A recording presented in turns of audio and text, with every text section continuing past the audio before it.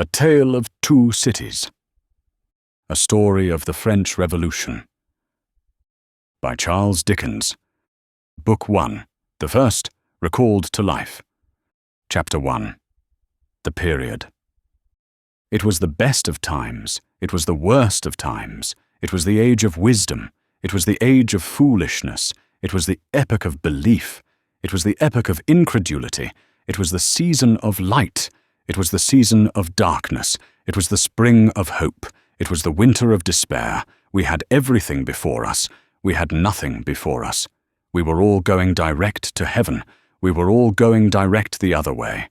In short, the period was so far like the present period that some of its noisiest authorities insisted on its being received, for good or for evil, in the superlative degree of comparison only. There were a king with a large jaw and a queen with a plain face on the throne of England. There were a king with a large jaw and a queen with a fair face on the throne of France. In both countries it was clearer than crystal to the lords of the state preserves of loaves and fishes that things in general were settled forever. It was the year of our Lord, 1775.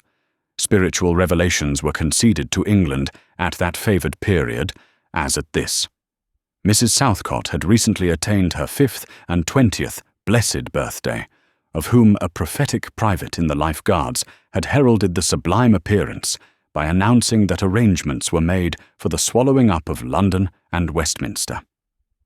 Even the Cock Lane ghost had been laid only a round dozen of years after rapping out its messages, as the spirits of this very year last past, supernaturally deficient in originality, rapped out theirs.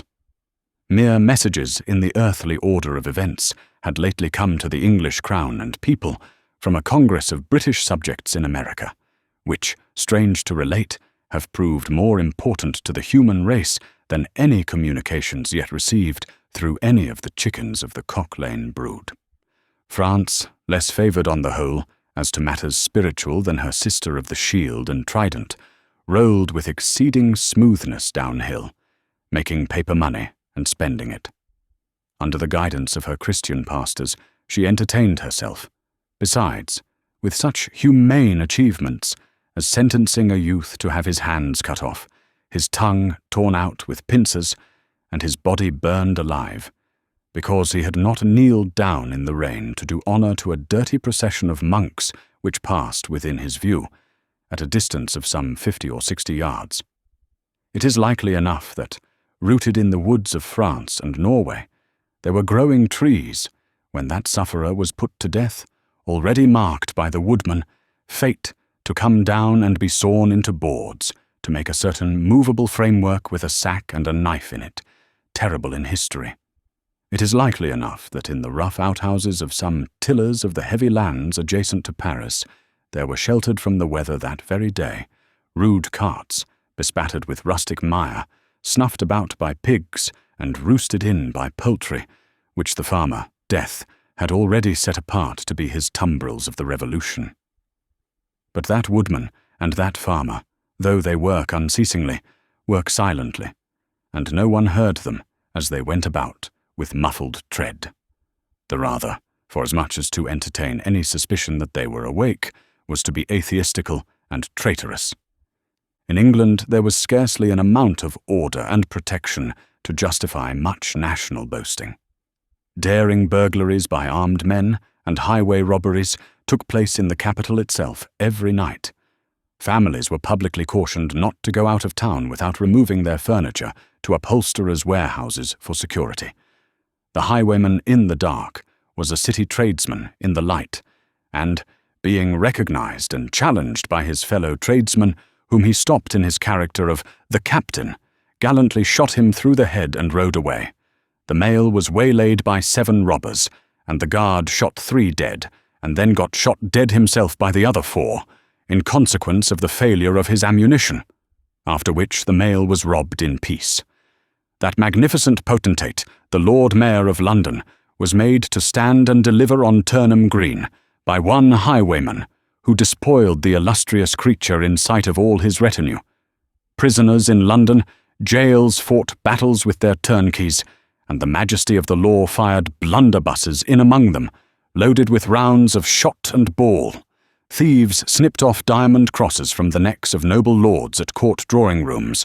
Musketeers went into St. Giles's to search for contraband goods, and the mob fired on the musketeers, and the musketeers fired on the mob, and nobody thought any of these occurrences much out of the common way. In the midst of them, the hangman, ever busy and ever worse than useless, was in constant requisition. Now, stringing up long rows of miscellaneous criminals. Now, hanging a housebreaker on Saturday who had been taken on Tuesday. Now, burning people in the hand at Newgate by the dozen. And now burning pamphlets at the door of Westminster Hall. Today, taking the life of an atrocious murderer, and tomorrow of a wretched pilferer who had robbed a farmer's boy of sixpence. All these things, and 1,000 like them, came to pass in and close upon the dear old year 1775. Environed by them, while the woodman and the farmer worked unheeded, those 2 of the large jaws, and those other 2 of the plain and the fair faces, trod with stir enough, and carried their divine rights with a high hand. Thus did the year 1775 conduct their greatnesses, and myriads of small creatures, the creatures of this chronicle among the rest, along the roads that lay before them. Book 1, Chapter 2, The Mail. It was the Dover Road that lay, on a Friday night, late in November, before the first of the persons with whom this history has business. The Dover Road lay, as to him, beyond the Dover Mail, as it lumbered up Shooter's Hill. He walked uphill in the mire by the side of the mail, as the rest of the passengers did. Not because they had the least relish for walking exercise under the circumstances, but because the hill, and the harness, and the mud, and the mail were all so heavy that the horses had 3 times already come to a stop, besides once drawing the coach across the road with the mutinous intent of taking it back to Blackheath. Reins and whip, and coachman and guard, however, in combination, had read that article of war which forbade a purpose otherwise strongly in favour of the argument, that some brute animals are endued with reason, and the team had capitulated and returned to their duty. With drooping heads and tremulous tails, they mashed their way through the thick mud, floundering and stumbling between whiles, as if they were falling to pieces at the larger joints. As often as the driver rested them and brought them to a stand, with a wary, "Wo-ho, so-ho then," the near leader violently shook his head and everything upon it, like an unusually emphatic horse, denying that the coach could be got up the hill. Whenever the leader made this rattle, the passenger started, as a nervous passenger might, and was disturbed in mind. There was a steaming mist in all the hollows, and it had roamed in its forlornness up the hill like an evil spirit, seeking rest and finding none. A clammy and intensely cold mist, it made its slow way through the air in ripples that visibly followed and overspread one another, as the waves of an unwholesome sea might do. It was dense enough to shut out everything from the light of the coach lamps, but these its own workings, and a few yards of road, and the reek of the labouring horses steamed into it, as if they had made it all. 2 other passengers, besides the one, were plodding up the hill by the side of the mail. All 3 were wrapped to the cheekbones and over the ears, and wore jack boots. Not one of the 3 could have said, from anything he saw, what either of the other 2 was like, and each was hidden under almost as many wrappers from the eyes of the mind as from the eyes of the body of his 2 companions. In those days, travellers were very shy of being confidential on a short notice, for anybody on the road might be a robber or in league with robbers. As to the latter, when every posting-house and ale-house could produce somebody in the captain's pay, ranging from the landlord to the lowest stable nondescript, it was the likeliest thing upon the cards. So the guard of the Dover Mail thought to himself, that Friday night in November, 1775, lumbering up Shooter's Hill, as he stood on his own particular perch behind the mail, beating his feet and keeping an eye and a hand on the arm-chest before him, where a loaded blunderbuss lay at the top of 6 or 8 loaded horse pistols, deposited on a substratum of cutlass. The Dover mail was in its usual genial position, that the guard suspected the passengers suspected one another, and the guard, they all suspected everybody else, and the coachman was sure of nothing but the horses, as to which cattle he could, with a clear conscience, have taken his oath on the 2 Testaments that they were not fit for the journey. "Whoa-ho," said the coachman. "So then. One more pull, and you're at the top, and be damned to you, for I have had trouble enough to get you to it. Joe." "Hello," the guard replied. "What o'clock do you make it, Joe?" 10 minutes, good. Past 11. "My blood!" ejaculated the vexed coachman. "And not a top of shooters yet. Tst! Yah! Get on with you." The emphatic horse, cut short by the whip in a most decided negative, made a decided scramble for it, and the 3 other horses followed suit. Once more, the Dover mail struggled on, with the jack boots of its passengers squashing along by its side. They had stopped when the coach stopped, and they kept close company with it. If any one of the 3 had had the hardihood to propose to another to walk on a little ahead into the mist and darkness, he would have put himself in a fair way of getting shot instantly as a highwayman. The last burst carried the mail to the summit of the hill. The horses stopped to breathe again, and the guard got down to skid the wheel for the descent and open the coach door to let the passengers in. "Tst, Joe," cried the coachman in a warning voice, looking down from his box. "What do you say, Tom?" They both listened. "I say a horse at a canter coming up, Joe." "I say a horse at a gallop, Tom," returned the guard, leaving his hold of the door and mounting nimbly to his place. "Gentlemen, in the King's name, all of you." With this hurried adjuration, he cocked his blunderbuss and stood on the offensive. The passenger booked by this history was on the coach step, getting in. The 2 other passengers were close behind him and about to follow. He remained on the step, half in the coach and half out of. They remained in the road below him. They all looked from the coachman to the guard, and from the guard to the coachman, and listened. The coachman looked back, and the guard looked back, and even the emphatic leader pricked up his ears and looked back, without contradicting.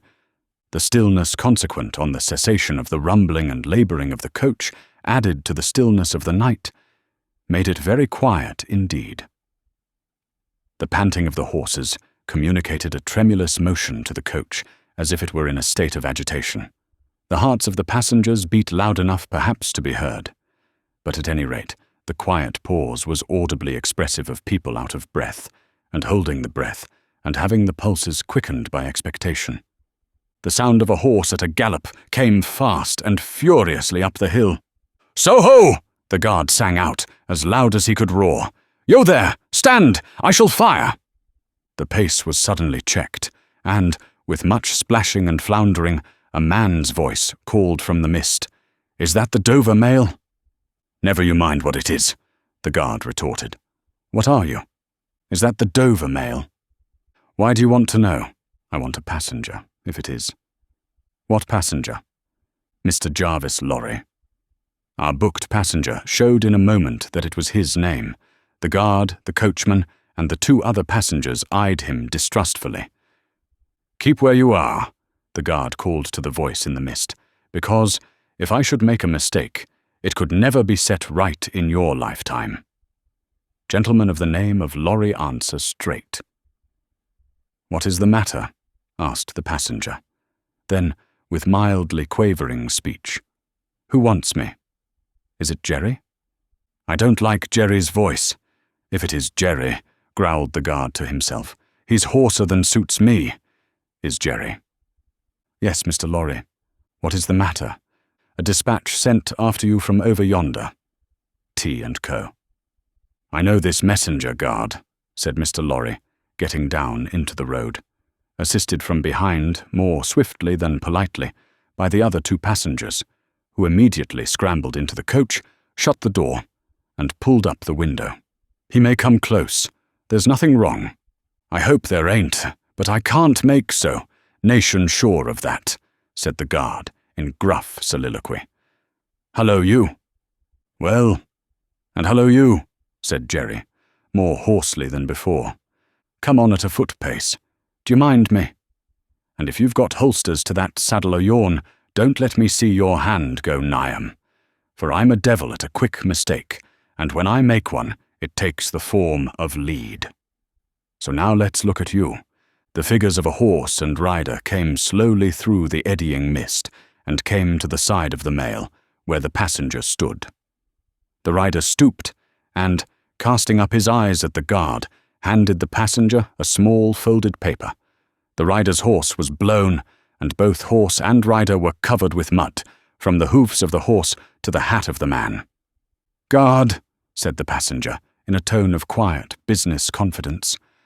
The watchful guard, with his right hand at the stock of his raised blunderbuss, his left at the barrel, and his eye on the horseman, answered curtly, "Sir, there is nothing to apprehend. I belong to Tellson's Bank. You must know Tellson's Bank in London. I am going to Paris on business, a crown to drink. I may read this?"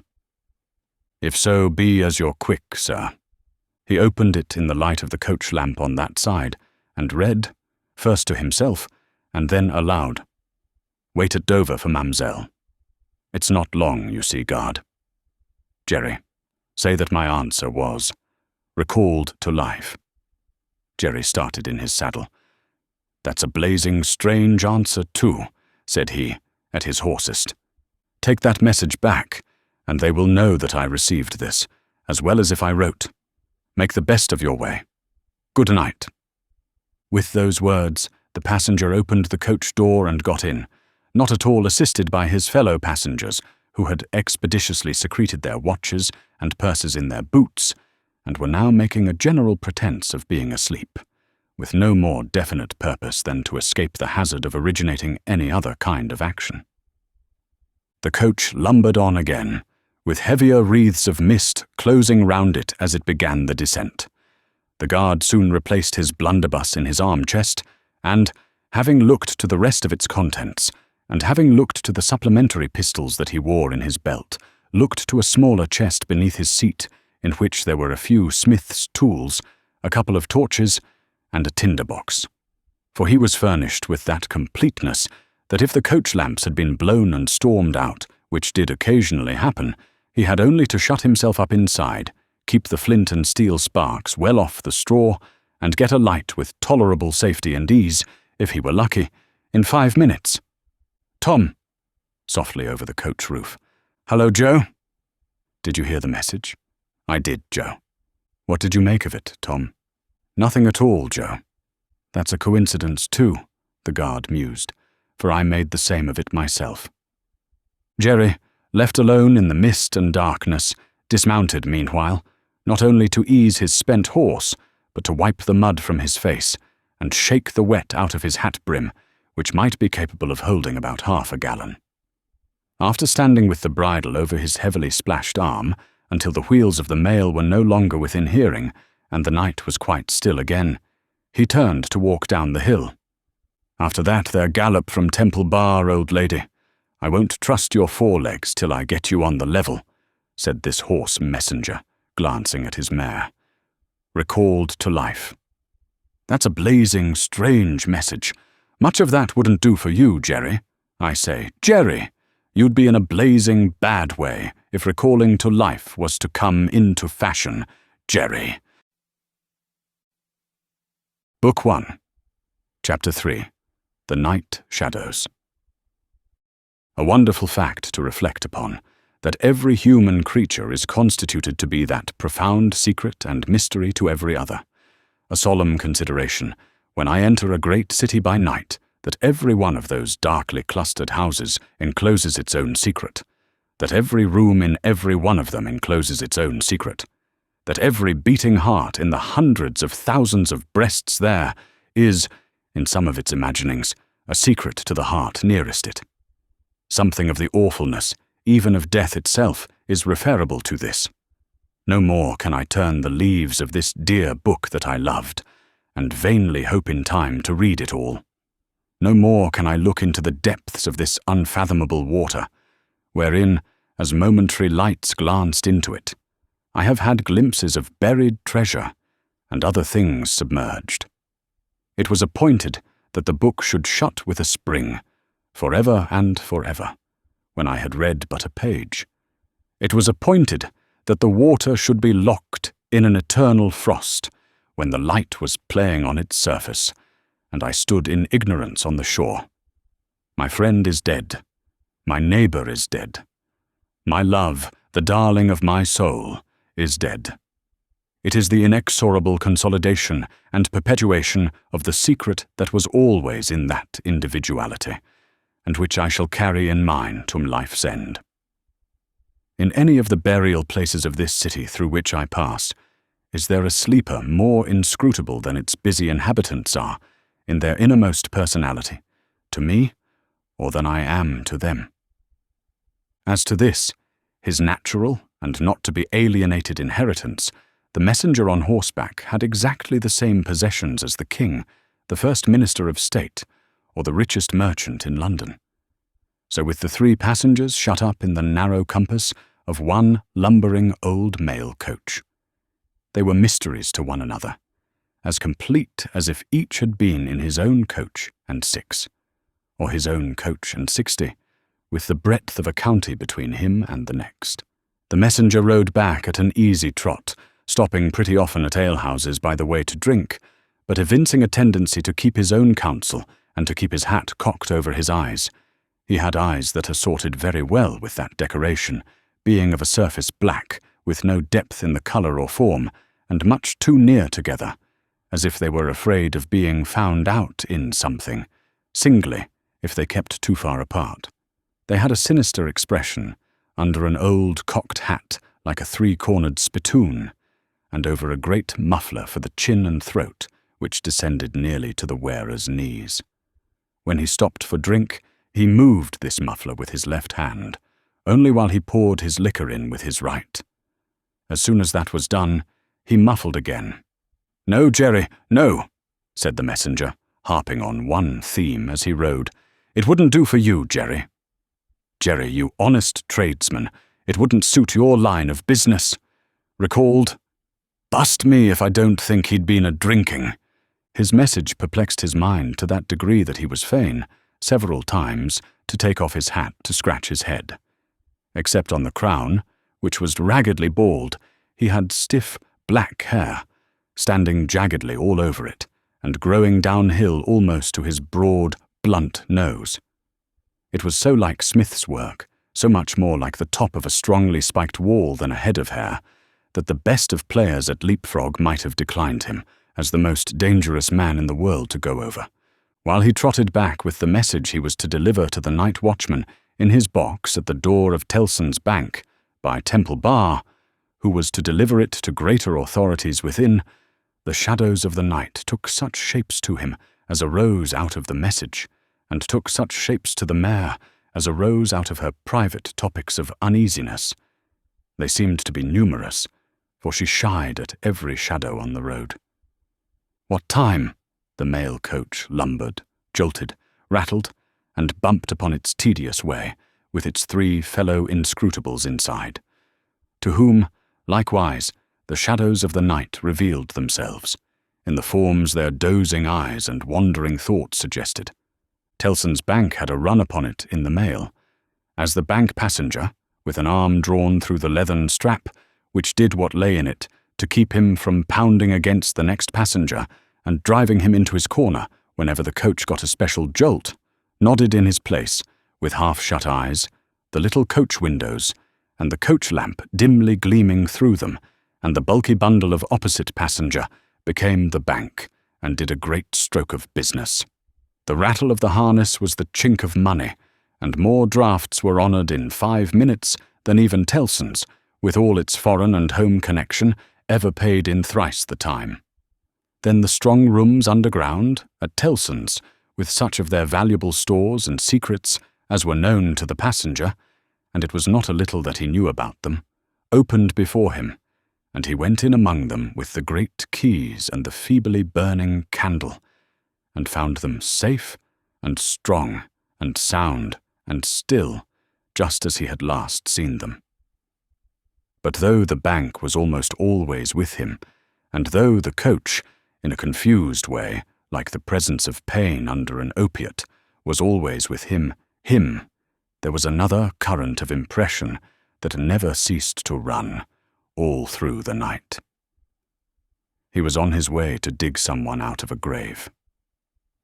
Now, which of the multitude of faces that showed themselves before him was the true face of the buried person, the shadows of the night didn't indicate, but they were all the faces of a man of 54 by years, and they differed principally in the passions they expressed and in the ghastliness of their worn and wasted state.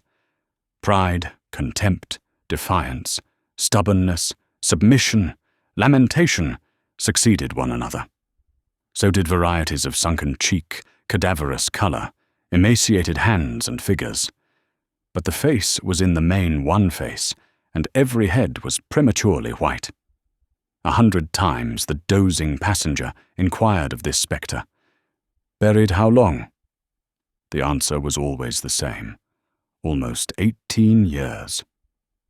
You had abandoned all hope of being dug out? Long ago. You know that you are recalled to life. They tell me so. I hope you care to live? I can't say. Shall I show her to you? Will you come and see her? The answers to this question were various and contradictory. Sometimes the broken reply was, "Wait. It would kill me if I saw her too soon."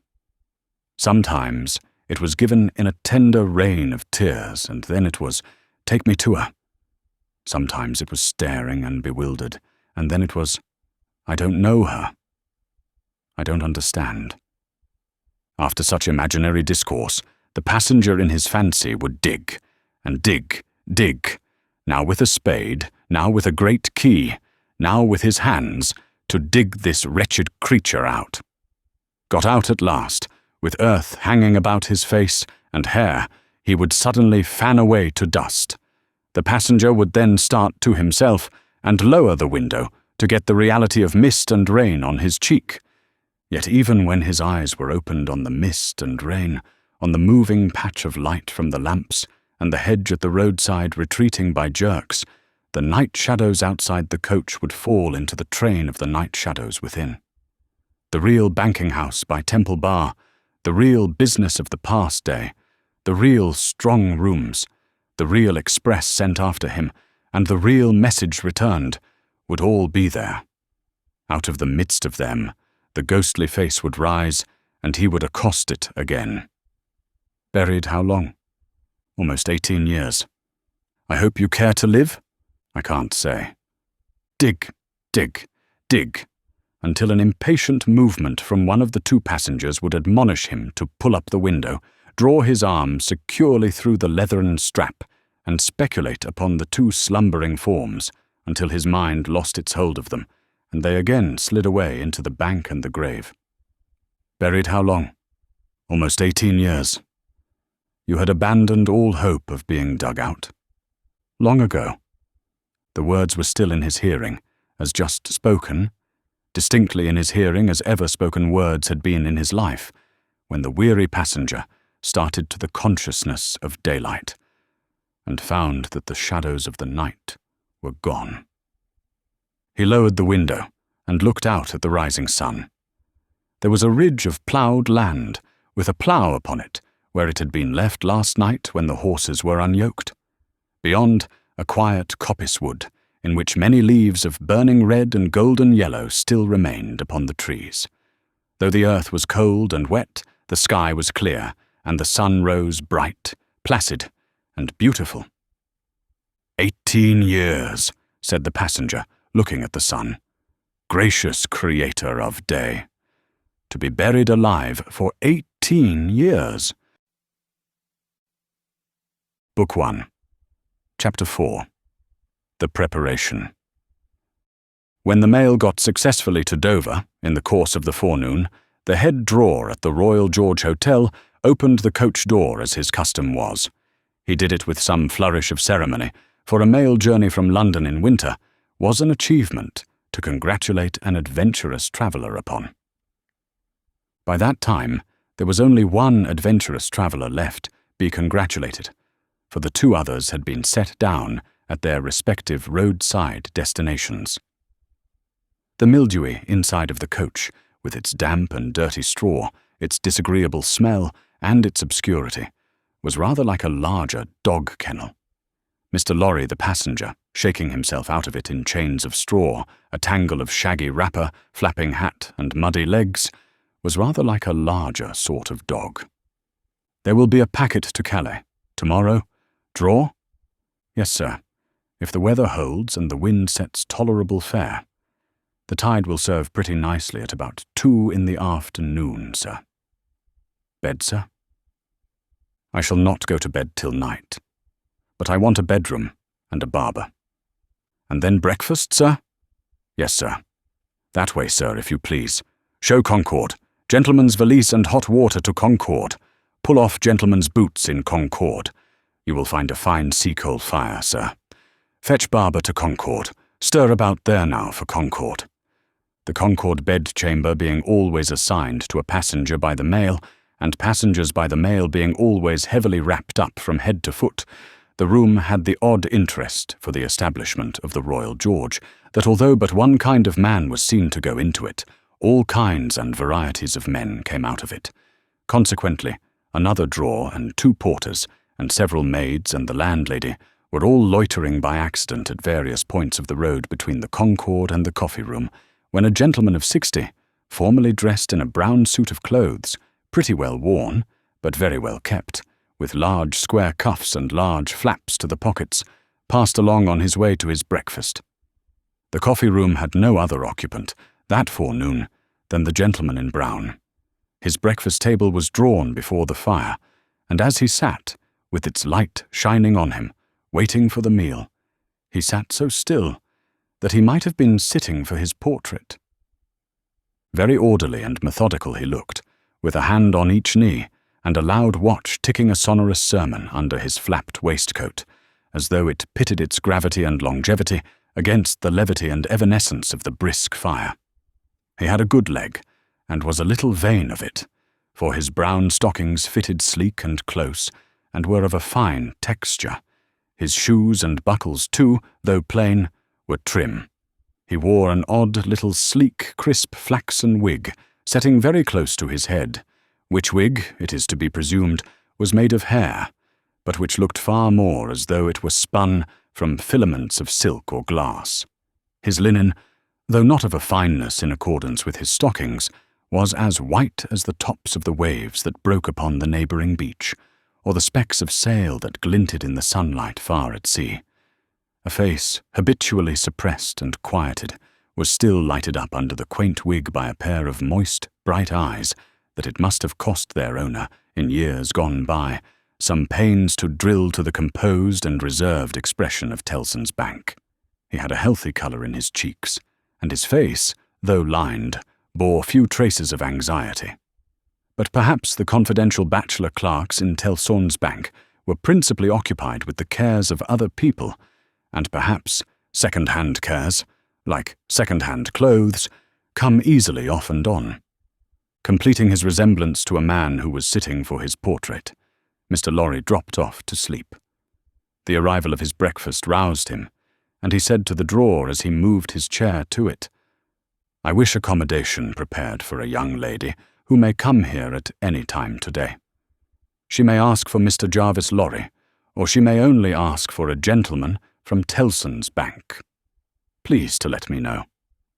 "Yes, sir." "Tellson's Bank, in London, sir?" "Yes, sir. We have oftentimes the honour to entertain your gentlemen in their travelling backwards and forwards betwixt London and Paris, sir. A vast deal of travelling, sir, in Tellson and Company's house." "Yes, we are quite a French house, as well as an English one." "Yes, sir. Not much in the habit of such travelling yourself, I think, sir." "Not of late years. It is 15 years since I came last from France." "Indeed, sir? That was before my time here, sir. Before our people's time here, sir. The George was in other hands at that time, sir. I believe so. But I would hold a pretty wager, sir, that a house like Tellson and Company was flourishing, a matter of 50, not to speak of 15 years ago. You might treble that, and say 150, yet not be far from the truth. Indeed, sir. Rounding his mouth and both his eyes, as he stepped backward from the table, the waiter shifted his napkin from his right arm to his left, dropped into a comfortable attitude, and stood surveying the guest while he ate and drank, as from an observatory or watchtower, according to the immemorial usage of waiters in all ages. When Mr. Lorry had finished his breakfast, he went out for a stroll on the beach. The little narrow, crooked town of Dover hid itself away from the beach and ran its head into the chalk cliffs, like a marine ostrich. The beach was a desert of heaps of sea and stones tumbling wildly about, and the sea did what it liked, and what it liked was destruction. It thundered at the town, and thundered at the cliffs, and brought the coast down madly. The air among the houses was of so strong a piscatory flavour that one might have supposed sick fish went up to be dipped in it, as sick people went down to be dipped in the sea. A little fishing was done in the port, and a quantity of strolling about by night and looking seaward, particularly at those times when the tide made, and was near flood.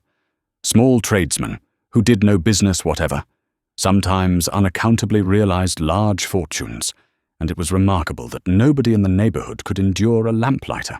As the day declined into the afternoon, and the air, which had been at intervals clear enough to allow the French coast to be seen, became again charged with mist and vapor, Mr. Lorry's thoughts seemed to cloud too.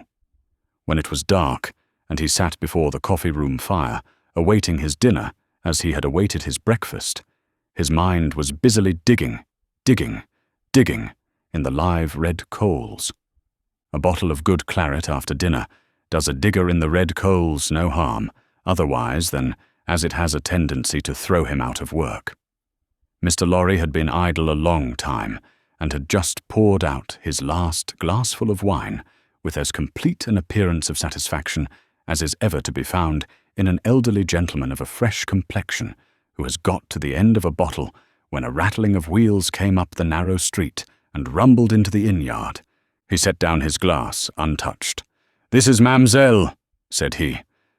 In a very few minutes the waiter came in to announce that Miss Manette had arrived from London, and would be happy to see the gentleman from Tellson's. So soon? Miss Manette had taken some refreshment on the road, and required none then, and was extremely anxious to see the gentleman from Tellson's immediately, if it suited his pleasure and convenience. The gentleman from Tellson's had nothing left for it but to empty his glass with an air of stolid desperation, settle his odd little flaxen wig at the ears, and follow the waiter to Miss Manette's apartment. It was a large, dark room, furnished in a funereal manner with black horsehair and loaded with heavy dark tables. These had been oiled and oiled until the 2 tall candles on the table in the middle of the room were gloomily reflected on every leaf, as if they were buried in deep graves of black mahogany, and no light to speak of could be expected from them until they were dug out.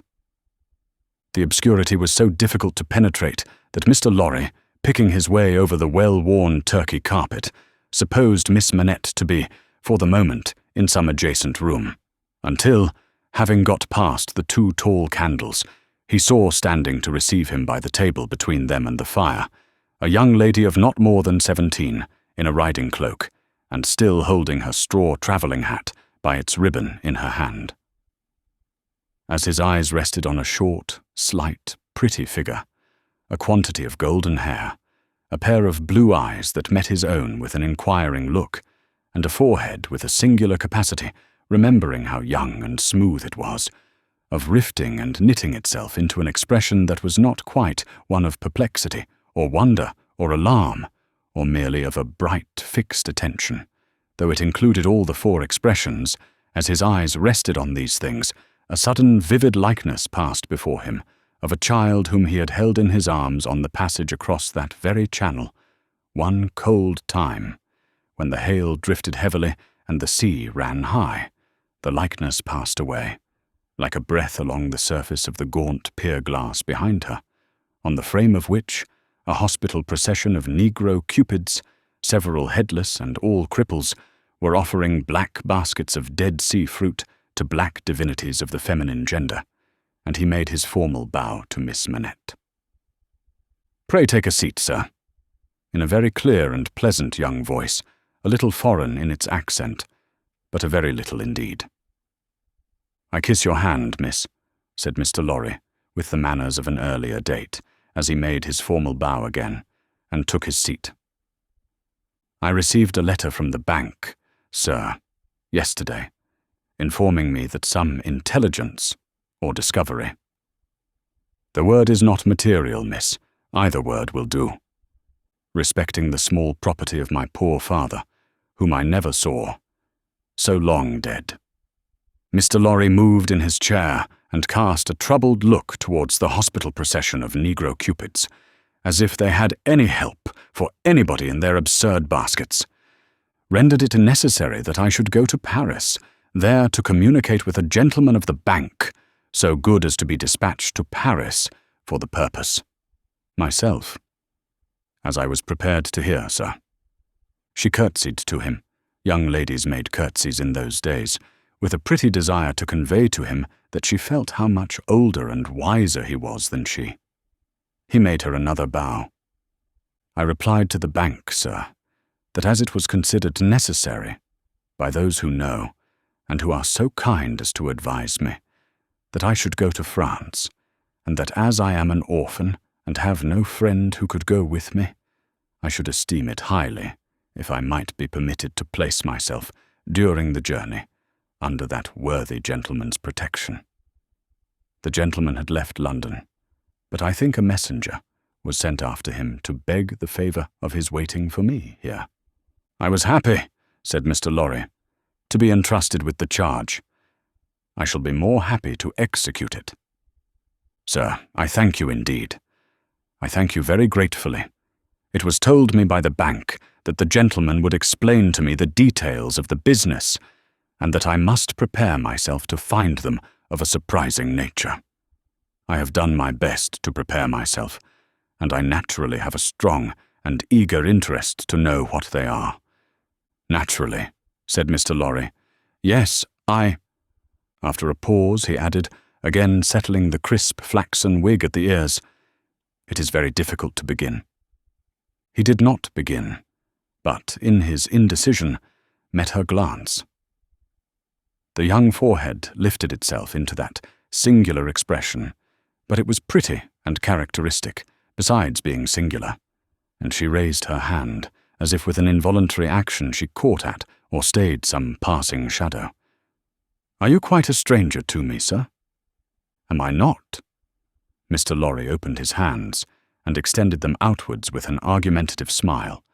Between the eyebrows and just over the little feminine nose, the line of which was as delicate and fine as it was possible to be, the expression deepened itself as she took her seat thoughtfully in the chair by which she had hitherto remained standing. He watched her as she mused, and the moment she raised her eyes again, went on. "In your adopted country, I presume, I cannot do better than address you as a young English lady, Miss Manette?" "If you please, sir. Miss Manette, I am a man of business. I have a business charge to acquit myself of. In your reception of it, don't heed me any more than if I was a speaking machine. Truly I am not much else. I will, with your leave, relate to you, miss, the story of one of our customers." "Story." He seemed wilfully to mistake the word she had repeated, when he added in a hurry, "Yes, customers. In the banking business we usually call our connection our customers." He was a French gentleman, a scientific gentleman, a man of great acquirements, a doctor. "Not of Beauvais?" "Why, yes, of Beauvais. Like Monsieur Manette, your father, the gentleman was of Beauvais. Like Monsieur Manette, your father, the gentleman was of repute in Paris. I had the honor of knowing him there. Our relations were business relations, but confidential. I was at that time in our French house, and had been, 20 years. At that time, I may ask, at what time, sir? I speak, miss, of 20 years ago. He married, an English lady, and I was one of the trustees. His affairs, like the affairs of many other French gentlemen and French families, were entirely in Tellson's hands. In a similar way, I am, or I have been, trustee of one kind or other for scores of our customers. These are mere business relations, miss. There is no friendship in them, no particular interest, nothing like sentiment. I have passed from one to another in the course of my business life, just as I pass from one of our customers to another in the course of my business day. In short, I have no feelings. I am a mere machine. To go on ...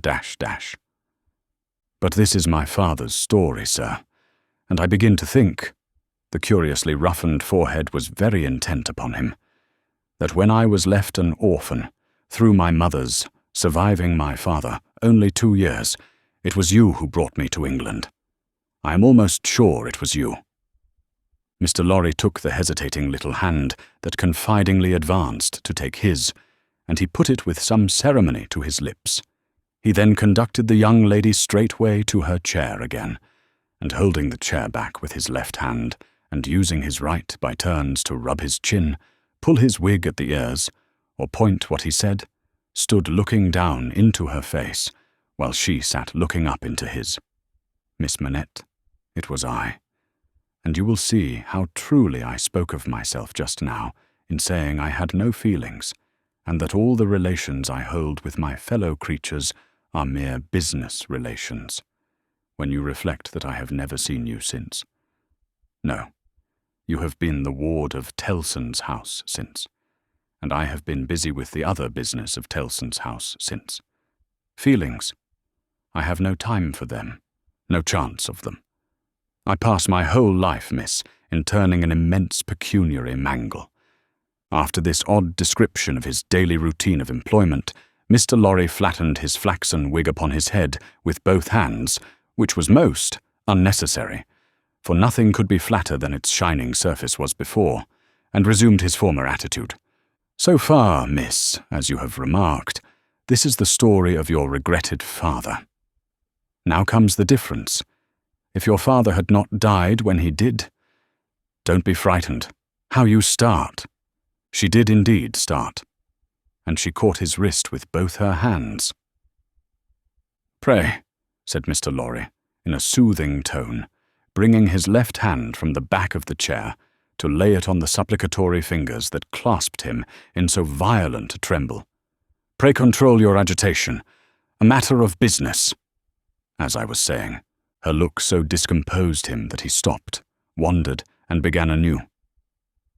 As I was saying, if Monsieur Manette had not died, if he had suddenly and silently disappeared, if he had been spirited away, if it had not been difficult to guess to what dreadful place, though no art could trace him, if he had an enemy in some compatriot who could exercise a privilege that I in my own time have known the boldest people afraid to speak of in a whisper across the water there. For instance, the privilege of filling up blank forms for the consignment of anyone to the oblivion of a prison for any length of time, if his wife had implored the king, the queen, the court, the clergy, for any tidings of him, and all quite in vain, then the history of your father would have been the history of this unfortunate gentleman, the doctor of Beauvais. I entreat you to tell me more, sir. I will. I am going to. You can bear it? I can bear anything but the uncertainty you leave me in at this moment. You speak collectedly, and you are collected. That's good, though his manner was less satisfied than his words. A matter of business. Regard it as a matter of business. Business that must be done. Now if this doctor's wife, though a lady of great courage and spirit, had suffered so intensely from this cause before her little child was born. The little child was a daughter, sir. A daughter. A matter of business. Don't be distressed. Miss, If the poor lady had suffered so intensely before her little child was born, that she came to the determination of sparing the poor child the inheritance of any part of the agony she had known the pains of, by rearing her in the belief that her father was dead. No, don't kneel. In heaven's name, why should you kneel to me? For the truth, oh dear, good, compassionate sir, for the truth. A matter of business.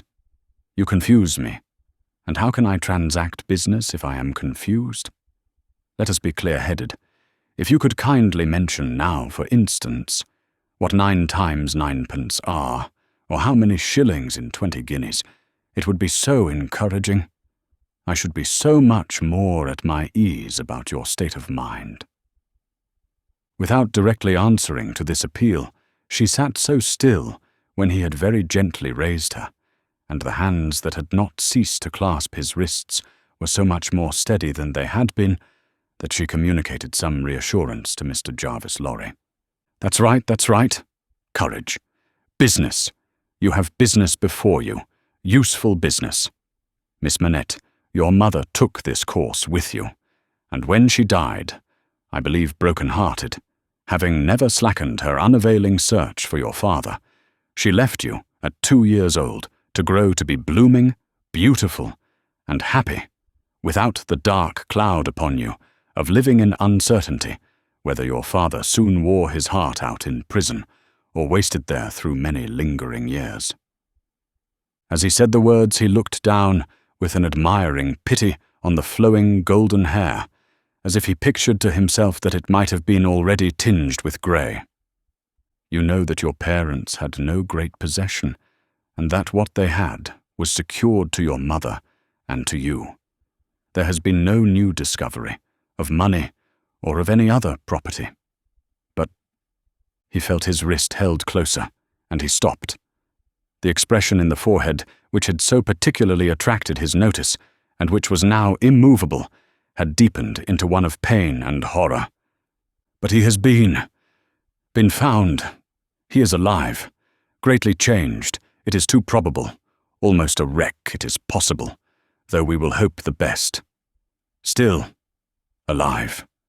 Your father has been taken to the house of an old servant in Paris, and we are going there. I, to identify him if I can, you, to restore him to life, love, duty, rest, comfort. A shiver ran through her frame, and from it through his.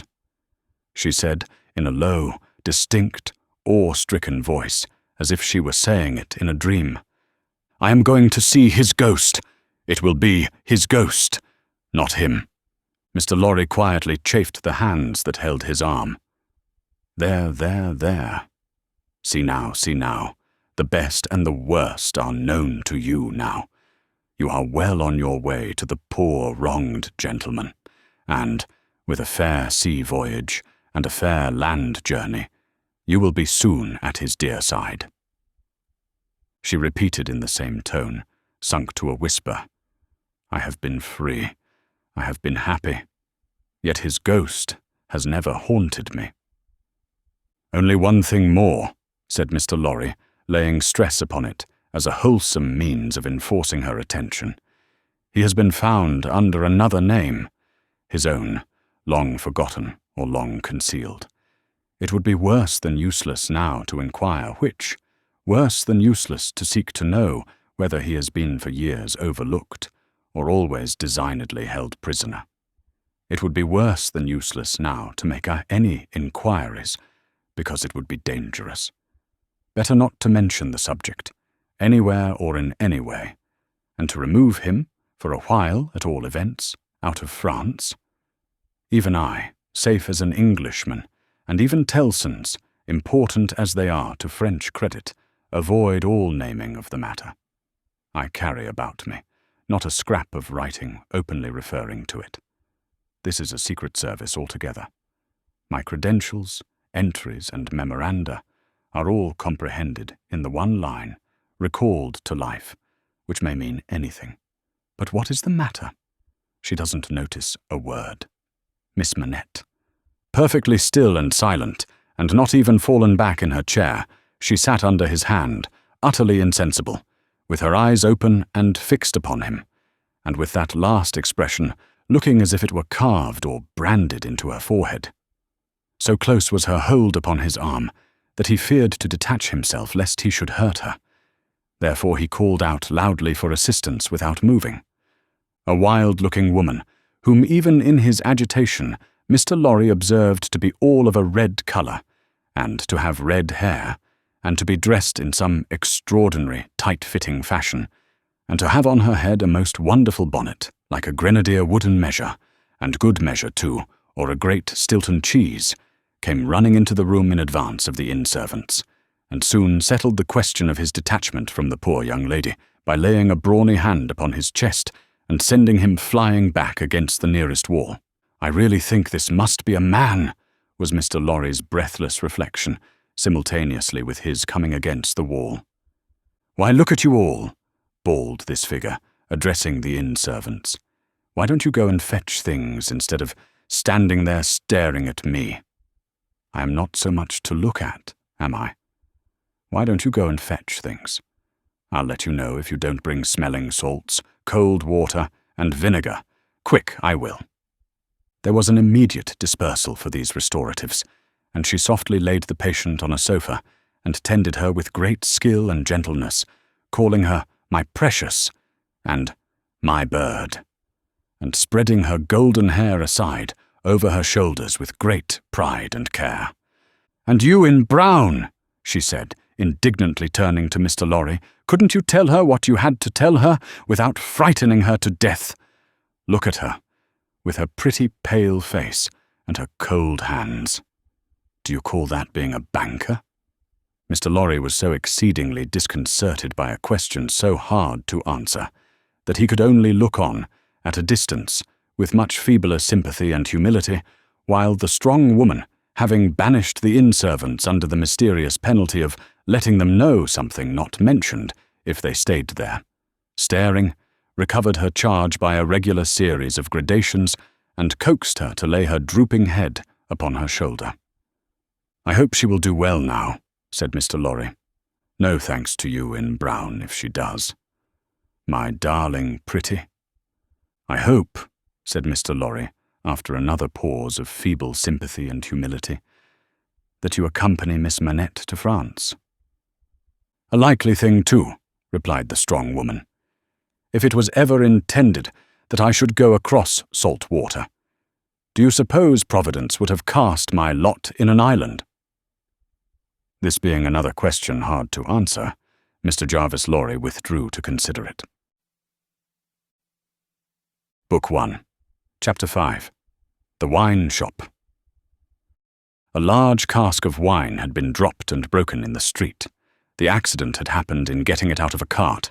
The cask had tumbled out with a run, the hoops had burst, and it lay on the stones just outside the door of the wine shop, shattered like a walnut shell. All the people within reach had suspended their business or their idleness to run to the spot and drink the wine. The rough, irregular stones of the street, pointing every way, and designed, one might have thought, expressly to lame all living creatures that approached them, had dammed it into little pools. These were surrounded, each by its own jostling group or crowd, according to its size. Some men kneeled down, made scoops of their 2 hands joined, and sipped or tried to help women who bent over their shoulders to sip before the wine had all run out between their fingers. Others, men and women, dipped in the puddles with little mugs of mutilated earthenware, or even with handkerchiefs from women's heads, which were squeezed dry into infants' mouths. Others made small mud embankments to stem the wine as it ran. Others, directed by lookers-on up at high windows, darted here and there to cut off little streams of wine that started away in new directions. Others devoted themselves to the sodden and lee-dyed pieces of the cask, licking, and even champing the moister wine-rotted fragments with eager relish. There was no drainage to carry off the wine, and not only did it all get taken up, but so much mud got taken up along with it that there might have been a scavenger in the street, if anybody acquainted with it could have believed in such a miraculous presence. A shrill sound of laughter, and of amused voices. Voices of men, women, and children resounded in the street while this wine game lasted. There was little roughness in the sport, and much playfulness. There was a special companionship in it, an observable inclination on the part of everyone to join some other one, which led, especially among the luckier or lighter-hearted, to frolicsome embraces, drinking of healths, shaking of hands, and even joining of hands and dancing, a dozen together. When the wine was gone, and the places where it had been most abundant were raked into a gridiron pattern by fingers, these demonstrations ceased as suddenly as they had broken out. The man who had left his saw sticking in the firewood he was cutting set it in motion again.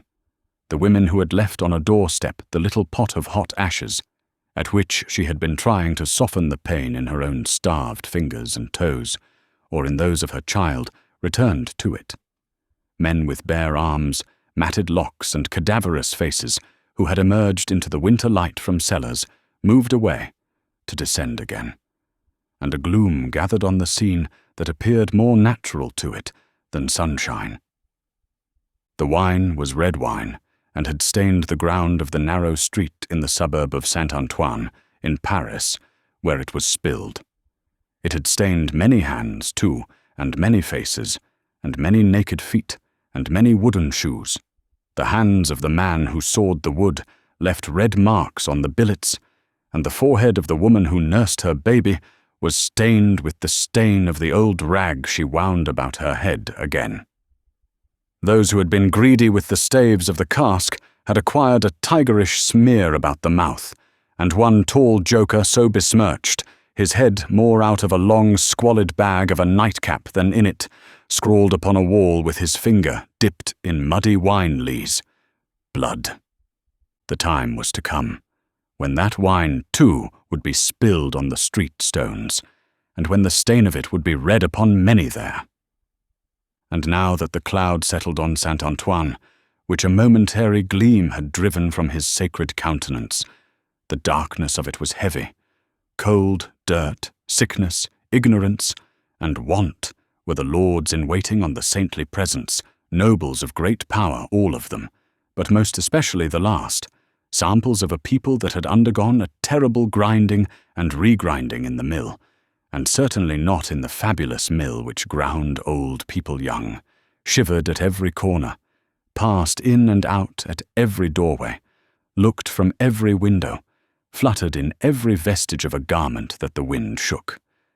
The mill which had worked them down was the mill that grinds young people old. The children had ancient faces and grave voices, and upon them, and upon the grown faces, and ploughed into every furrow of age and coming up afresh, was the sigh, hunger. It was prevalent everywhere. Hunger was pushed out of the tall houses in the wretched clothing that hung upon poles and lines. Hunger was patched into them with straw and rag and wood and paper.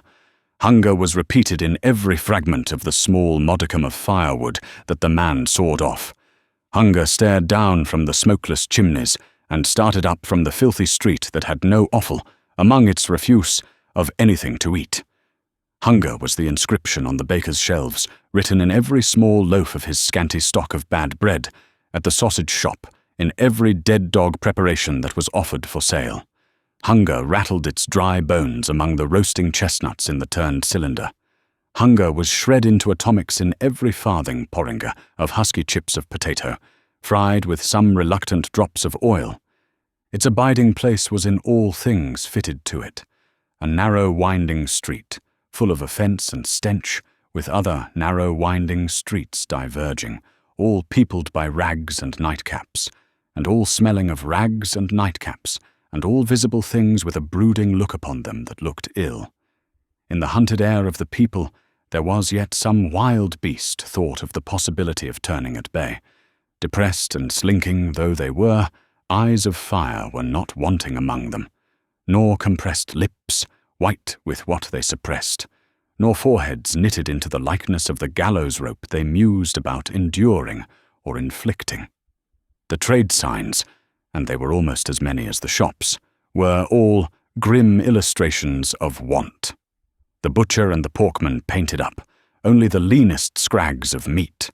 The baker, the coarsest of meagre loaves. The people rudely pictured as drinking in the wine shops, croaked over their scanty measures of thin wine and beer, and were gloweringly confidential together. Nothing was represented in a flourishing condition, save tools and weapons. But the cutlers' knives and axes were sharp and bright, the smiths' hammers were heavy, and the gunmaker's stock was murderous. The crippling stones of the pavement, with their many little reservoirs of mud and water, had no footways, but broke off abruptly at the doors. The kennel, to make amends, ran down the middle of the street, when it ran at all, which was only after heavy rains, and then it ran, by many eccentric fits, into the houses. Across the streets, at wide intervals, one clumsy lamp was slung by a rope and pulley. At night, when the lamplighter had let these down, and lighted and hoisted them again, a feeble grove of dim wicks swung in a sickly manner overhead, as if they were at sea. Indeed, they were at sea, and the ship and crew were in peril of tempest. For the time was to come when the gaunt scarecrows of that region should have watched the lamplighter in their idleness and hunger so long as to conceive the idea of improving on his method and hauling up men by those ropes and pulleys to flare upon the darkness of their condition. But the time was not come yet, and every wind that blew over France shook the rags of the scarecrows in vain, for the birds, fine of song and feather, took no warning. The wine shop was a corner shop, better than most others in its appearance and degree, and the master of the wine shop had stood outside it, in a yellow waistcoat and green breeches, looking on at the struggle for the lost wine. "It's not my affair," said he, with a final shrug of the shoulders. "The people from the market did it. Let them bring another." There, his eyes happening to catch the tall joker writing up his joke, he called to him across the way. "Say then, my Gaspard, what do you do there?" The fellow pointed to his joke with immense significance, as is often the way with his tribe. It missed its mark, and completely failed, as is often the way with his tribe, too. "What now? Are you a subject for the mad hospital?" said the wine shop keeper, crossing the road and obliterating the jest with a handful of mud picked up for the purpose and smeared over it. "Why do you write in the public streets? Tell me thou, is there no other place to write such words in?" In his expostulation, he dropped his cleaner hand, perhaps accidentally, perhaps not, upon the joker's heart. The joker rapped it with his own, took a nimble spring upward, and came down in a fantastic dancing attitude, with one of his stained shoes jerked off his foot into his hand and held out. A joker of an extremely, not to say wolfishly practical character, he looked under those circumstances. Put it on," said the other. "Call wine, wine, and finish there." With that advice, he wiped his soiled hand upon the joker's dress, such as it was, quite deliberately, as having dirtied the hand on his account, and then recrossed the road and entered the wine shop. This wine shop keeper was a bull-necked, martial-looking man of 30, and he should have been of a hot temperament, for, although it was a bitter day, he wore no coat, but carried one slung over his shoulder. His shirt sleeves were rolled up too, and his brown arms were bare to the elbows. Neither did he wear anything more on his head than his own crisply curling short dark hair. He was a dark man altogether, with good eyes and a good bold breadth between them. Good-humoured looking on the whole, but implacable looking too. Evidently a man of a strong resolution and a set purpose. A man not desirable to be met, rushing down a narrow pass with a gulf on either side, for nothing would turn the man. Madame Defarge, his wife, sat in the shop behind the counter as he came in. Madame Defarge was a stout woman of about his own age, with a watchful eye that seldom seemed to look at anything, a large hand heavily ringed, a steady face, strong features and great composure of manner. There was a character about Madame Defarge, from which one might have predicated that she did not often make mistakes against herself in any of the reckonings over which she presided. Madame Defarge, being sensitive to cold, was wrapped in fur, and had a quantity of bright shawl twined about her head, though not to the concealment of her large earrings. Her knitting was before her, but she had laid it down to pick her teeth with a toothpick. Thus engaged, with her right elbow supported by her left hand, Madame Defarge said nothing when her lord came in, but coughed just one grain of cough.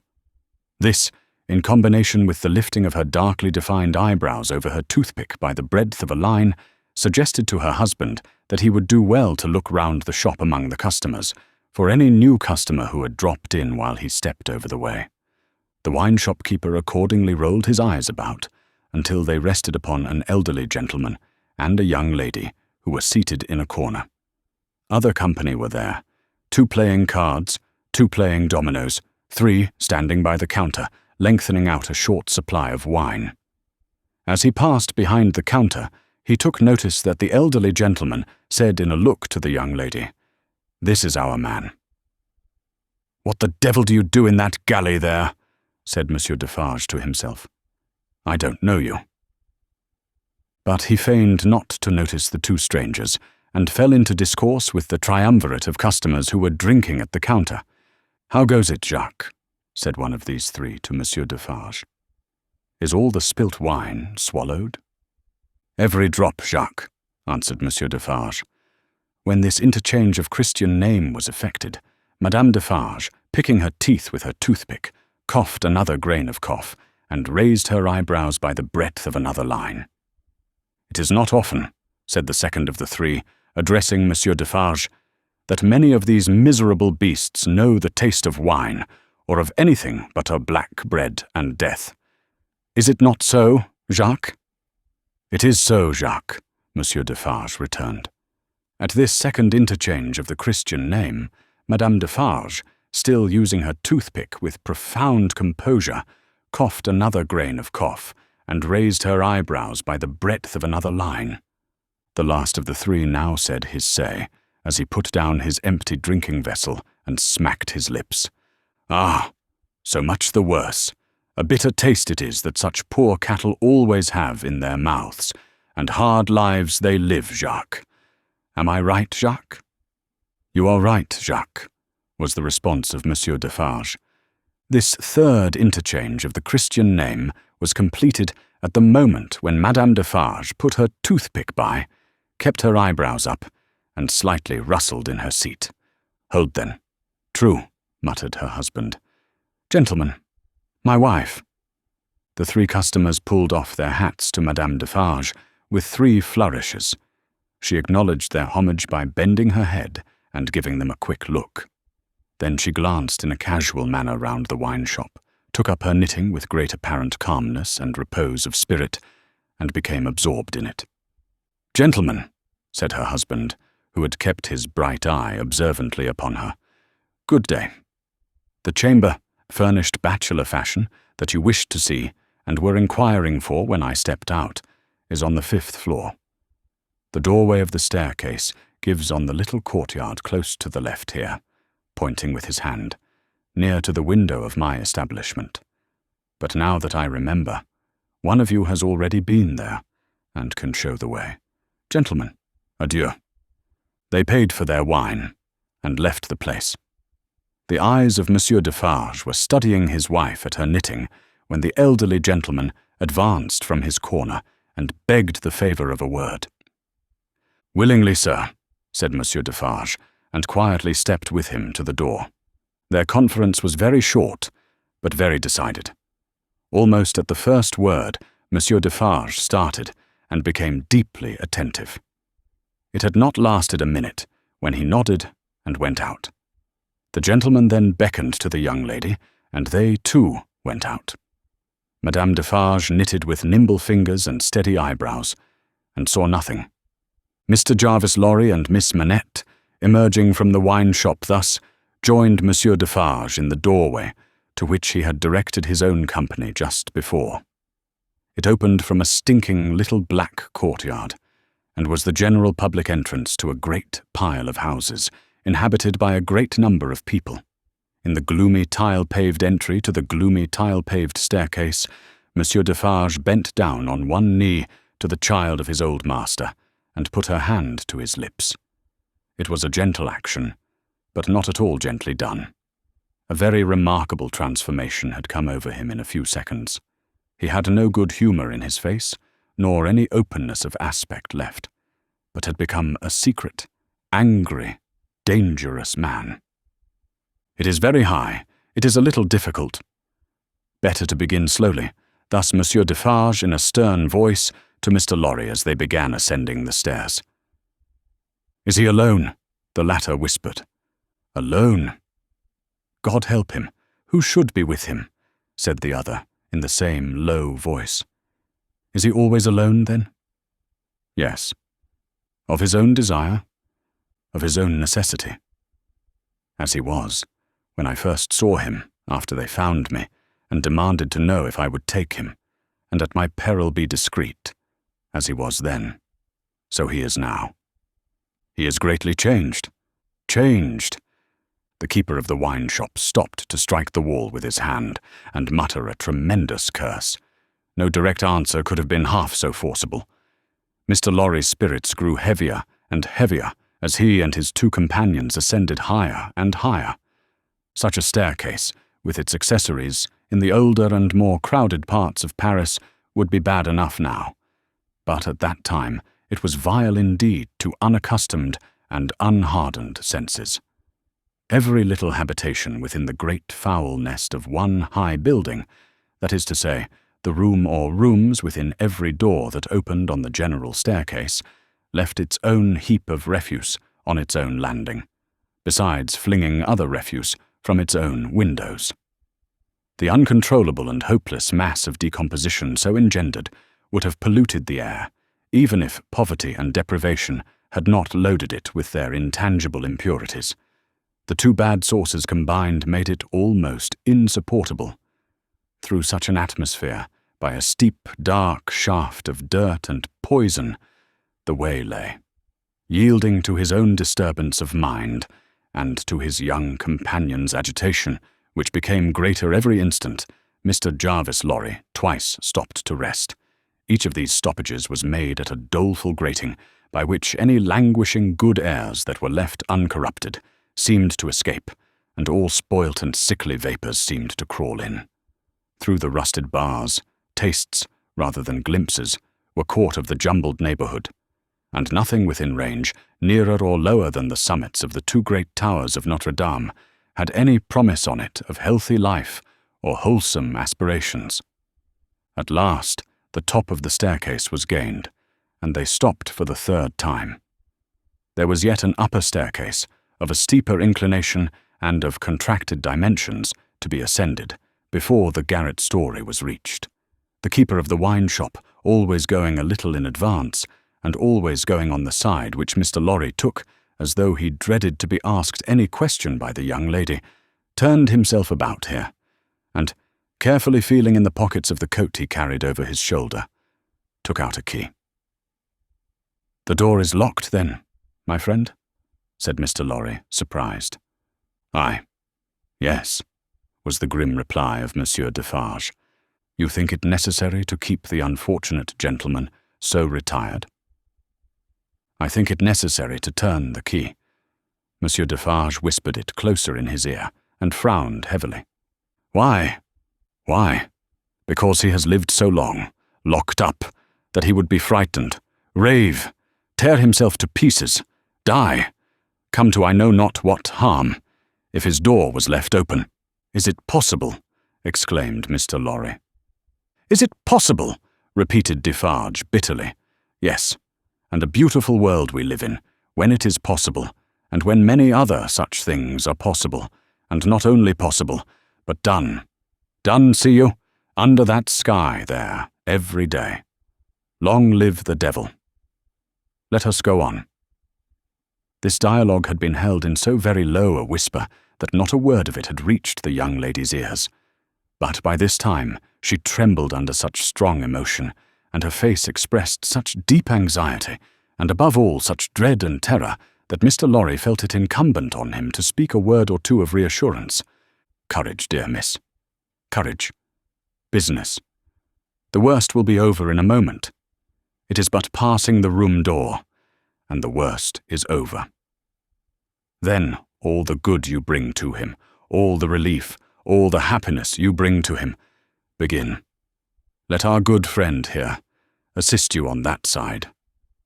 That's well, friend Defarge. Come now. Business. Business. They went up slowly and softly. The staircase was short, and they were soon at the top. There, as it had an abrupt turn in it, they came all at once in sight of 3 men whose heads were bent down close together at the side of a door, and who were intently looking into the room to which the door belonged, through some chinks or holes in the wall. On hearing footsteps close at hand, these 3 turned and rose and showed themselves to be the 3 of one name who had been drinking in the wine shop. I forgot them in the surprise of your visit, explained Monsieur Defarge. Leave us, good boys. We have business here. The 3 glided by and went silently down, there appearing to be no other door on that floor, and the keeper of the wine shop going straight to this one when they were left alone. Mr. Lorry asked him in a whisper, with a little anger, "Do you make a show of Monsieur Manette?" I show him, in the way you have seen, to a chosen few.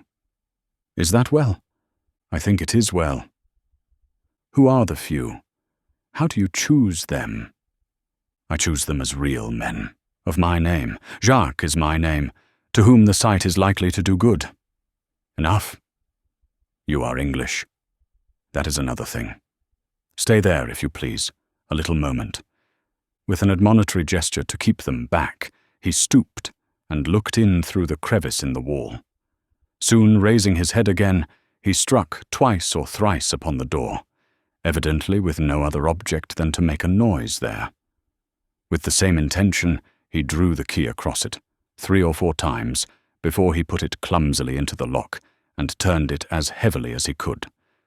The door slowly opened inward under his hand, and he looked into the room and said something. A faint voice answered something. Little more than a single syllable could have been spoken on either side. He looked back over his shoulder and beckoned them to enter. Mr. Lorry got his arm securely round the daughter's waist and held her, for he felt that she was sinking. "Oh, a business? Business," he urged, with a moisture that was not of business shining on his cheek. Come in, come in." "I am afraid of it," she answered, shuddering. "Of it?" "What?" "I mean of him, of my father." Rendered in a manner desperate by her state and by the beckoning of their conductor, he drew over his neck the arm that shook upon his shoulder, lifted her a little, and hurried her into the room. He sat her down just within the door and held her, clinging to him. Defarge drew out the key, closed the door, locked it on the inside, took out the key again, and held it in his hand. All this he did, methodically, and with as loud and harsh an accompaniment of noise as he could make.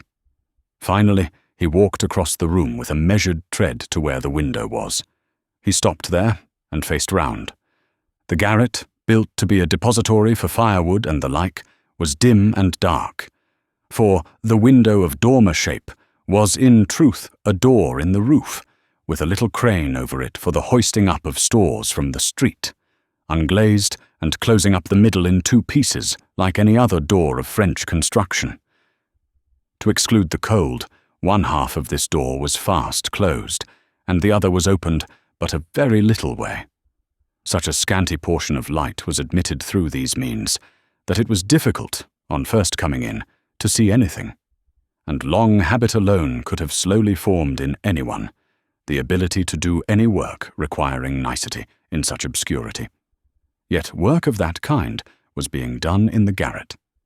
For, with his back towards the door and his face towards the window where the keeper of the wine shop stood looking at him, a white-haired man sat on a low bench, stooping forward and very busy, making shoes. Book 1, Chapter 6. The Shoemaker. "Good day," said Monsieur Defarge, looking down at the white head that bent low over the shoemaking.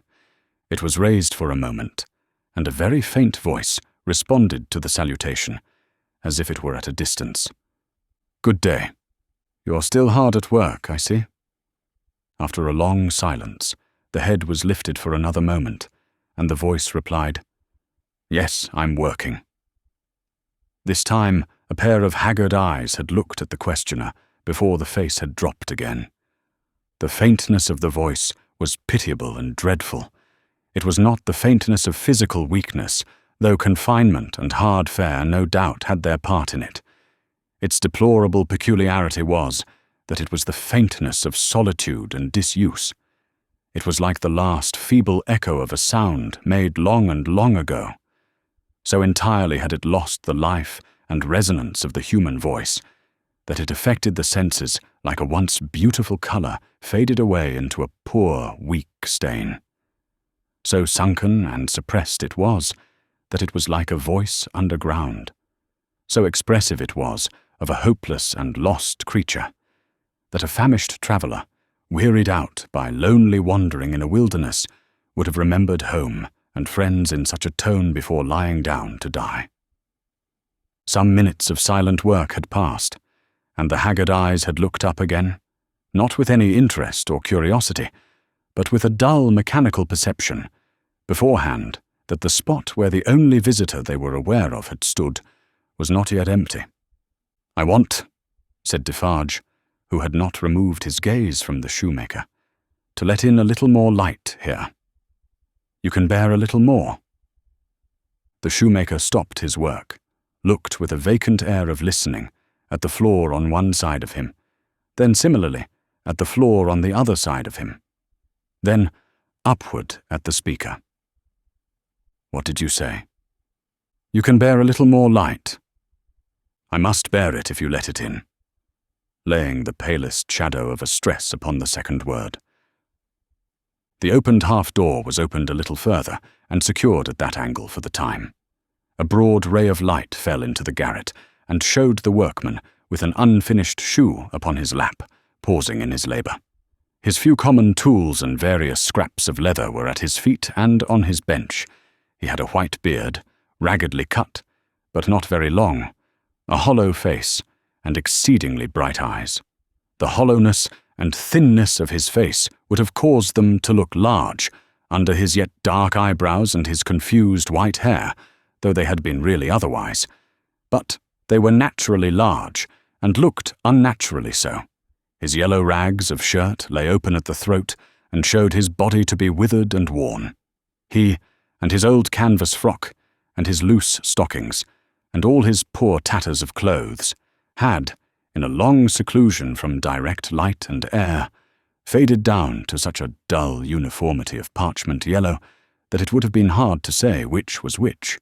He had put up a hand between his eyes and the light, and the very bones of it seemed transparent.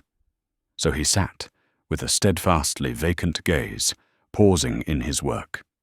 He never looked at the figure before him, without first looking down on this side of himself, then on that, as if he had lost the habit of associating place with sound.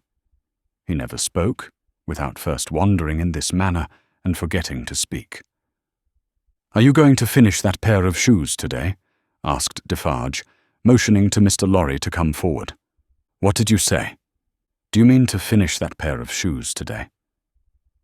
"I can't say that I mean to." "I suppose so. I don't know." But the question reminded him of his work, and he bent over it again. Mr. Lorry came silently forward, leaving the daughter by the door. When he had stood, for a minute or two, by the side of Defarge, the shoemaker looked up. He showed no surprise at seeing another figure, but the unsteady fingers of one of his hands strayed to his lips as he looked at it. His lips and his nails were of the same pale lead colour, and then the hand dropped to his work, and he once more bent over the shoe.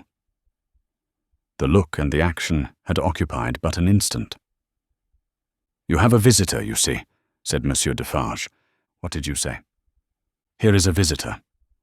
The shoemaker looked up as before, but without removing a hand from his work. "Come," said Defarge. "Here is Monsieur, who knows a well-made shoe when he sees one. Show him that shoe you are working at. Take it, Monsieur." Mr. Lorry took it in his hand. "Tell Monsieur what kind of shoe it is, and the maker's name." There was a longer pause than usual before the shoemaker replied. "I forget what it was you asked me." "What did you say?" "I said, couldn't you describe the kind of shoe for Monsieur's information?" "It is a lady's shoe. It is a young lady's walking shoe. It is in the present mode. I never saw the mode. I have had a pattern in my hand." He glanced at the shoe with some little passing touch of pride. "And the maker's name?" said Defarge.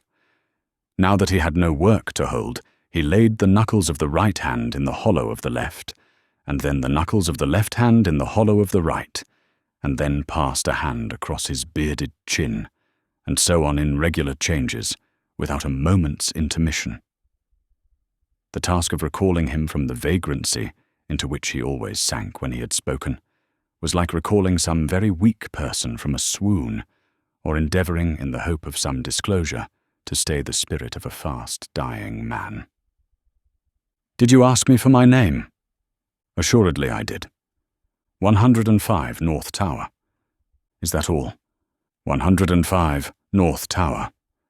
With a weary sound that was not a sigh nor a groan, he bent to work again until the silence was again broken. "You are not a shoemaker by trade," said Mr. Lorry, looking steadfastly at him. His haggard eyes turned to Defarge as if he would have transferred the question to him, but as no help came from that quarter, they turned back on the questioner when they had sought the ground. "I am not a shoemaker by trade." "No, I was not a shoemaker by trade. I learnt it here. I taught myself. I asked leave to—" He lapsed away, even for minutes, wringing those measured changes on his hands the whole time. His eyes came slowly back, at last, to the face from which they had wandered. When they rested on it, he started and resumed, in the manner of a sleeper that moment awake, reverting to a subject of last night. "I asked leave to teach myself, and I got it with much difficulty after a long while, and I have made shoes ever since." As he held out his hand for the shoe that had been taken from him, Mr. Lorry said, still looking steadfastly in his face, "Monsieur Manette, do you remember nothing of me?" The shoe dropped to the ground, and he sat looking fixedly at the questioner. "Monsieur Manette," Mr. Lorry laid his hand upon Defarge's arm, "do you remember nothing of this man? Look at him. Look at me. Is there no old banker, no old business, no old servant, no old time rising in your mind, Monsieur Manette?" As the captive of many years sat looking fixedly, by turns at Mr. Lorry and at Defarge, some long obliterated marks of an actively intent intelligence in the middle of the forehead gradually forced themselves through the black mist that had fallen on him. They were overclouded again. They were fainter. They were gone. But they had been there. And so exactly was the expression repeated on the fair young face of her, who had crept along the wall to a point where she could see him, and where she now stood looking at him, with hands which at first had been only raised in frightened compassion, if not even to keep him off and shut out the sight of him, but which were now extending towards him, trembling with eagerness to lay the spectral face upon her warm young breast, and love it back to life and hope. So exactly was the expression repeated, though in stronger characters, on her fair young face, that it looked as though it had passed like a moving light from him to her. Darkness had fallen on him in its place.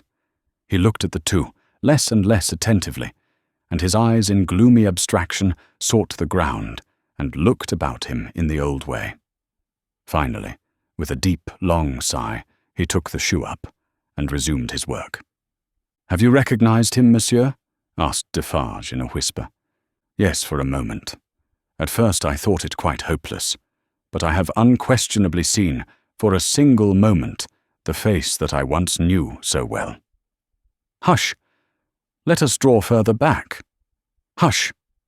She had moved from the wall of the garret, very near to the bench on which he sat.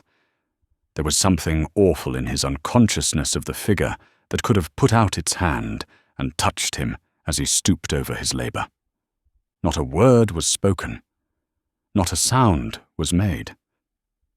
She stood like a spirit beside him, and he bent over his work.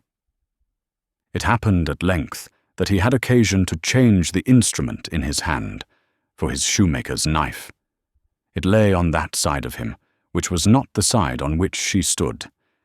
He had taken it up and was stooping to work again, when his eyes caught the skirt of her dress. He raised them and saw her face. The two spectators started forward, but she stayed them with a motion of her hand. She had no fear of his striking at her with the knife, though they had.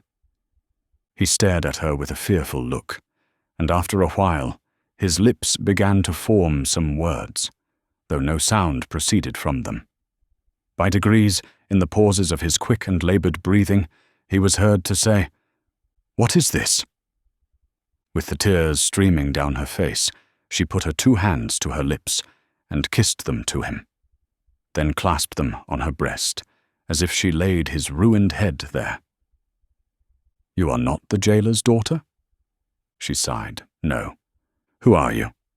Not yet trusting the tones of her voice, she sat down on the bench beside him. He recoiled, but she laid her hand upon his arm.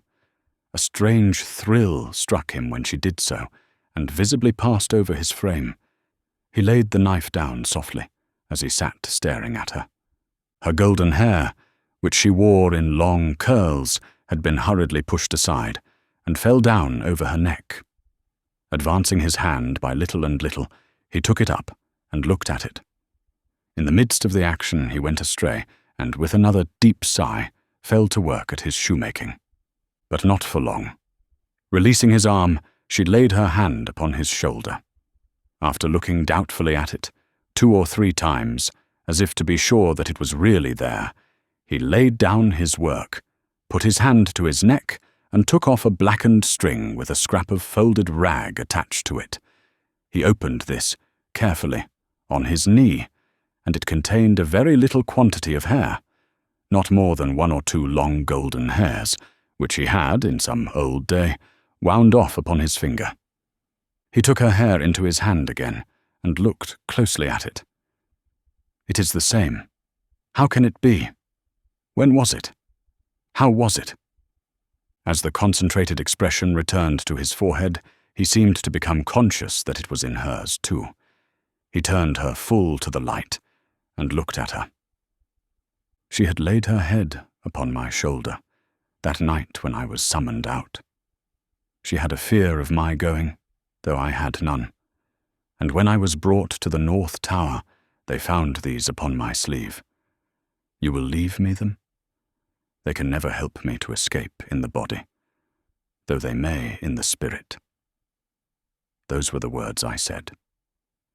I remember them very well. He formed this speech with his lips many times before he could utter it, but when he did find spoken words for it, they came to him coherently, though slowly. How was this? Was it you? Once more the 2 spectators started, as he turned upon her with a frightful suddenness, but she sat perfectly still in his grasp, and only said, in a low voice, "I entreat you, good gentlemen, do not come near us, do not speak, do not move." "Hark!" he exclaimed. Whose voice was that? His hands released her as he uttered this cry, and went up to his white hair, which they tore in a frenzy. It died out, as everything but his shoemaking did die out of him, and he refolded his little packet and tried to secure it in his breast. But he still looked at her, and gloomily shook his head. "No, no, no. You are too young, too blooming. It can't be. See what the prisoner is. These are not the hands she knew. This is not the face she knew. This is not a voice she ever heard. No, no. She was, and he was, before the slow years of the North Tower, ages ago. What is your name, my gentle angel?" Hailing his softened tone and manner, his daughter fell upon her knees before him, with her appealing hands upon his breast. "Oh, sir, at another time you shall know my name, and who my mother was, and who my father, and how I never knew their hard, hard history." But I cannot tell you at this time, and I cannot tell you here. All that I may tell you, here and now, is that I pray to you to touch me and to bless me. Kiss me, kiss me. Oh, my dear, my dear. His cold white head mingled with her radiant hair, which warmed and lighted it as though it were the light of freedom shining on him. If you hear in my voice, I don't know that it is so, but I hope it is. If you hear in my voice any resemblance to a voice that once was sweet music in your ears, weep for it, weep for it. If you touch, in touching my hair, anything that recalls a beloved head that lay on your breast when you were young and free, weep for it, weep for it. If, when I hint to you of a home that is before us, where I will be true to you with all my duty, and with all my faithful service, I bring back the remembrance of a home long desolate, while your poor heart pined away, weep for it, weep for it. She held him closer round the neck and rocked him on her breast like a child. If, when I tell you, dearest dear, that your agony is over, and that I have come here to take you from it, and that we go to England to be at peace and at rest, I cause you to think of your useful life laid waste, and of our native France so wicked to you, weep for it, weep for it. And if, when I shall tell you of my name, and of my father who is living, and of my mother who is dead, you learn that I have to kneel to my honoured father, and implore his pardon for having never for his sake striven all day, and lain awake and wept all night, because the love of my poor mother hid his torture from me. Weep for it, weep for it. Weep for her, then, and for me. Good gentleman, thank God. I feel his sacred tears upon my face, and his sobs strike against my heart. Oh, see, thank God for us. Thank God. He had sunk in her arms, and his face dropped on her breast, a sight so touching, yet so terrible in the tremendous wrong and suffering which had gone before it, that the two beholders covered their faces. When the quiet of the garret had been long undisturbed, and his heaving breast and shaken form had long yielded to the calm that must follow all storms, emblem to humanity, of the rest and silence into which the storm called life must hush at last, they came forward to raise the father and daughter from the ground. He had gradually dropped to the floor, and lay there in a lethargy, worn out. She had nestled down with him, that his head might lie upon her arm, and her hair drooping over him curtained him from the light. If, without disturbing him, she said, raising her hand to Mr. Lorry as he stooped over them, after repeated blowings of his nose, all could be arranged for our leaving Paris at once, so that, from the very door, he could be taken away. But consider, is he fit for the journey? Asked Mr. Lorry.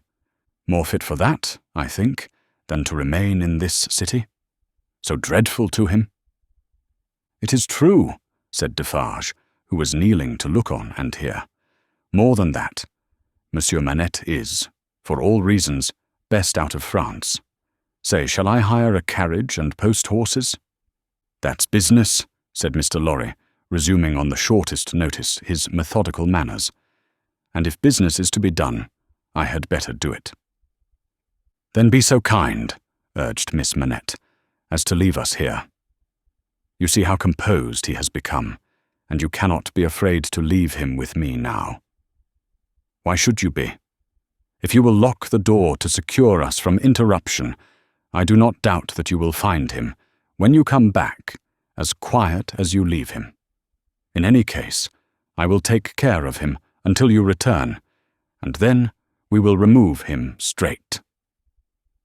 Both Mr. Lorry and Defarge were rather disinclined to this course, and in favour of one of them remaining, but as there were not only carriage and horses to be seen to, but travelling papers, and as time pressed, for the day was drawing to an end, it came at last to their hastily dividing the business that was necessary to be done, and hurrying away to do it. Then, as the darkness closed in, The daughter laid her head down on the hard ground, close at the father's side, and watched him. The darkness deepened and deepened, and they both lay quiet until a light gleamed through the chinks in the wall. Mr. Lorry and Monsieur Defarge had made all ready for the journey, and had brought with them, besides travelling cloaks and wrappers, bread and meat, wine and hot coffee. Monsieur Defarge put this provender, and the lamp he carried, on the shoemaker's bench. There was nothing else in the garret but a pallet bed, and he and Mr. Lorry roused the captive and assisted him to his feet. No human intelligence could have read the mysteries of his mind in the scared, blank wonder of his face. Whether he knew what had happened, whether he recollected what they had said to him, whether he knew that he was free, were questions which no sagacity could have solved. They tried speaking to him, but he was so confused and so very slow to answer that they took fright at his bewilderment, and agreed for the time to tamper with him no more. He had a wild, lost manner of occasionally clasping his head in his hands that had not been seen in him before. Yet he had some pleasure in the mere sound of his daughter's voice, and invariably turned to it when she spoke. In the submissive way of one long accustomed to obey under coercion, he ate and drank what they gave him to eat and drink, and put on the cloak and other wrappings that they gave him to wear. He readily responded to his daughter's drawing her arm through his, and took and kept her hand in both his own. They began to descend, Monsieur Defarge going first with the lamp, Mr. Lorry closing the little procession. They had not traversed many steps of the long main staircase when he stopped, and stared at the roof and round at the walls. "You remember the place, my father? You remember coming up here? What did you say?" But before she could repeat the question, he murmured an answer as if she had repeated it. "Remember?" "No, I don't remember. It was so very long ago that he had no recollection whatever of his having been brought from his prison to that house was apparent to them. They heard him mutter, 105, North Tower. And when he looked about him, it evidently was for the strong fortress walls which had long encompassed him. On their reaching the courtyard, he instinctively altered his tread, as being in expectation of a drawbridge. And when there was no drawbridge, and he saw the carriage waiting in the open street, he dropped his daughter's hand and clasped his head again. No crowd was about the door. No people were discernible at any of the many windows. Not even a chance passer-by was in the street. An unnatural silence and desertion reigned there. Only one soul was to be seen, and that was Madame Defarge, who leaned against the door-post, knitting, and saw nothing. The prisoner had got into a coach, and his daughter had followed him, when Mr. Lorry's feet were arrested on the step by his asking, miserably, for his shoemaking tools and the unfinished shoes. Madame Defarge immediately called to her husband that she would get them, and went, knitting, out of the lamplight through the courtyard. She quickly brought them down and handed them in, and immediately afterwards leaned against the doorpost, knitting, and saw nothing. Defarge got upon the box, and gave the word, "To the barrier." The postilion cracked his whip, and they clattered away under the feeble over-swinging lamps. Under the over-swinging lamps, swinging ever brighter in the better streets, and ever dimmer in the worse, and by lighted shops, gay crowds, illuminated coffee-houses, and theatre doors, to one of the city gates, soldiers with lanterns at the guard-house there. "Your papers, travellers." "See here, then, monsieur the officer," said Defarge, getting down and taking him gravely apart. "These are the papers of monsieur inside, with the white head. They were consigned to me, with him, at the—" He dropped his voice. There was a flutter among the military lanterns, and one of them being handed into the coach by an arm in uniform. The eyes connected with the arm looked, not an everyday or an every night look, at monsieur with the white head. "It is well. Forward," from the uniform. "Adieu," from Defarge. And so, under a short grove of feebler and feebler over-swinging lamps, out under the great grove of stars, beneath that arch of unmoved and eternal lights, some so remote from this little earth that the learned tell us it is doubtful whether their rays have even yet discovered it, as a point in space where anything is suffered or done. The shadows of the night were broad and black. All through the cold and restless interval until dawn, they once more whispered in the ears of Mr. Jarvis Lorry, sitting opposite the buried man who had been dug out, and wondering what subtle powers were forever lost to him, and what were capable of restoration, the old inquiry, "I hope you care to be recalled to life." And the old answer, "I can't say." The end of the first book. Book 2. The second. The Golden Thread. Chapter 1. 5 years later. Tellson's Bank by Temple Bar was an old-fashioned place, even in the year 1780. It was very small, very dark, very ugly, very incommodious. It was an old-fashioned place, moreover, in the moral attribute that the partners in the house were proud of its smallness, proud of its darkness, proud of its ugliness, proud of its incommodiousness. They were even boastful of its eminence in those particulars, and were fired by an express conviction that, if it were less objectionable, it would be less respectable. This was no passive belief, but an active weapon which they flashed at more convenient places of business. Tellson's, they said, wanted no elbow room. Tellson's wanted no light. Tellson's wanted no embellishment. Noakes and Co.'s might, or Snooks Brothers might. But Tellson's, thank heaven. Any one of these partners would have disinherited his son on the question of rebuilding Tellson's. In this respect, the house was much on a par with the country, which did very often disinherit its sons for suggesting improvements in laws and customs that had long been highly objectionable, but were only the more respectable. Thus it had come to pass that Tellson's was the triumphant perfection of inconvenience.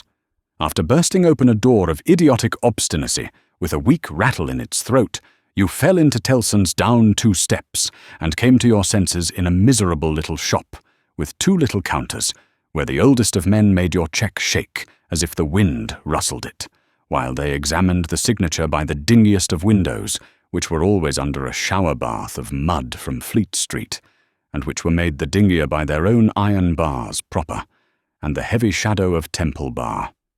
If your business necessitated your seeing the house, you were put into a species of condemned hold at the back, where you meditated on a misspent life, until the house came with its hands in its pockets, and you could hardly blink at it in the dismal twilight.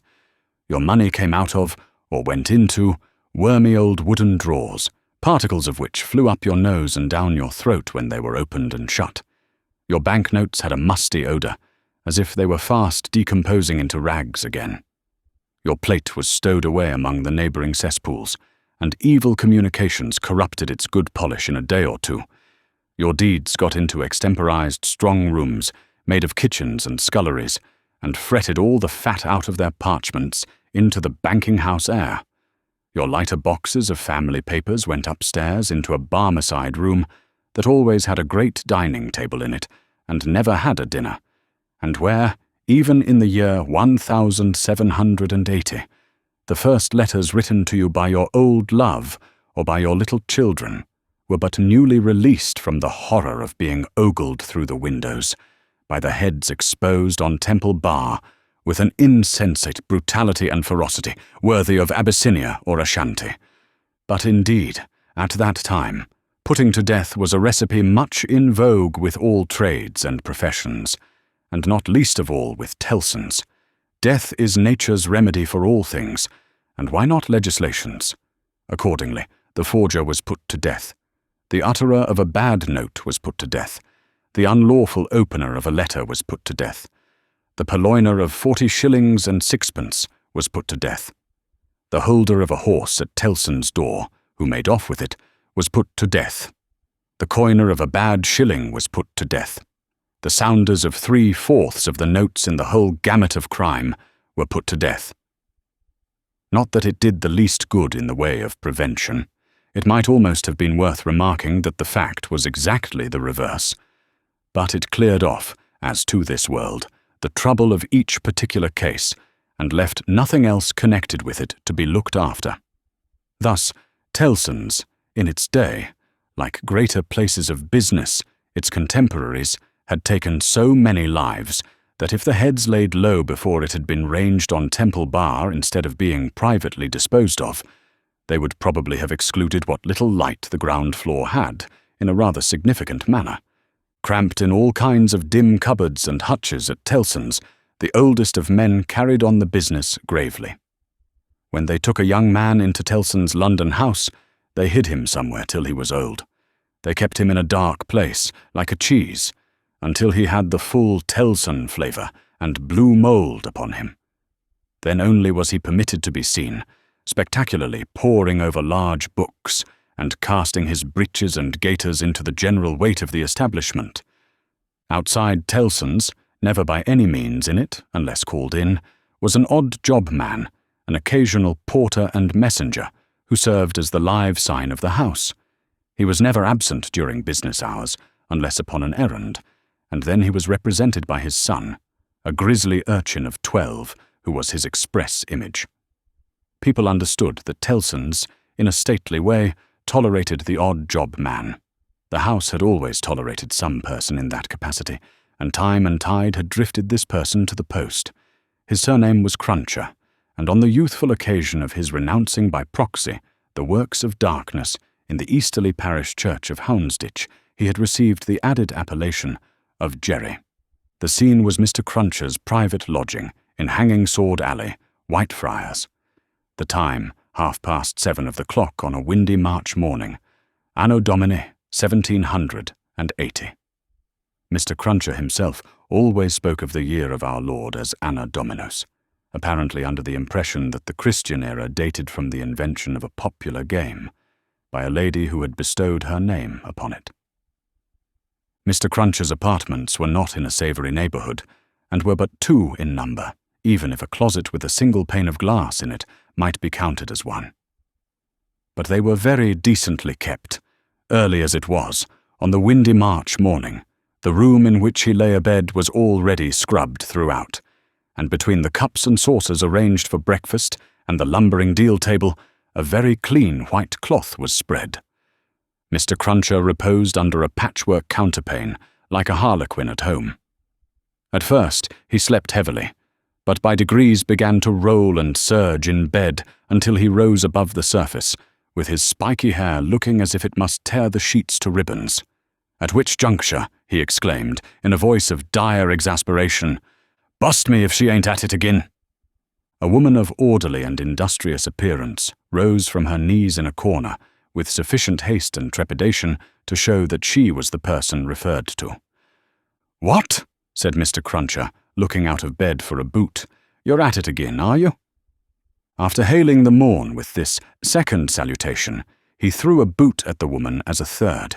It was a very muddy boot, and may introduce the odd circumstance connected with Mr. Cruncher's domestic economy, that, whereas he often came home after banking hours with clean boots, he often got up next morning to find the same boots covered with clay. "What?" said Mr. Cruncher, varying his apostrophe after missing his mark. "What are you up to, aggrowaiter?" "I was only saying my prayers." "Saying your prayers? You're a nice woman.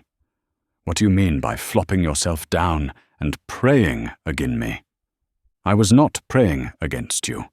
I was praying for you." "You weren't.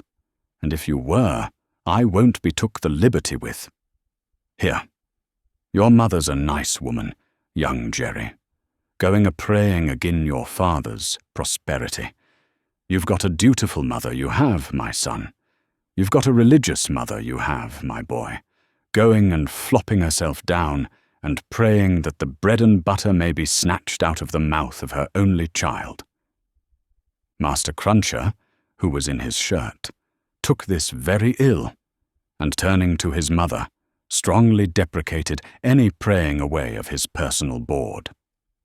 "And what do you suppose, you conceited female?" said Mr. Cruncher, with unconscious inconsistency. that the worth of your prayers may be?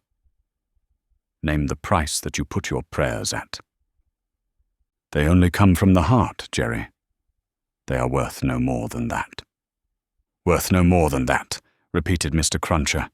They ain't worth much, then. Whether or no, I won't be prayed again, I tell you. I can't afford it. I'm not a-going to be made unlucky by your sneaking.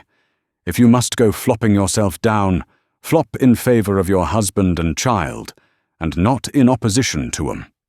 If I had had any but a unnatural wife, and this poor boy had had any but a unnatural mother, I might have made some money last week, instead of being counter-prayed and countermined and religiously circumvented into the worst of luck. Be ye used me, said Mr. Cruncher, who all this time had been putting on his clothes. If I ain't, what with piety and one blowed thing and another, been choused this last week into as bad luck as ever a poor devil of a honest tradesman met with. Young Jerry, dress yourself, my boy, and while I clean my boots, keep an eye upon your mother now and then, and if you see any signs of more flopping, give me a call. For I tell you, here he addressed his wife once more, I won't be gone again in this manner. I am as rickety as a hackney coach, I'm as sleepy as laudanum, my lines is strained to that degree that I shouldn't know, if it wasn't for the pain in 'em, which was me and which somebody else, yet I'm none the better for it in pocket, and it's my suspicion that you've been at it from morning to night to prevent me from being the better for it in pocket, and I won't put up with it, agger-a-waiter.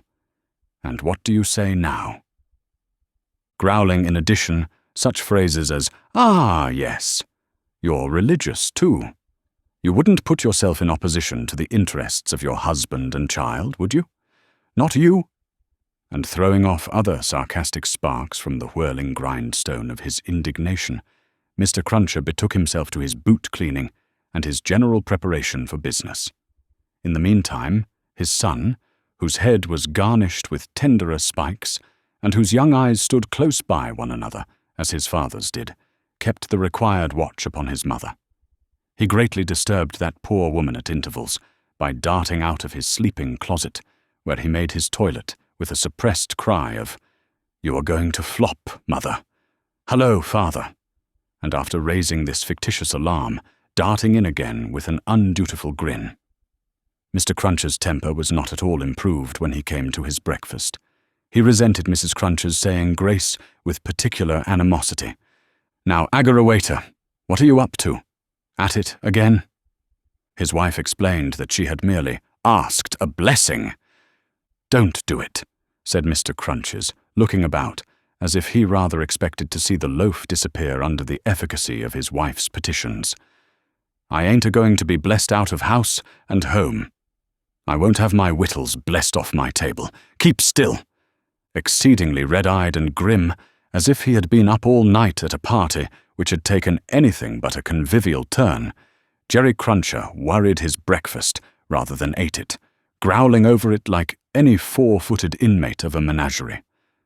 Towards 9 o'clock he smoothed his ruffled aspect, and, presenting as respectable and business-like an exterior as he could overlay his natural self with, issued forth to the occupation of the day. It could scarcely be called a trade, in spite of his favourite description of himself as a honest tradesman.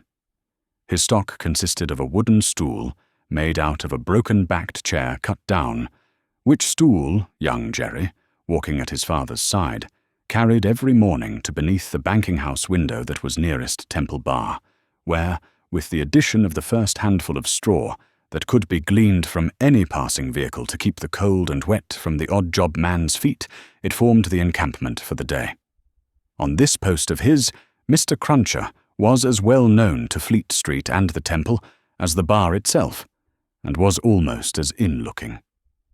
Encamped at 9:15, in good time to touch his three-cornered hat to the oldest of men as they passed into Tellson's, Jerry took up his station on this windy March morning, with young Jerry standing by him, when not engaged in making forays through the bar, to inflict bodily and mental injuries of an acute description on passing boys who were small enough for his amiable purpose. Father and son, extremely like each other, looking silently on at the morning traffic in Fleet Street, with their two heads as near to one another as the two eyes of each were, bore a considerable resemblance to a pair of monkeys. The resemblance was not lessened by the accidental circumstance that the mature Jerry bit and spat out straw, while the twinkling eyes of the youthful Jerry were as restlessly watchful of him as of everything else in Fleet Street. The head of one of the regular indoor messengers attached to Tellson's establishment was put through the door, and the word was given. "Porter wanted!" "Hooray, father. Here's an early job to begin with." Having thus given his parent Godspeed, young Jerry seated himself on the stool, entered on his reversionary interest in the straw his father had been chewing, and cogitated. "Always rusty. His fingers is always rusty," muttered young Jerry. "Where does my father get all that iron rust from? He don't get no iron rust here." Book 2. Chapter 2. A Sight. "You know the Old Bailey well, no doubt," said one of the oldest of clerks to Jerry the messenger. "Yes, sir," returned Jerry, in something of a dogged manner. "I do know the Bailey." "Just so. And you know Mr. Lorry." "I know Mr. Lorry, sir, much better than I know the Bailey." "Much better," said Jerry, not unlike a reluctant witness at the establishment in question. "Then I, as an honest tradesman, wish to know the Bailey." "Very well. Find the door where the witnesses go in, and show the doorkeeper this note for Mr. Lorry. He will then let you in." "Into the court, sir?" "Into the court." Mr. Cruncher's eyes seemed to get a little closer to one another and to interchange the inquiry. "What do you think of this?" "Am I to wait in the court, sir?" he asked, as the result of that conference. "I'm going to tell you. The doorkeeper will pass the note to Mr. Lorry, and do you make any gesture that will attract Mr. Lorry's attention and show him where you stand. Then what you have to do is to remain there until he wants you." "Is that all, sir?" "That's all. He wishes to have a messenger at hand. This is to tell him you are there." As the ancient clerk deliberately folded and superscribed the note, Mr. Cruncher, after surveying him in silence until he came to the blotting-paper stage, remarked, "I suppose they'll be trying forgeries this morning." "Treason!" "That's quartering," said Jerry. "Barbarous." "It is the law," remarked the ancient clerk, turning his surprised spectacles upon him. "It is the law. It's hard in the law to spile a man, I think. It's hard enough to kill him, but it's very hard to spile him, sir." "Not at all," retained the ancient clerk. "Speak well of the law. Take care of your chest and voice, my good friend, and leave the law to take care of itself. I give you that advice." "It's the damp, sir, what settles on my chest and voice," said Jerry. "I leave you to judge what a damp way of earning a living mine is." "Well, well," said the old clerk, "we all have our various ways of gaining a livelihood. Some of us have damp ways, and some of us have dry ways. Here is the letter. Go along." Jerry took the letter, and, remarking to himself, with less internal deference than he made an outward show of, "You are a lean old one, too," made his bow, informed his son, in passing, of his destination, and went his way. They hanged at Tyburn in those days, so the street outside Newgate had not obtained one infamous notoriety that has since attached to it. But the jail was a vile place, in which most kinds of debauchery and villainy were practised, and where dire diseases were bred that came into court with the prisoners, and sometimes rushed straight from the dock at my Lord Chief Justice himself, and pulled him off the bench. It had more than once happened that the judge in the black cap pronounced his own doom as certainly as the prisoner's, and even died before him. For the rest, the Old Bailey was famous as a kind of deadly inn-yard, from which pale travellers set out continually, in carts and coaches, on a violent passage into the other world, traversing some 2.5 miles of public street and road, and shaming few good citizens, if any. So powerful is use, and so desirable to be good use in the beginning. It was famous, too, for the pillory, a wise old institution that inflicted a punishment of which no one could foresee the extent. Also, for the whipping post, another dear old institution, very humanizing and softening to behold in action. Also for extensive transactions in blood money, another fragment of ancestral wisdom, systematically leading to the most frightful mercenary crimes that could be committed under heaven. Altogether, the Old Bailey, at that date, was a choice illustration of the precept that whatever is right, an aphorism that would be as final as it is lazy, did it not include the troublesome consequence that nothing that ever was wrong. Making his way through the tainted crowd, dispersed up and down this hideous scene of action, with the skill of a man accustomed to make his way quietly, the messenger found out the door he sought, and handed in his letter through a trap in it. For people then paid to see the play at the Old Bailey, just as they paid to see the play in Bedlam, only the former entertainment was much the dearer. Therefore all the Old Bailey doors were well guarded, except indeed the social doors by which the criminals got there, and those were always left wide open. After some delay and demur, the door grudgingly turned on its hinges a very little way, and allowed Mr. Jerry Cruncher to squeeze himself into court. "What's on?" he asked in a whisper of the man he found himself next to. "Nothing yet." "What's coming on?" "The treason case.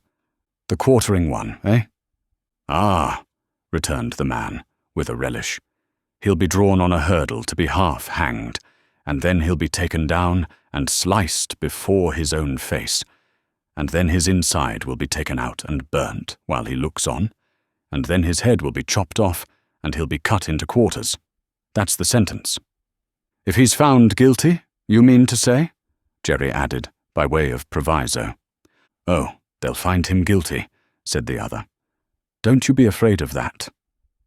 Mr. Cruncher's attention was here diverted to the doorkeeper, whom he saw making his way to Mr. Lorry, with the note in his hand. Mr. Lorry sat at a table among the gentlemen in wigs, not far from a wigged gentleman, the prisoner's counsel, who had a great bundle of papers before him, and nearly opposite another wigged gentleman with his hands in his pockets, whose whole attention, when Mr. Cruncher looked at him, then or afterwards, seemed to be concentrated on the ceiling of the court. After some gruff coughing and rubbing of his chin and signing with his hand, Jerry attracted the notice of Mr. Lorry, who had stood up to look for him, and who quietly nodded and sat down again. "What's he got to do with the case?" asked the man he had spoken with. "Blessed if I know," said Jerry. "What have you got to do with it, then, if a person may inquire?" "Blessed if I know that either," said Jerry. The entrance of the judge, and a consequent great stir and settling down in the court, stopped the dialogue. Presently, the dock became the central point of interest. 2 jailers who had been standing there went out, and the prisoner was brought in and put to the bar. Everybody present, except the one wigged gentleman who looked at the ceiling, stared at him. All the human breath in the place rolled at him, like a sea or a wind or a fire. Eager faces strained round pillars and corners to get a sight of him. Spectators in back rows stood up, not to miss a hair of him. People on the floor of the court laid their hands on the shoulders of the people before them, to help themselves, at anybody's cost, to a view of him, stood a tiptoe, got upon ledges, stood upon next to nothing, to see every inch of him. Conspicuous among these latter, like an animated bit of the spiked wall of Newgate, Jerry stood, aiming at the prisoner, the beery breath of a whet he had taken as he came along, and discharging it to mingle with the waves of other beer, and gin, and tea, and coffee, and what not, that flowed at him, and already broke upon the great windows behind him in an impure mist and rain. The object of all this staring and blaring was a young man of about 25, well-grown and well-looking, with a sunburnt cheek and a dark eye. His condition was that of a young gentleman. He was plainly dressed in black, or very dark grey, and his hair, which was long and dark, was gathered in a ribbon at the back of his neck, more to be out of his way than for ornament, as an emotion of the mind will express itself through any covering of the body, so the paleness which his situation engendered came through the brown upon his cheek, showing the soul to be stronger than the sun. He was otherwise quite self-possessed, bowed to the judge, and stood quiet. The sort of interest with which this man was stared and breathed at was not a sort that elevated humanity. Had he stood in peril of a less horrible sentence? Had there been a chance of any one of its savage details being spared, by just so much would he have lost in his fascination. The form that was to be doomed to be so shamefully mangled was the sight. The immortal creature that was to be so butchered and torn asunder yielded the sensation. Whatever gloss the various spectators put upon the interest, according to their several arts and powers of self-deceit, the interest was, at the root of it, ogreish. Silence in the court. Charles Darnay had yesterday pleaded not guilty to an indictment denouncing him, with infinite jingle and jangle, for that he was a false traitor to our serene, illustrious, excellent, and so forth. Prince, our Lord the King, by reason of his having, on divers occasions, and by divers means and ways, assisted Louis, the French king, in his wars against our said serene, illustrious, excellent, and so forth. That was to say, by coming and going, between the dominions of our said serene, illustrious, excellent, and so forth, and those of the said French Louis, and wickedly, falsely, traitorously, and otherwise evil adverbiously, revealing to the said French Louis what forces our said serene, illustrious, excellent, and so forth, had in preparation to send to Canada and North America. This much, Jerry, with his head becoming more and more spiky as the law terms bristled it, made out with huge satisfaction, and so arrived circuitously at the understanding that the aforesaid, and over again aforesaid, Charles Darnay, stood there before him upon his trial, that the jury was swearing in, and that Mr. Attorney General was making ready to speak, the accused who was, and who knew he was, being mentally hanged, beheaded, and quartered by everybody there, neither flinched from the situation, nor assumed any theatrical air in it. He was quiet and attentive, watched the opening proceedings with a grave interest, and stood with his hands resting on the slab of wood before him, so composedly that they had not displaced a leaf of the herbs with which it was strewn. The court was all bestrewn with herbs and sprinkled with vinegar, as a precaution against jail air and jail fever. Over the prisoner's head there was a mirror, to throw the light down upon him. Crowds of the wicked and the wretched had been reflected in it, and had passed from its surface and this earth's together. Haunted in a most ghastly manner, that abominable place would have been, if the glass could ever have rendered back its reflections, as the ocean is one day to give up its dead. Some passing thought of the infamy and disgrace for which it had been reserved may have struck the prisoner's mind.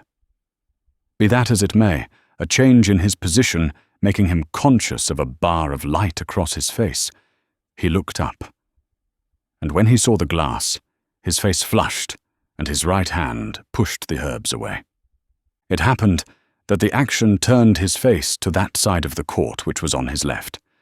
About on a level with his eyes, there sat, in that corner of the judge's bench, two persons upon whom his look immediately rested. So immediately, and so much to the changing of his aspect, that all the eyes that were turned upon him turned to them. The spectators saw in the two figures a young lady of little more than 20, and a gentleman who was evidently her father, a man of a very remarkable appearance in respect of the absolute whiteness of his hair, and a certain indescribable intensity of face, not of an active kind, but pondering and self-communing. When this expression was upon him, he looked as if he were old, but when it was stirred and broken up, as it was now, in a moment, on his speaking to his daughter. He became a handsome man, not past the prime of life. His daughter had one of her hands drawn through his arm as she sat by him, and the other pressed upon it. She had drawn close to him in her dread of the scene, and in her pity for the prisoner. Her forehead had been strikingly expressive of an engrossing terror and compassion that saw nothing but the peril of the accused. This had been so very noticeable, so very powerfully and naturally shown, that starers who had had no pity for him were touched by her, and the whisper went about. Who are they? Jerry, the messenger, who had made his own observations in his own manner, and who had been sucking the rust off his fingers in his absorption, stretched his neck to hear who they were.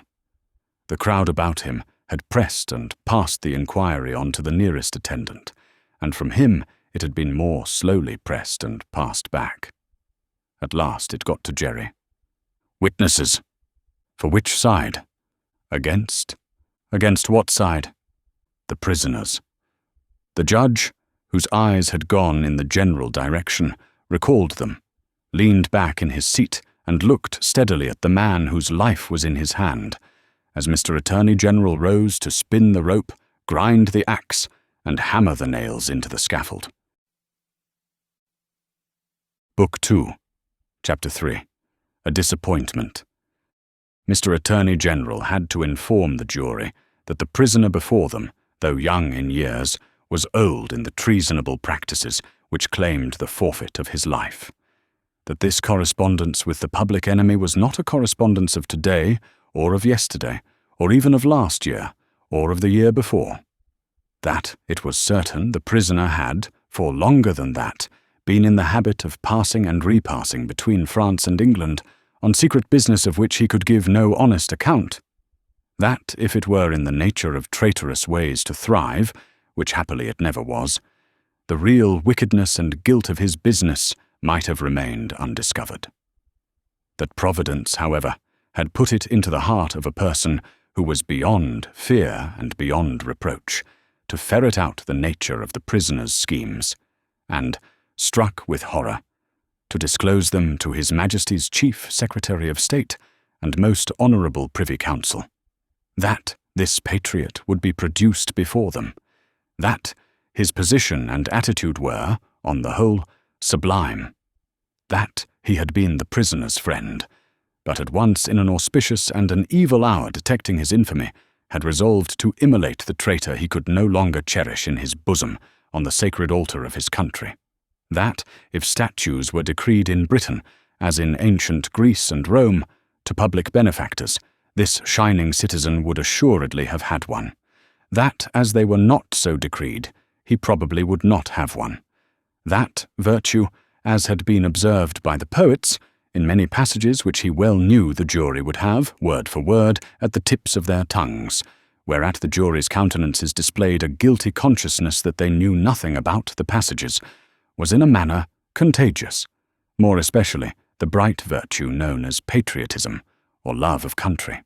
That, the lofty example of this immaculate and unimpeachable witness for the crown, to refer to whom, however unworthily was an honour, had communicated itself to the prisoner's servant, and had engendered in him a holy determination to examine his master's table drawers and pockets, and secrete his papers.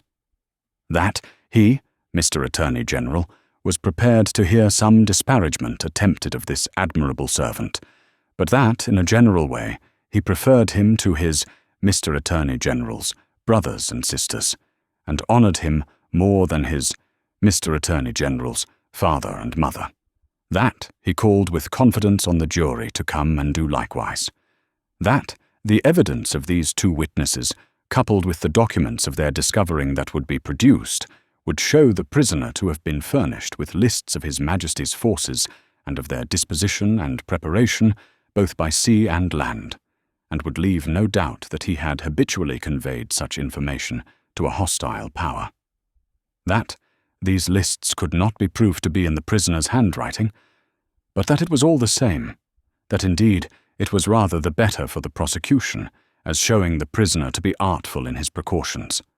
That the proof would go back 5 years, and would show the prisoner already engaged in these pernicious missions within a few weeks before the date of the very first action fought between the British troops and the Americans. That, for these reasons, the jury, being a loyal jury, as he knew they were, and being a responsible jury, as they knew they were, must positively find the prisoner guilty and make an end of him, whether they liked it or not.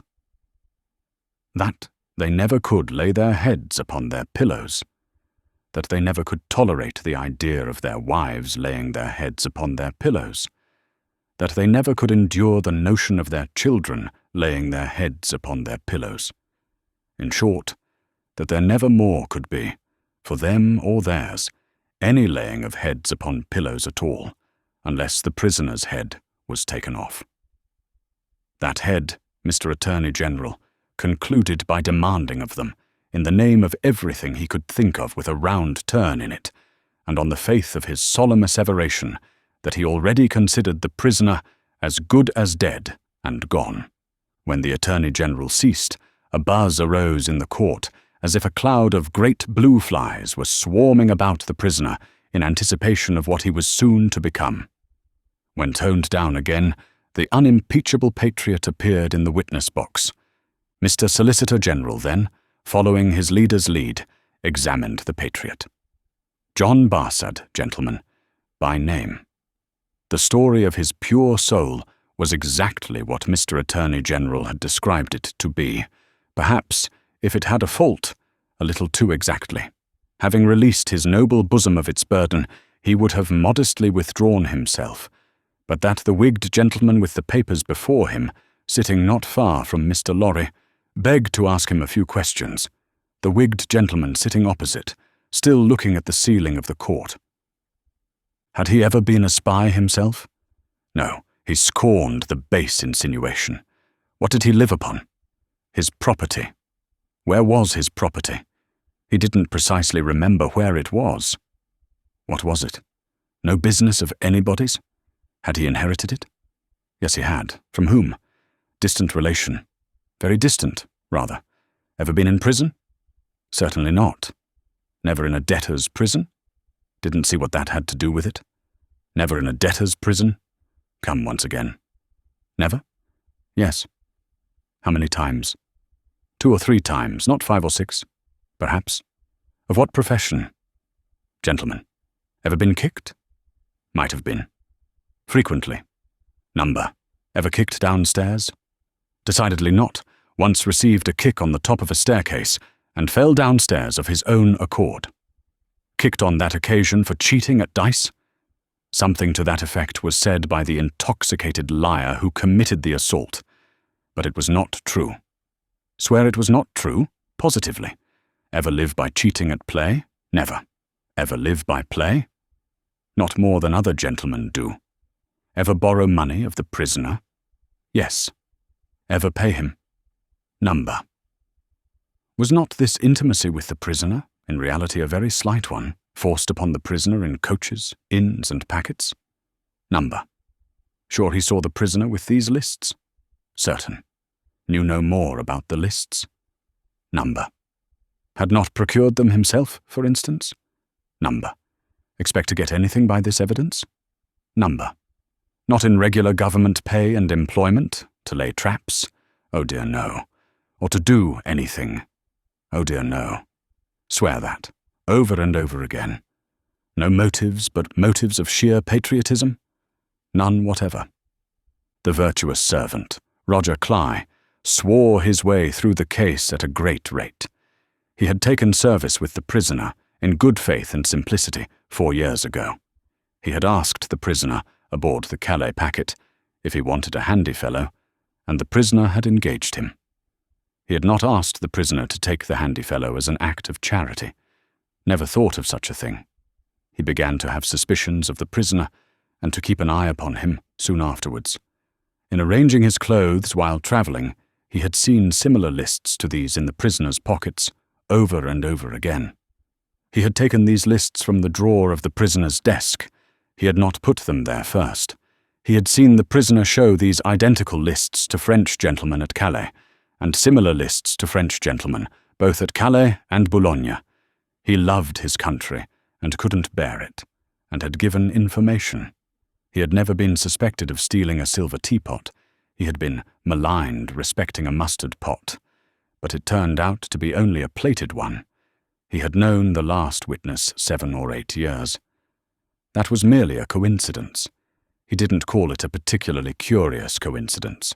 Most coincidences were curious. Neither did he call it a curious coincidence that true patriotism was his only motive too. He was a true Briton, and hoped there were many like him. The blue flies buzzed again, and Mr. Attorney General called Mr. Jarvis Lorry. "Mr. Jarvis Lorry, are you a clerk in Tellson's Bank?" "I am." "On a certain Friday night in November, 1775, did business occasion you to travel between London and Dover by the mail?" "It did." "Were there any other passengers in the mail?" "2." "Did they alight on the road in the course of the night?" "They did." "Mr. Lorry, look upon the prisoner. Was he one of those 2 passengers?" "I cannot undertake to say that he was." "Does he resemble either of these 2 passengers?" "Both were so wrapped up, and the night was so dark, and we were all so reserved that I cannot undertake to say even that." "Mr. Lorry, look again upon the prisoner. Supposing him wrapped up as those 2 passengers were, is there anything in his bulk and stature to render it unlikely that he was one of them?" "No." "You will not swear, Mr. Lorry, that he was not one of them?" "No." "So at least you say he may have been one of them?" "Yes, except that I remember them both to have been, like myself, timorous of highwaymen, and the prisoner has not a timorous air." "Did you ever see a counterfeit of timidity, Mr. Lorry?" "I certainly have seen that." "Mr. Lorry, look once more upon the prisoner. Have you seen him, to your certain knowledge, before?" "I have." "When?" "I was returning from France a few days afterwards, and at Calais the prisoner came on board the packet ship in which I returned, and made the voyage with me." "At what hour did he come on board?" "At a little after midnight." "In the dead of the night, was he the only passenger who came on board at that untimely hour?" "He happened to be the only one. Never mind about happening, Mr. Lorry. He was the only passenger who came on board in the dead of the night?" "He was." "Were you travelling alone, Mr. Lorry, or with any companion?" "With 2 companions, a gentleman and lady. They are here." "They are here." "Had you any conversation with the prisoner?" "Hardly any. The weather was stormy, and the passage long and rough, and I lay on a sofa, almost from shore to shore. Miss Manette, the young lady to whom all eyes had been turned before, and were now turned again, stood up where she had sat. Her father rose with her, and kept her hand drawn through his arm. "Miss Manette, look upon the prisoner." To be confronted with such pity and such earnest youth and beauty was far more trying to the accused than to be confronted with all the crowd.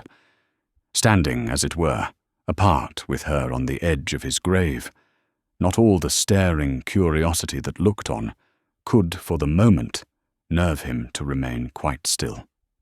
His hurried right hand parcelled out the herbs before him into imaginary beds of flowers in a garden, and his efforts to control and steady his breathing shook the lips from which the colour rushed to his heart. The buzz of the great flies was loud again. "Miss Manette, have you seen the prisoner before?" "Yes, sir." "Where?" "On board of the packet ship just now referred to, sir, and on the same occasion." "You are the young lady just now referred to?" "Oh, most unhappily, I am."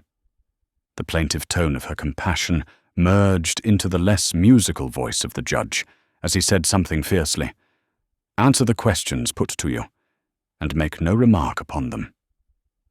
"Miss Manette, had you any conversation with the prisoner on that passage across the channel?" "Yes, sir." "Recall it." In the midst of a profound stillness, she faintly began, "When the gentleman came on board." "Do you mean the prisoner?" inquired the judge, knitting his brows. "Yes, my lord." "Then say the prisoner." When the prisoner came on board, he noticed that my father, turning her eyes lovingly to him as he stood beside her, was much fatigued and in a very weak state of health. My father was so reduced that I was afraid to take him out of the air, and I had made a bed for him on the deck near the cabin steps, and I sat on the deck at his side to take care of him. There were no other passengers that night, but we four. The prisoner was so good as to beg permission to advise me how I could shelter my father from the wind and weather better than I had done. I had not known how to do it well, not understanding how the wind would set when we were out of the harbour. He did it for me. He expressed great gentleness and kindness for my father's state, and I am sure he felt it. That was the manner of our beginning to speak together. Let me interrupt you for a moment. Had he come on board alone? No. How many were with him? 2 French gentlemen. Had they conferred together? They had conferred together until the last moment, when it was necessary for the French gentlemen to be landed in their boat. Had any papers been handed about among them, similar to these lists? Some papers had been handed about among them, but I don't know what papers. Like these in shape and size? Possibly, but indeed I don't know, although they stood whispering very near to me, because they stood at the top of the cabin steps, to have the light of the lamp that was hanging there. It was a dull lamp, and they spoke very low, and I did not hear what they said, and saw only that they looked at papers. Now, to the prisoner's conversation, Miss Manette. The prisoner was as open in his confidence with me, which arose out of my helpless situation, as he was kind and good and useful to my father. I hope, bursting into tears, I may not repay him by doing him harm today. Buzzing from the blue flies. Miss Manette, if the prisoner does not perfectly understand that you give the evidence which it is your duty to give, which you must give, and which you cannot escape from giving, with great unwillingness, he is the only person present in that condition. Please to go on. He told me that he was travelling on business of a delicate and difficult nature, which might get people into trouble, and that he was therefore travelling under an assumed name. He said that this business had, within a few days, taken him to France, and might, at intervals, take him backwards and forwards between France and England for a long time to come.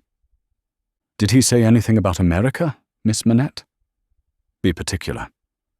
He tried to explain to me how that quarrel had arisen, and he said that, so far as he could judge, it was a wrong and foolish one on England's part. He added, in a jesting way, that perhaps George Washington might gain almost as great a name in history as George III. But there was no harm in his way of saying this. It was said laughingly, and to beguile the time. Any strongly marked expression of face on the part of a chief actor in a scene of great interest to whom many eyes are directed will be unconsciously imitated by the spectators. Her forehead was painfully anxious and intent as she gave this evidence, and, in the pauses when she stopped for the judge to write it down, watched its effect upon the counsel for and against. Among the lookers-on there was the same expression in all quarters of the court, insomuch that a great majority of the foreheads there might have been mirrors reflecting the witness when the judge looked up from his notes to glare at that tremendous heresy about George Washington. Mr. Attorney General now signified to my lord that he deemed it necessary, as a matter of precaution and form, to call the young lady's father, Dr. Manette, who was called accordingly. Dr. Manette, look upon the prisoner. Have you ever seen him before? Once, when he called at my lodgings in London, some 3 years or 3 years and a half ago. Can you identify him as your fellow passenger on board the packet, or speak to his conversation with your daughter? Sir, I can do neither. Is there any particular and special reason for your being unable to do either? he answered in a low voice. "There is." "Has it been your misfortune to undergo a long imprisonment, without trial or even accusation, in your native country, Dr. Manette?" He answered in a tone that went to every heart. "A long imprisonment." "Were you newly released on the occasion in question?" "They tell me so." "Have you no remembrance of the occasion?" "None. My mind is a blank. From some time, I cannot even say what time, when I employed myself, in my captivity, in making shoes, to the time when I found myself living in London with my dear daughter here. She had become familiar to me, when a gracious God restored my faculties. But I am quite unable even to say how she had become familiar. I have no remembrance of the process." Mr. Attorney General sat down, and the father and daughter sat down together. A singular circumstance then arose in the case. The object in hand being to show that the prisoner went down, with some fellow plotter untracked, in the Dover mail on that Friday night in November 5 years ago, and got out of the mail in the night, as a blind, at a place where he did not remain, but from which he travelled back some dozen miles or more, to a garrison and dockyard, and there collected information.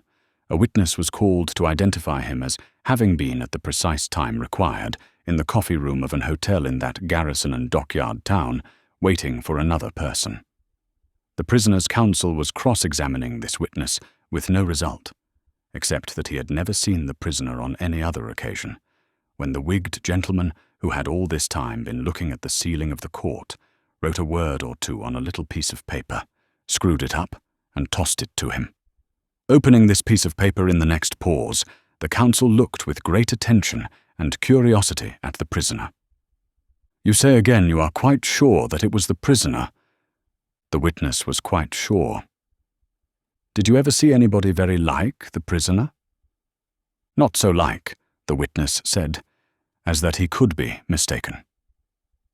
"Look well upon that gentleman, my learned friend there," pointing to him who had tossed the paper over, "and then look well upon the prisoner. How say you? Are they very like each other?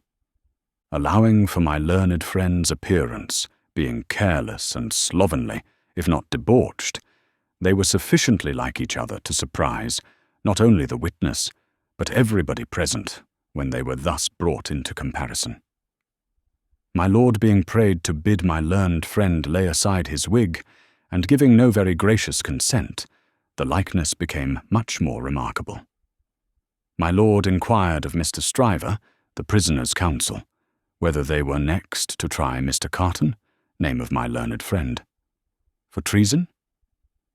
But Mr. Stryver replied to my lord no, but he would ask the witness to tell him whether what happened once might happen twice, whether he would have been so confident if he had seen this illustration of his rashness sooner, whether he would be so confident, having seen it, and more.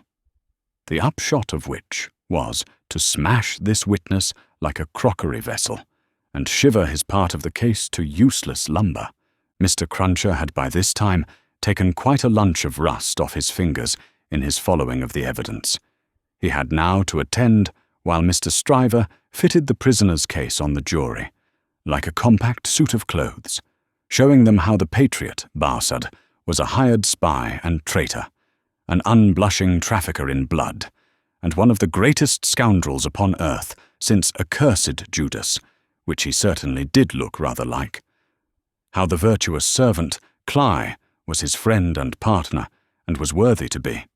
How the watchful eyes of those forgers and false swearers had rested on the prisoner as a victim, because some family affairs in France, he being of French extraction, did require his making those passages across the Channel, though what those affairs were, a consideration for others who were near and dear to him, forbade him, even for his life, to disclose. How the evidence that had been warped and wrested from the young lady, whose anguish in giving it they had witnessed, came to nothing, involving the mere little innocent gallantries and politenesses likely to pass between any young gentleman and young lady so thrown together, with the exception of that reference to George Washington, which was altogether too extravagant and impossible to be regarded in any other light than as a monstrous joke. How it would be a weakness in the government to break down in this attempt to practice for popularity on the lowest national antipathies and fears, and therefore Mr. Attorney General had made the most of it. How, nevertheless, it rested upon nothing, save that vile and infamous character of evidence too often disfiguring such cases, and of which the state trials of this country were full. But there my lord interposed, with as grave a face as if it had not been true, saying that he could not sit upon that bench and suffer those allusions. Mr. Stryver then called his few witnesses, and Mr. Cruncher had next to attend, while Mr. Attorney General turned the whole suit of clothes Mr. Stryver had fitted on the jury, inside out, showing how Barsad and Cly were even 100 times better than he had thought them, and the prisoner 100 times worse.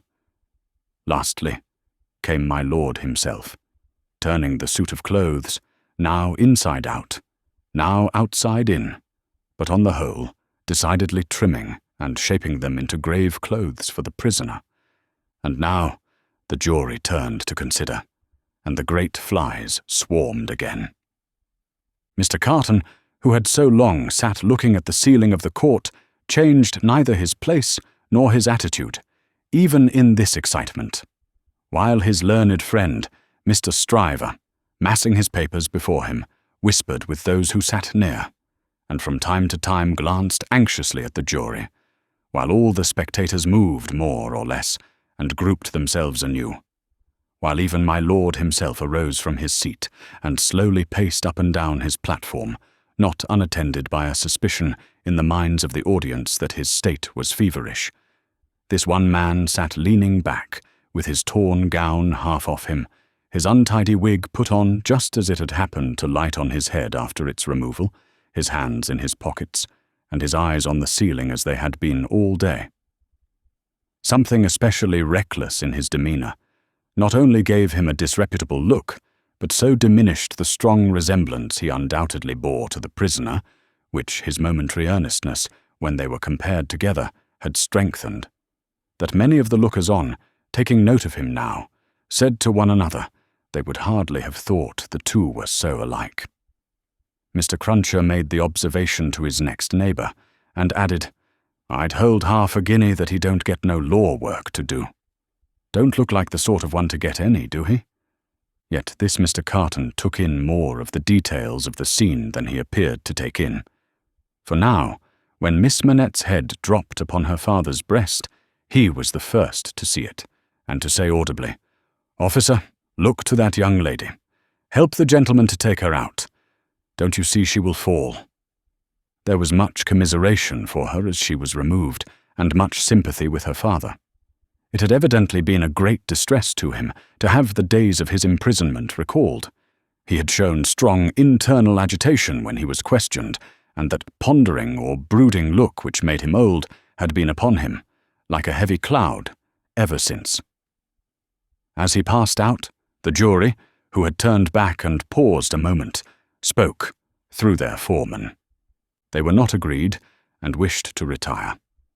My lord, perhaps with George Washington on his mind, showed some surprise that they were not agreed, but signified his pleasure that they should retire under watch and ward, and retired himself. The trial had lasted all day, and the lamps in the court were now being lighted. It began to be rumoured that the jury would be out a long while. The spectators dropped off to get refreshment, and the prisoner withdrew to the back of the dock and sat down. Mr. Lorry, who had gone out when the young lady and her father went out, now reappeared and beckoned to Jerry, who, in the slackened interest, could easily get near him. "Jerry, if you wish to take something to eat, you can. But keep in the way. You will be sure to hear when the jury come in. Don't be a moment behind them, for I want you to take the verdict back to the bank. You are the quickest messenger I know, and will get to Temple Bar long before I can." Jerry had just enough forehead to knuckle, and he knuckled it in acknowledgment of this communication and a shilling. Mr. Carton came up at the moment and touched Mr. Lorry on the arm. "How is the young lady?" "She's greatly distressed, but her father is comforting her, and she feels the better for being out of court. I'll tell the prisoner so. It won't do for a respectable bank gentleman like you to be seen speaking to him publicly, you know." Mr. Lorry reddened, as if he were conscious of having debated the point in his mind, and Mr. Carton made his way to the outside of the bar. The way out of court lay in that direction, and Jerry followed him, all eyes, ears, and spikes. "Mr. Darnay!" The prisoner came forward directly. "You will naturally be anxious to hear of the witness, Miss Manette. She will do very well.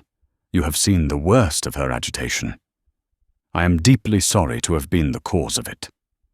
Could you tell her so for me, with my fervent acknowledgments?" "Yes, I could. I will, if you ask it." Mr. Carton's manner was so careless as to be almost insolent. He stood, half-turned from the prisoner, lounging with his elbow against the bar. "I do ask it. Accept my cordial thanks." "What?" said Carton, still only half-turned towards him. "Do you expect Mr. Darnay?" "The worst. It's the wisest thing to expect, and the likeliest. But I think their withdrawing is in your favour." Loitering on the way out of court not being allowed, Jerry heard no more, but left them, so like each other in feature, so unlike each other in manner, standing side by side, both reflected in the glass above them. An hour and a half limped heavily away in the thief and rascal crowded passages below, even though assisted off with mutton pies and ale. The horse messenger, uncomfortably seated on a form after taking that refection, had dropped into a doze when a loud murmur and a rapid tide of people setting up the stairs that led to the court carried him along with them. "Jerry! Jerry!" Mr. Lorry was already calling at the door when he got there. "Here, sir. It's a fight to get back again." "Here I am, sir." Mr. Lorry handed him a paper through the throng. "Quick! Have you got it?" "Yes, sir." Hastily written on the paper was the word, "acquitted." "If you had sent the message, 'recalled to life,' again," muttered Jerry as he turned, "I should have known what you meant. This time." He had no opportunity of saying, or so much as thinking, anything else, until he was clear of the Old Bailey. For the crowd came pouring out with a vehemence that nearly took him off his legs, and a loud buzz swept into the street as if the baffled blue flies were dispersing in search of other carrion. Book 2, Chapter 4, Congratulatory. From the dimly lighted passages of the court, the last sediment of the human stew that had been boiling there all day was straining off when Dr. Manette, Lucy Manette, his daughter, Mr. Lorry, the solicitor for the defence, and its counsel, Mr. Stryver, stood gathered round Mr. Charles Darnay, just released, congratulating him on his escape from death. It would have been difficult, by a far brighter light, to recognise in Dr. Manette, intellectual of face and upright of bearing, the shoemaker of the garret in Paris. Yet no one could have looked at him twice, without looking again, even though the opportunity of observation had not extended to the mournful cadence of his low, grave voice, and to the abstraction that overclouded him fitfully, without any apparent reason.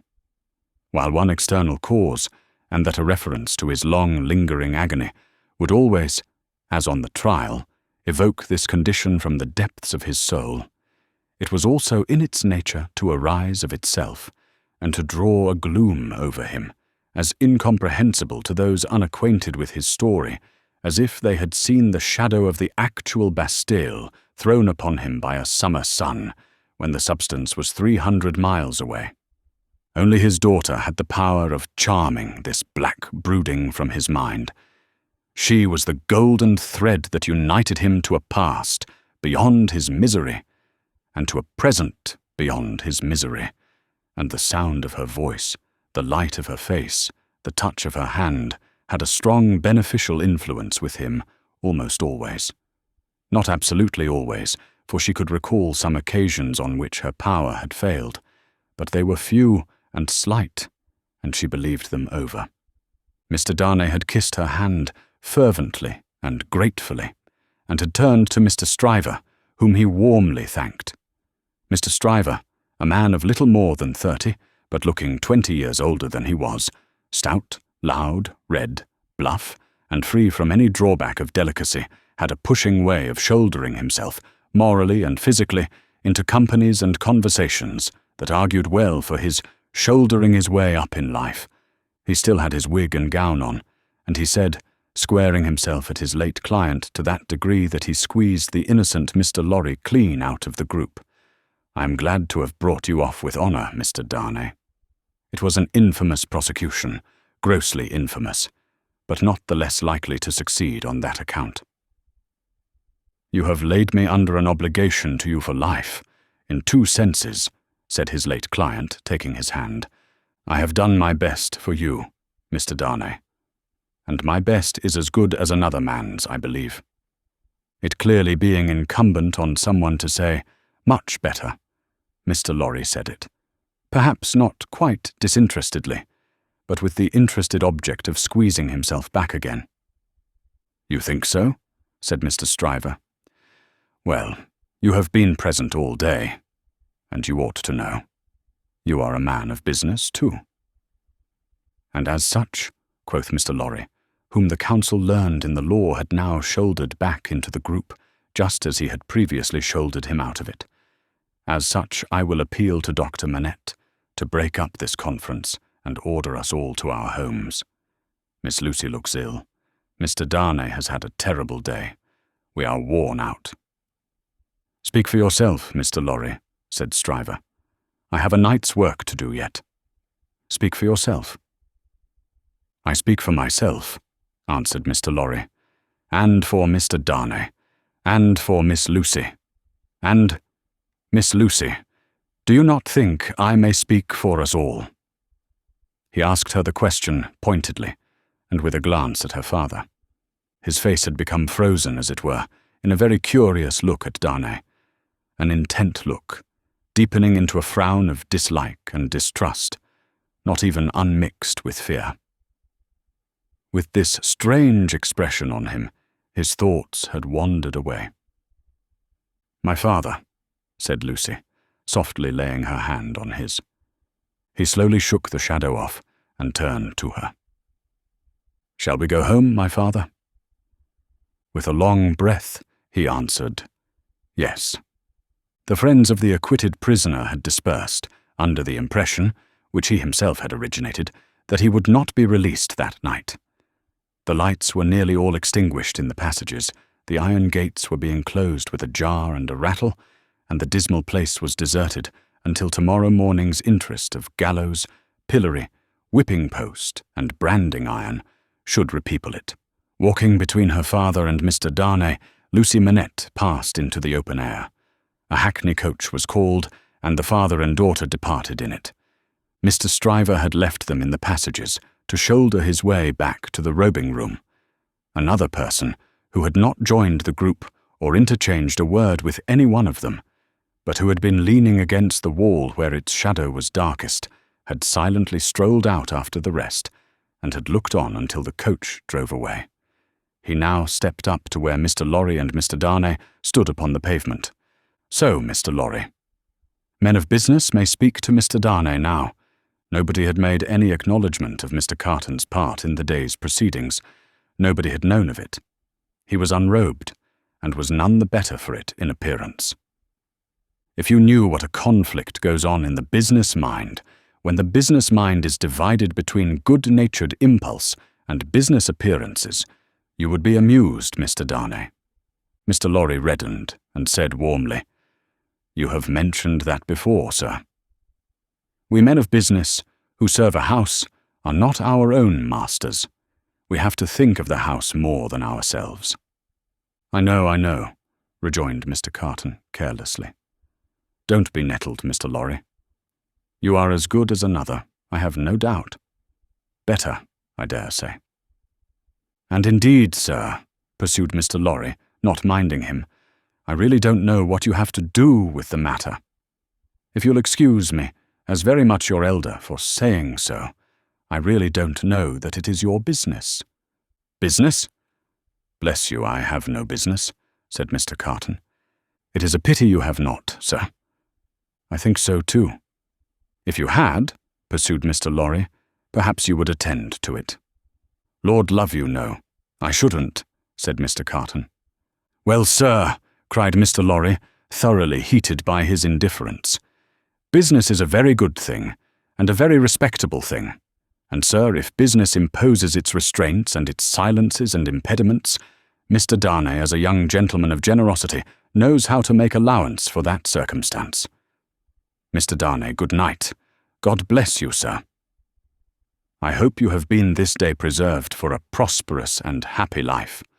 Chair there, perhaps a little angry with himself, as well as with the barrister, Mr. Lorry bustled into the chair and was carried off to Tellson's.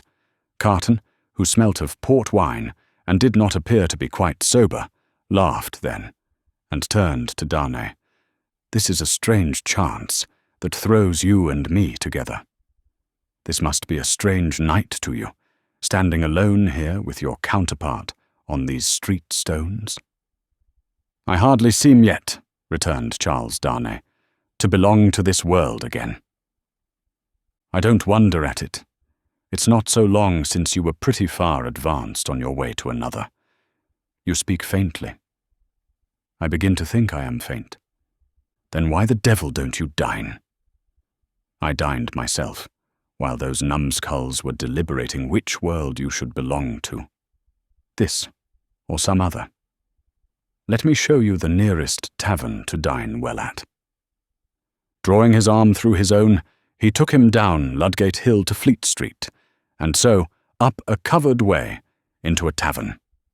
Here they were shown into a little room, where Charles Darnay was soon recruiting his strength with a good plain dinner and good wine, while Carton sat opposite to him at the same table, with his separate bottle of port before him, and his fully half-insolent manner upon him. "Do you feel yet that you belong to this terrestrial scheme again, Mr. Darnay?" "I am frightfully confused regarding time and place, but I am so far mended as to feel that." "It must be an immense satisfaction." He said it bitterly, and filled up his glass again, which was a large one. "As to me, the greatest desire I have is to forget that I belong to it.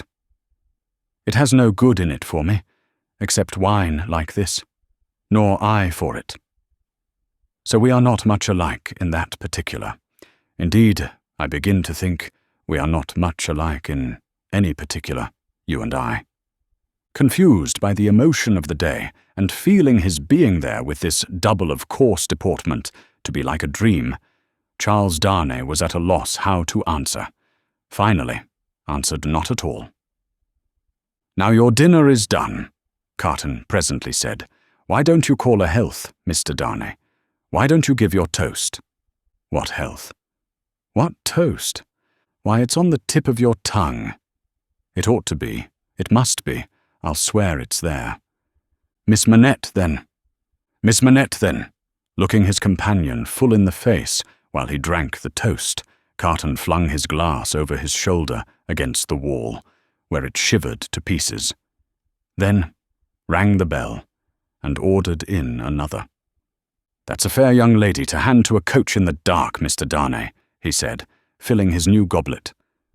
A slight frown and a laconic "yes" were the answer.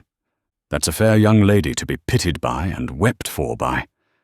How does it feel?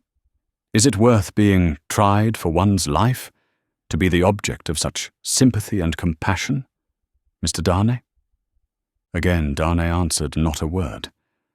"She was mightily pleased to have your message when I gave it her." Not that she showed she was pleased, but I suppose she was. The allusion served as a timely reminder to Darnay that this disagreeable companion had, of his own free will, assisted him in the strait of the day. He turned the dialogue to that point and thanked him for it. "I neither want any thanks, nor merit any," was the careless rejoinder. "It was nothing to do in the first place, and I don't know why I did it in the second. Mr. Darnay, let me ask you a question, willingly, and a small return for your good offices." Do you think I particularly like you?" "Really, Mr. Carton," returned the other, oddly disconcerted, "I have not asked myself the question. But ask yourself the question now. You have acted as if you do, but I don't think you do." "I don't think I do," said Carton. "I begin to have a very good opinion of your understanding." "Nevertheless," pursued Darnay, rising to ring the bell, "there is nothing in that, I hope, to prevent my calling the reckoning, and our parting, without ill blood on either side."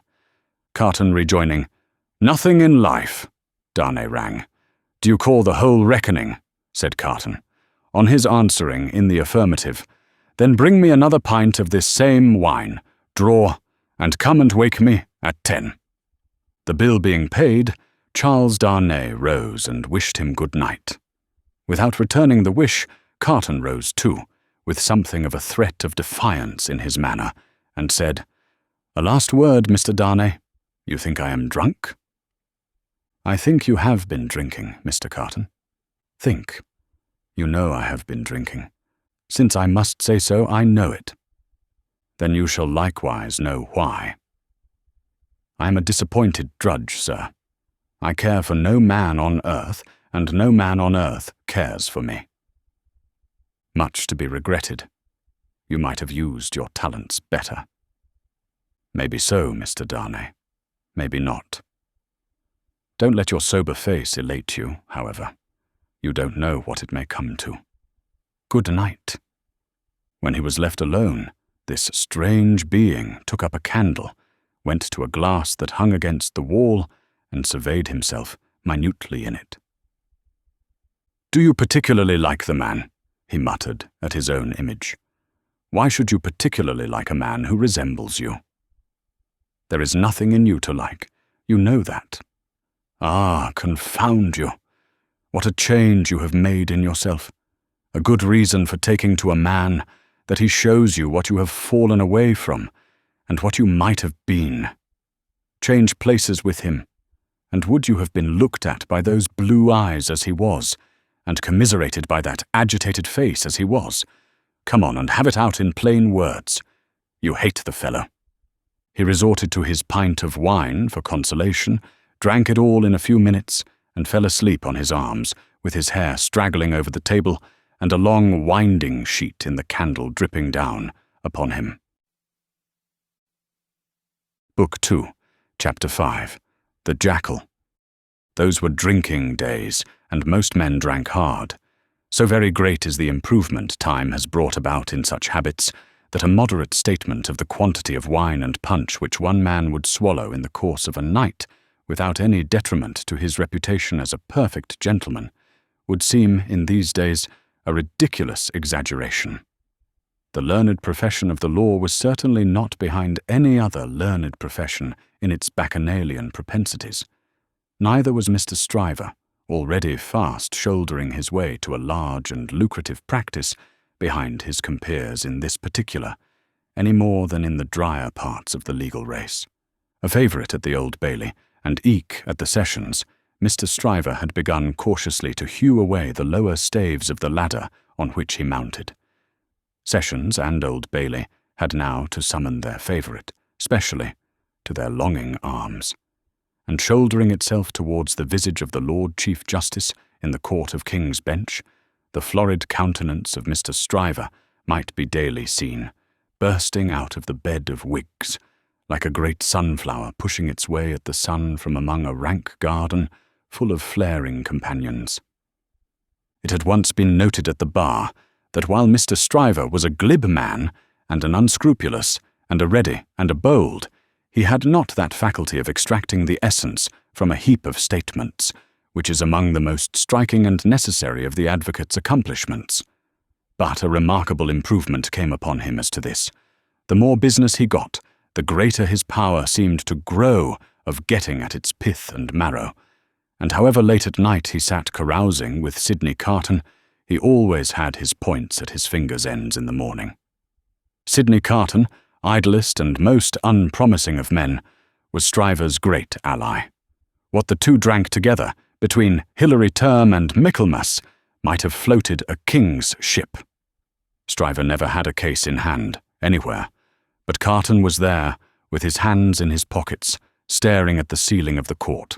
They went the same circuit, and even there they prolonged their usual orgies late into the night, and Carton was rumoured to be seen at broad day, going home stealthily and unsteadily to his lodgings, like a dissipated cat.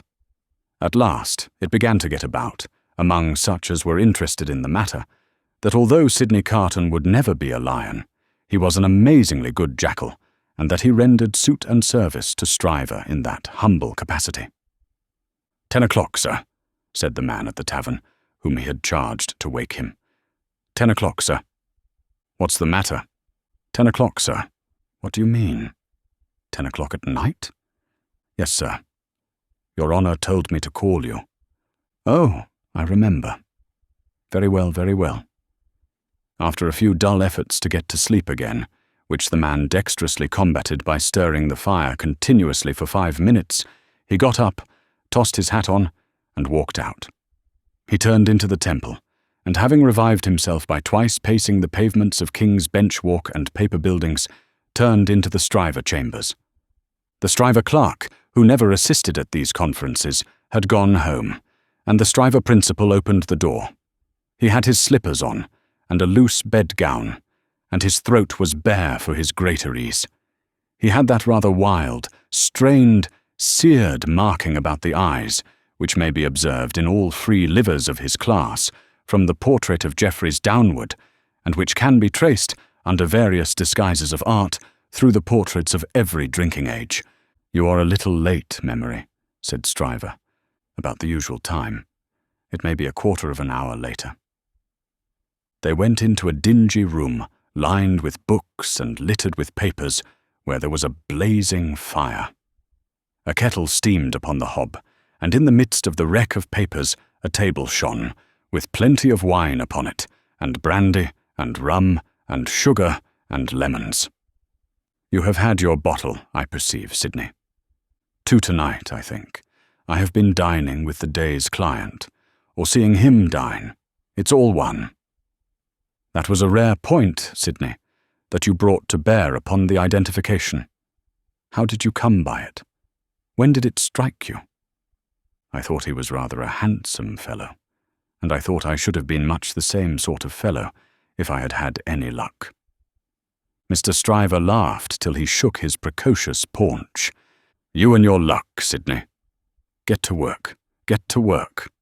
Sullenly enough, the jackal loosened his dress, went into an adjoining room, and came back with a large jug of cold water, a basin, and a towel or two.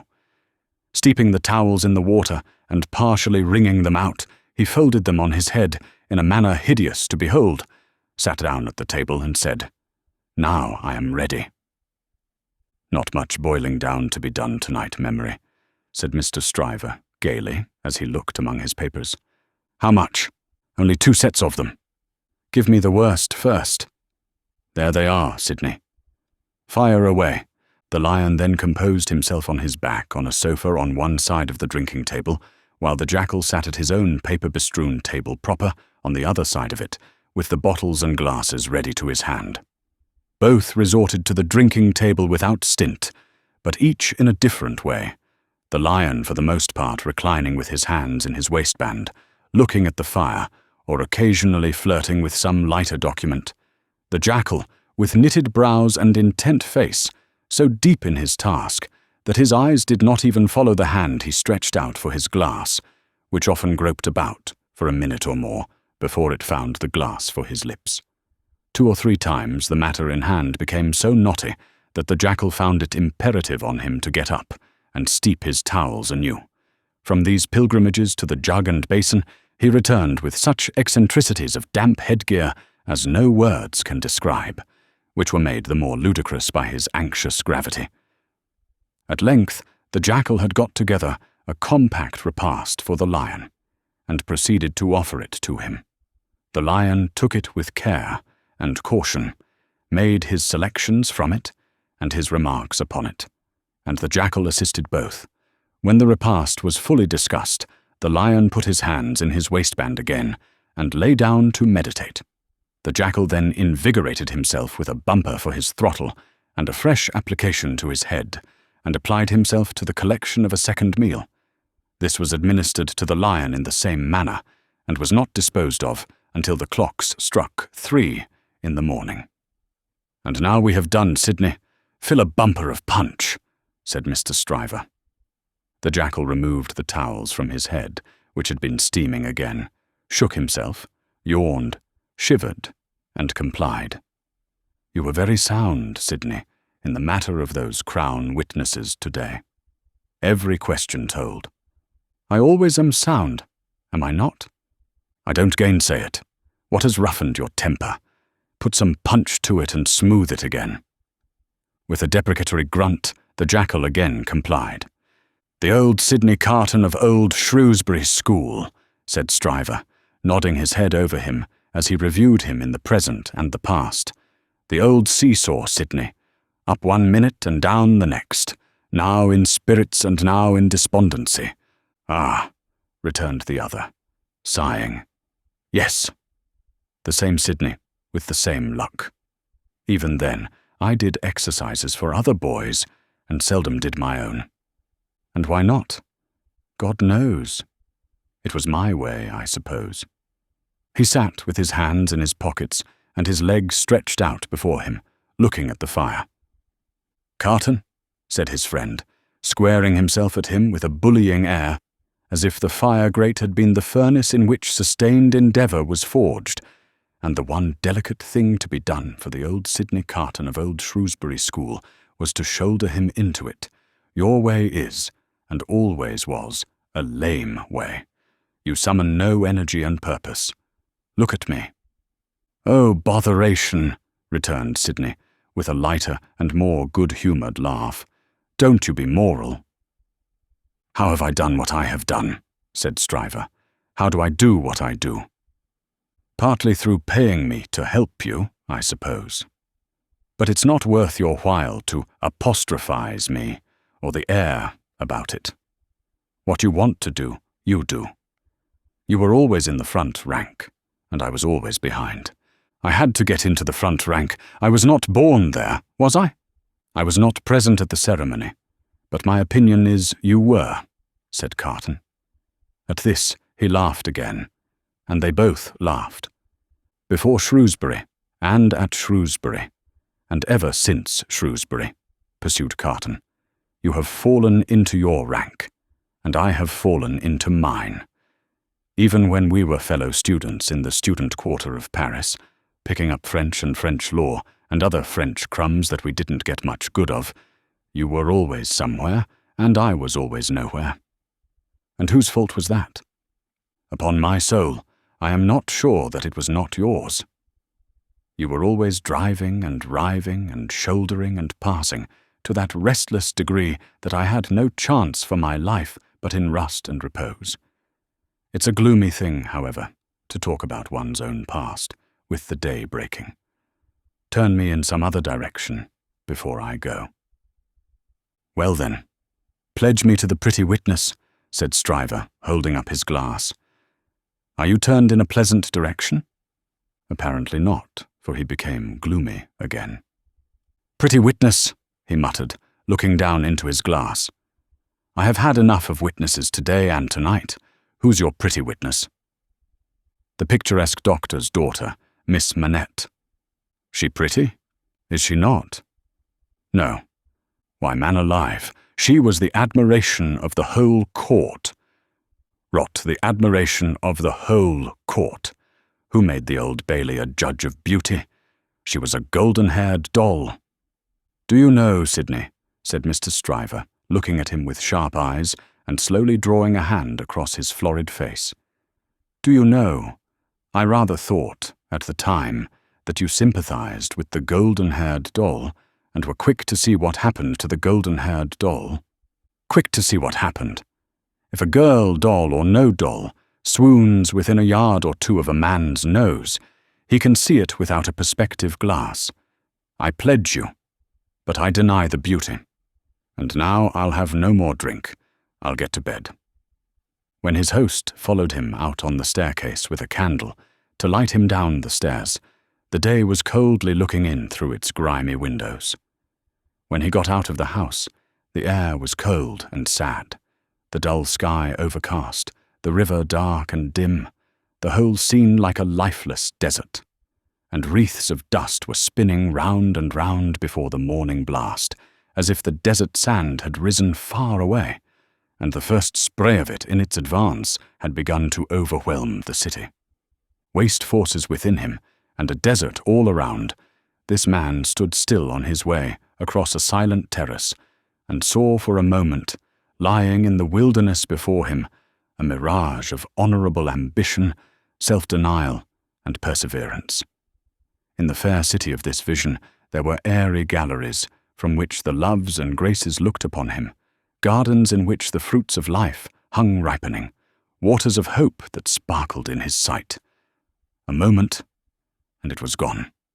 Climbing to a high chamber in a well of houses, he threw himself down in his clothes on a neglected bed, and its pillow was wet with wasted tears. Sadly, sadly the sun rose. It rose upon no sadder sight than the man of good abilities and good emotions, incapable of their directed exercise, incapable of his own help and his own happiness, sensible of the blight on him, and resigning himself to let it eat him away. Book 2, Chapter 6. Hundreds of People. The quiet lodgings of Dr. Manette were in a quiet street corner not far from Soho Square, on the afternoon of a certain fine Sunday, when the waves of 4 months had rolled over the trial for treason and carried it, as to the public interest and memory, far out to sea. Mr. Jarvis Lorry walked along the sunny streets from Clerkenwell, where he lived, on his way to dine with the doctor. After several relapses into business absorption, Mr. Lorry had become the doctor's friend, and the quiet street corner was the sunny part of his life.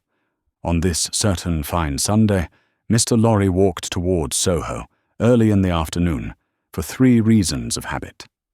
Firstly, because, on fine Sundays, he often walked out before dinner with the doctor and Lucy.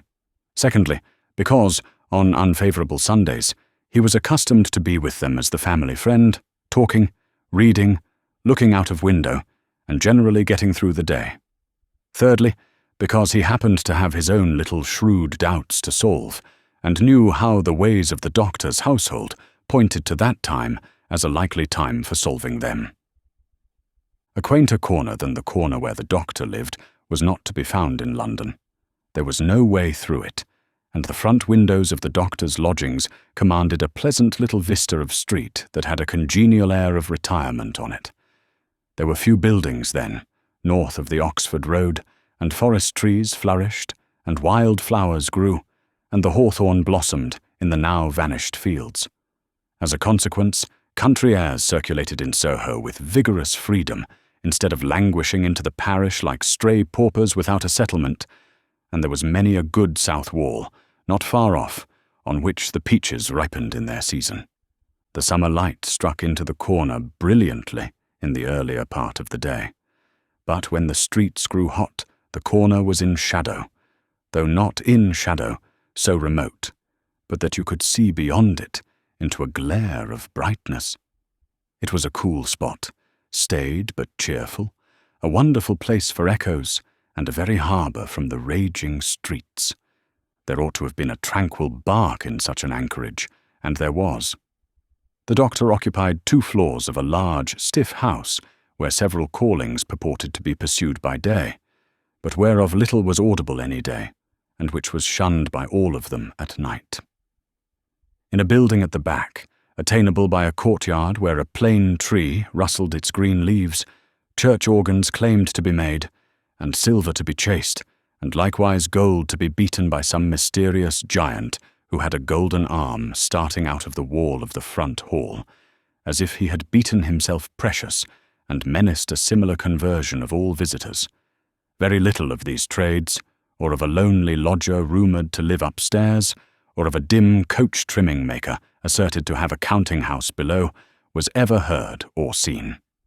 Occasionally, a stray workman putting his coat on traversed the hall, or a stranger peered about there, or a distant clink was heard across the courtyard, or a thump from the golden giant These, however, were only the exceptions required to prove the rule that the sparrows in the plane tree behind the house and the echoes in the corner before it had their own way from Sunday morning unto Saturday night.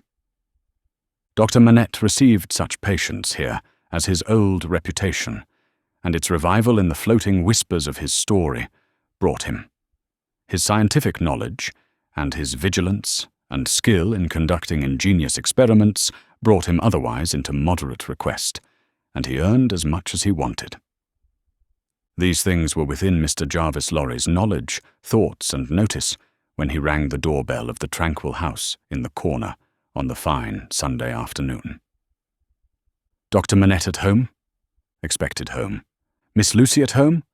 Expected home. Miss Pross at home? Possibly at home, but of a certainty impossible for handmaid to anticipate intentions of Miss Pross as to admission or denial of the fact. "As I am at home myself," said Mr. Lorry, "I'll go upstairs." Although the doctor's daughter had known nothing of the country of her birth, she appeared to have innately derived from it that ability to make much of little means, which is one of its most useful and most agreeable characteristics. Simple as the furniture was, it was set off by so many little adornments, of no value but for their taste and fancy, that its effect was delightful. The disposition of everything in the rooms, from the largest object to the least. The arrangement of colours, the elegant variety and contrast obtained by thrift in trifles, by delicate hands, clear eyes, and good sense, were at once so pleasant in themselves and so expressive of their originator, that as Mr. Lorry stood looking about him, the very chairs and tables seemed to ask him, with something of that peculiar expression which he knew so well by this time, whether he approved? There were 3 rooms on a floor, and, the doors by which they communicated being put open that the air might pass freely through them all, Mr. Lorry, smilingly observant of that fanciful resemblance which he detected all around him, walked from one to another. The first was the best room, and in it were Lucy's birds, and flowers, and books, and desk, and work-table, and box of watercolours. The second was the doctor's consulting room, used also as the dining room. The third, changingly speckled by the rustle of the plane tree in the yard, was the doctor's bedroom, and there, in a corner, stood the disused shoemaker's bench and tray of tools, much as it had stood on the 5th floor of the dismal house by the wine shop in the suburb of Saint Antoine in Paris. "I wonder," said Mr. Lorry, pausing in his looking about, "that he keeps that reminder of his sufferings about him." And why wonder at that, was the abrupt inquiry that made him start. It proceeded from Miss Pross, the wild red woman, strong of hand, whose acquaintance he had first made at the Royal George Hotel at Dover, and had since improved. "I should have thought," Mr. Lorry began. "Pooh, you'd have thought," said Miss Pross, and Mr. Lorry left off. "How do you do?" inquired that lady then, sharply, and yet as if to express that she bore him no malice. "I am pretty well, I thank you," answered Mr. Lorry with meekness. "How are you?" "Nothing to boast of," said Miss Pross. "Indeed?" "Ah, indeed," said Miss Pross. "I am very much put out about my ladybird." "Indeed?"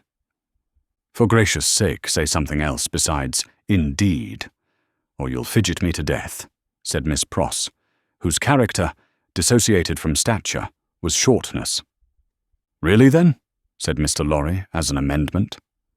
"Really is bad enough," returned Miss Pross, "but better. Yes, I am very much put out."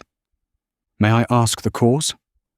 "I don't want dozens of people who are not at all worthy of Ladybird to come here looking after her," said Miss Pross. "Do dozens come for that purpose?" "Hundreds," said Miss Pross.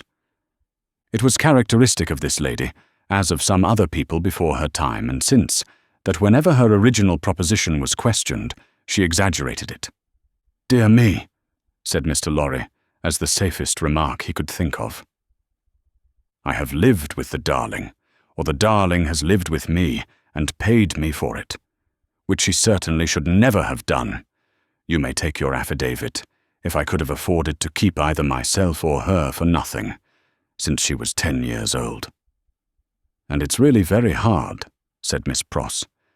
Not seeing with precision what was very hard, Mr. Lorry shook his head, using that important part of himself as a sort of fairy cloak that would fit anything. All sorts of people who are not in the least degree worthy of the pet are always turning up, said Miss Pross. When you began it, I began it, Miss Pross. Didn't you? Who brought her father to life? Oh, if that was beginning it, said Mr. Lorry, it wasn't ending it, I suppose. I say, when you began it, it was hard enough. Not that I have any fault to find with Dr. Manette, except that he is not worthy of such a daughter, which is no imputation on him, for it was not to be expected that anybody should be, under any circumstances. But it really is doubly and trebly hard to have crowds and multitudes of people turning up after him. I could have forgiven him, to take Ladybird's affections away from me. Mr. Lorry knew Miss Pross to be very jealous, but he also knew her by this time to be, beneath the service of her eccentricity, one of those unselfish creatures found only among women who will, for pure love and admiration, bind themselves willing slaves to youth when they have lost it, to beauty that they never had, to accomplishments that they were never fortunate enough to gain, to bright hopes that never shone upon their own sombre lives. He knew enough of the world to know that there is nothing in it better than the faithful service of the heart. So rendered and so free from any mercenary taint, he had such an exalted respect for it, that in the retributive arrangements made by his own mind, we all make such arrangements more or less, he stationed Miss Pross much nearer to the lower angels than many ladies immeasurably better got up, both by nature and art, who had balances at Tellson's. There never was, nor will be, but one man worthy of Ladybird, said Miss Pross, and that was my brother Solomon, if he hadn't made a mistake in life. Here again, Mr. Lorry's inquiries into Miss Pross's personal history had established the fact that her brother Solomon was a heartless scoundrel who had stripped her of everything she possessed as a stake to speculate with, and had abandoned her in her poverty for evermore, with no touch of compunction. Miss Pross's fidelity of belief in Solomon, deducting a mere trifle for this slight mistake, was quite a serious matter with Mr. Lorry, and had its weight in his good opinion of her. As we happen to be alone for the moment, and are both people of business, he said, when they had got back to the drawing-room and had sat down there in friendly relations, let me ask you, does the doctor, in talking with Lucy, never refer to the shoemaking time yet? Never. And yet keeps that bench and those tools beside him? Ah, returned Miss Pross, shaking her head, but I don't say he don't refer to it within himself. Do you believe that he thinks of it much? I do, said Miss Pross. Do you imagine, Mr. Lorry had begun when Miss Pross took him up short with, never imagine anything. Have no imagination at all. I stand corrected. Do you suppose you go so far as to suppose sometimes? Now and then, said Miss Pross. Do you suppose, Mr. Lorry went on, with a laughing twinkle in his bright eye, as it looked kindly at her, that Dr. Manette has any theory of his own, preserved through all those years, relative to the cause of his being so oppressed, perhaps even to the name of his oppressor? I don't suppose anything about it but what Ladybird tells me, and that is that she thinks he has. Now don't be angry at my asking all these questions, because I am a mere dull man of business, and you are a woman of business. Dull? Miss Pross inquired with placidity. Rather wishing his modest adjective away, Mr. Lorry replied, No, no, no. Surely not. To return to business? Is it not remarkable that Dr. Manette, unquestionably innocent of any crime, as we are all well assured he is, should never touch upon that question? I will not say with me, though he had business relations with me many years ago, and we are now intimate. I will say with the fair daughter to whom he is so devotedly attached, and who is so devotedly attached to him. Believe me, Miss Pross, I don't approach the topic with you, out of curiosity, but out of zealous interest. Well, to the best of my understanding, and bad's the best, you'll tell me, said Miss Pross, softened by the tone of the apology. He is afraid of the whole subject. Afraid? It's plain enough, I should think, why he may be. It's a dreadful remembrance. Besides that, his loss of himself grew out of it. Not knowing how he lost himself, or how he recovered himself, he may never feel certain of not losing himself again. That alone wouldn't make the subject pleasant, I should think. It was a profounder remark than Mr. Lorry had looked for. True, said he, and fearful to reflect upon. Yet a doubt lurks in my mind, Miss Pross, whether it is good for Dr. Manette to have that suppression always shut up within him. Indeed, it is this doubt and the uneasiness it sometimes causes me that has led me to our present confidence. Can't be helped, said Miss Pross, shaking her head. Touch that string and he instantly changes for the worse. Better leave it alone. In short, must leave it alone, like or no like. Sometimes he gets up in the dead of the night, and will be heard, by us overhead there, walking up and down in his room. Ladybird has learnt to know then that his mind is walking up and down in his old prison. She hurries to him, and they go on together, walking up and down, until he is composed. But he never says a word of the true reason of his restlessness to her, and she finds it best not to hint at it to him. In silence they go walking up and down together, till her love and company have brought him to himself. Notwithstanding Miss Pross's denial of her own imagination, there was a perception of the pain of being monotonously haunted by one sad idea, in her repetition of the phrase, walking up and down, which testified to her possessing such a thing. The corner has been mentioned as a wonderful corner for echoes. It had begun to echo so resoundingly to the tread of coming feet that it seemed as though the very mention of that weary pacing to and fro had set it going. "Here they are," said Miss Pross, rising to break up the conference, "and now we shall have hundreds of people pretty soon." It was such a curious corner in its acoustical properties, such a peculiar ear of a place, that as Mr. Lorry stood at the open window, looking for the father and daughter whose steps he heard, he fancied they would never approach. Not only would the echoes die away, as though the steps had gone, but echoes of other steps that never came would be heard in their stead, and would die away for good when they seemed close at hand. However, father and daughter did at last appear, and Miss Pross was ready at the street door to receive them. Miss Pross was a pleasant sight, albeit wild and red and grim, taking off her darling's bonnet when she came upstairs, and touching it up with the ends of her handkerchief, and blowing the dust off it, and folding her mantle ready for laying by, and smoothing her rich hair with as much pride as she could possibly have taken in her own hair if she had been the vainest and handsomest of women. Her darling was a pleasant sight too, embracing her and thanking her, and protesting against her taking so much trouble for her, which last she only dared to do playfully, or Miss Pross, sorely hurt, would have retired to her own chamber and cried. The doctor was a pleasant sight too, looking on at them, and telling Miss Pross how she spoilt Lucy, in accents, and with eyes that had as much spoiling in them as Miss Pross had, and would have had more if it were possible. Mr. Lorry was a pleasant sight too, beaming at all this in his little wig, and thanking his bachelor stars for having lighted him in his declining years to a home. But no hundreds of people came to see the sights, and Mr. Lorry looked in vain for the fulfillment of Miss Pross's prediction. Dinner time, and still no hundreds of people. In the arrangements of the little household, Miss Pross took charge of the lower regions, and always acquitted herself marvellously. Her dinners, of a very modest quality, were so well cooked and so well served, and so neat in their contrivances, half English and half French, that nothing could be better. Miss Pross's friendship being of the thoroughly practical kind.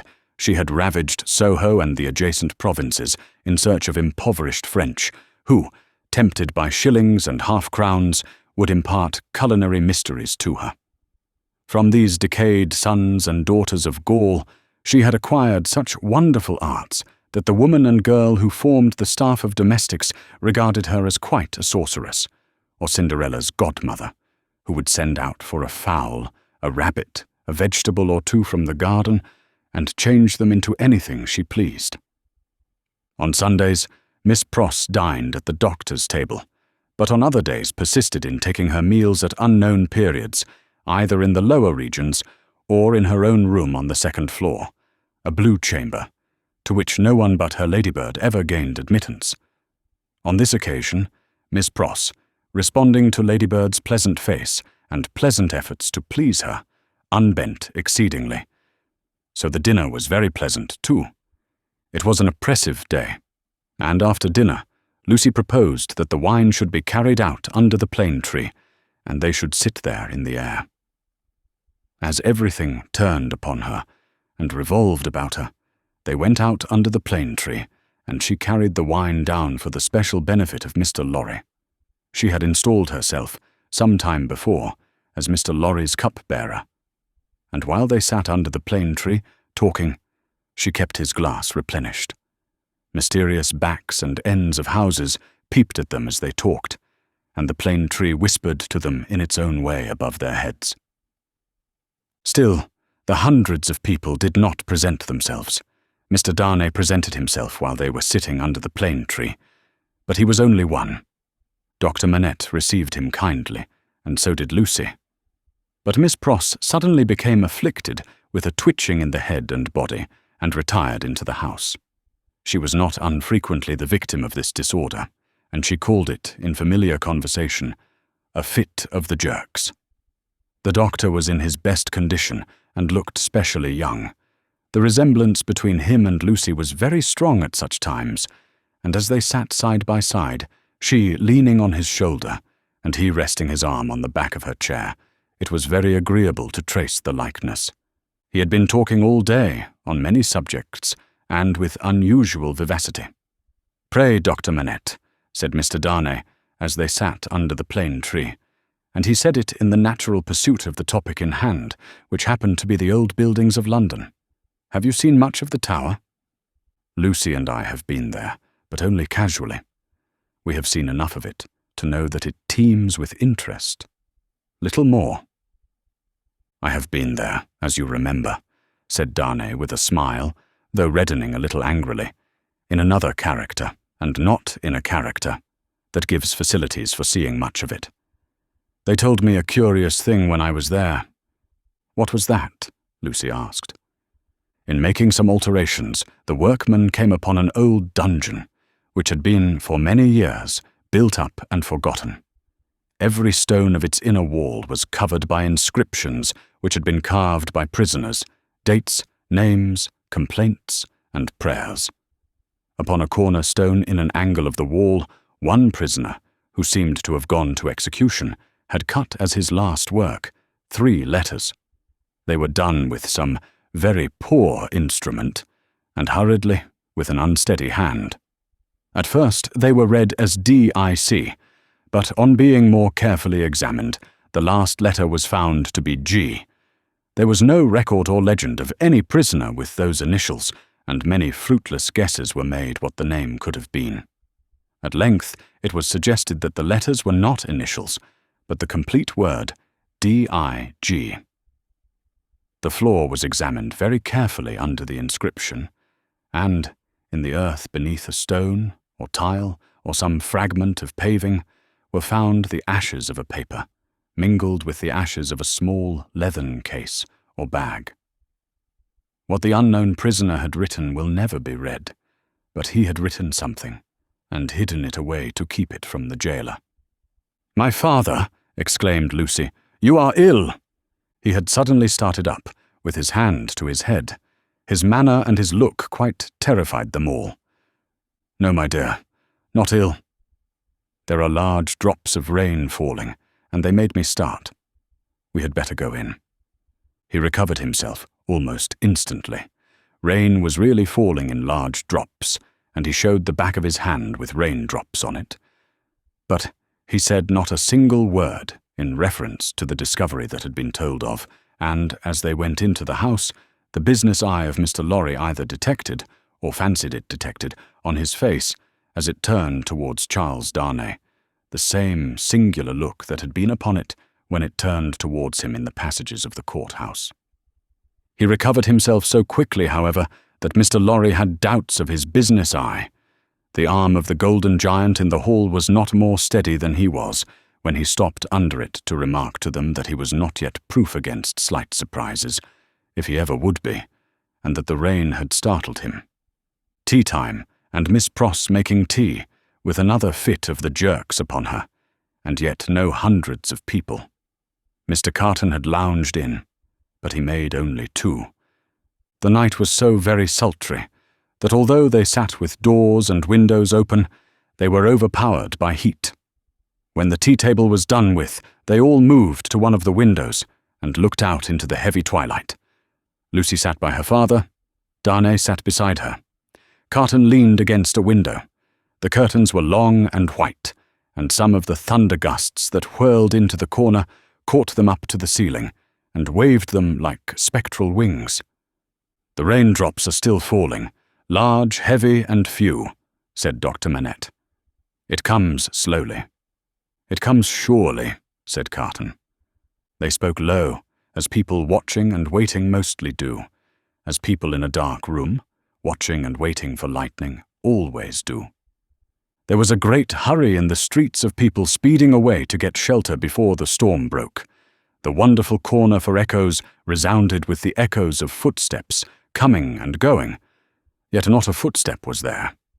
"A multitude of people, and yet a solitude," said Darnay, when they had listened for a while.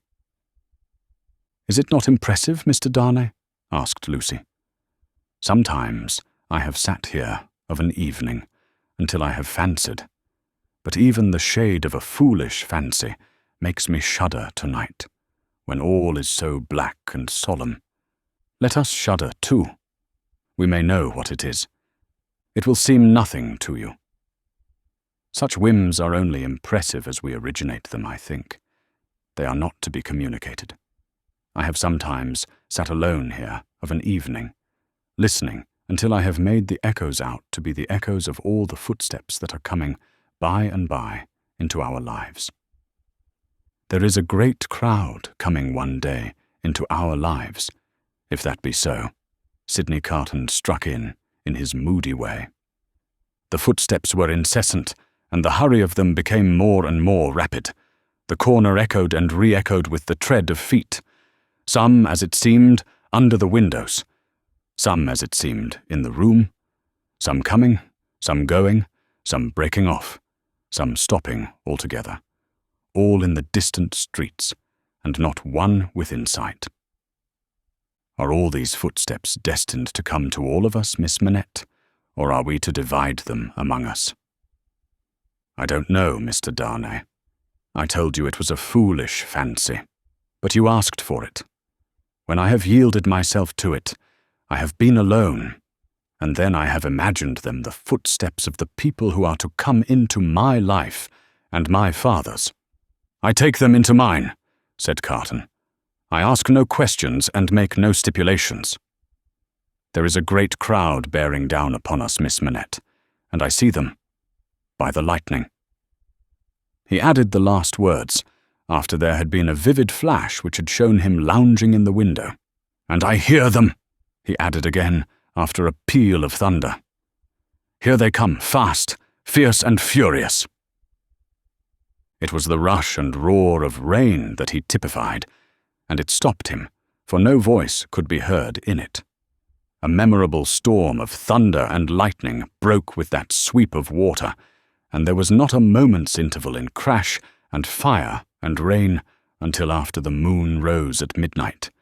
The great bell of St. Paul's was striking one in the cleared air, when Mr. Lorry, escorted by Jerry, high-booted and bearing a lantern, set forth on his return passage to Clerkenwell.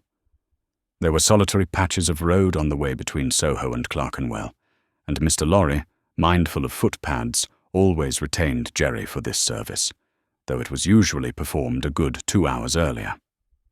"What a night it has been!"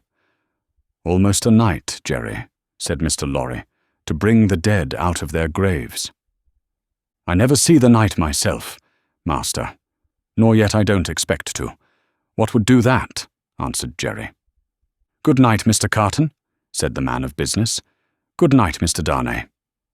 Shall we ever see such a night again, together? Perhaps. Perhaps see the great crowd of people with its rush and roar, bearing down upon them too." Book 2, Chapter 7. Monseigneur in Town. Monseigneur, one of the great lords in power at the court, held his fortnightly reception in his grand hotel in Paris. Monseigneur was in his inner room, his sanctuary of sanctuaries, the holiest of holiest to the crowd of worshippers in the suite of rooms without. Monseigneur was about to take his chocolate. Monseigneur could swallow a great many things with ease, and was by some few sullen minds supposed to be rather rapidly swallowing France. But his morning's chocolate could not so much as get into the throat of Monseigneur, without the aid of 4 strong men besides the cook. Yes, it took 4 men, all 4 ablaze with gorgeous decoration, and the chief of them unable to exist with fewer than 2 gold watches in his pocket, emulative of the noble and chaste fashion set by Monseigneur, to conduct the happy chocolate to Monseigneur's lips. One lackey carried the chocolate pot into the sacred presence. A second milled and frothed the chocolate with the little instrument he bore for that function. A third presented the favoured napkin. A fourth, he of the 2 gold watches, poured the chocolate out. It was impossible for Monseigneur to dispense with one of these attendants on the chocolate and hold his high place under the admiring heavens. Deep would have been the blot upon his escutcheon if his chocolate had been ignobly waited on by only 3 men. He must have died of 2. Monseigneur had been out at a little supper last night, where the comedy and the grand opera were charmingly represented. Monseigneur was out at a little supper most nights, with fascinating company. So polite and so impressible was Monseigneur that the comedy and the grand opera had far more influence with him in the tiresome articles of state affairs and state secrets than the needs of all France. A happy circumstance for France, as the like always is for all countries similarly favoured, always was for England, by way of example, in the regretted days of the merry Stuart who sold it. Monseigneur had one truly noble idea of general public business, which was to let everything go on in its own way. Of particular public business, Monseigneur had the other truly noble idea that it must all go his way, tend to his own power and pocket. Of his pleasures, general and particular, Monseigneur had the other truly noble idea, that the world was made for them. The text of his order, altered from the original by only a pronoun, which is not much, ran, "The earth and the fullness thereof are mine, saith Monseigneur."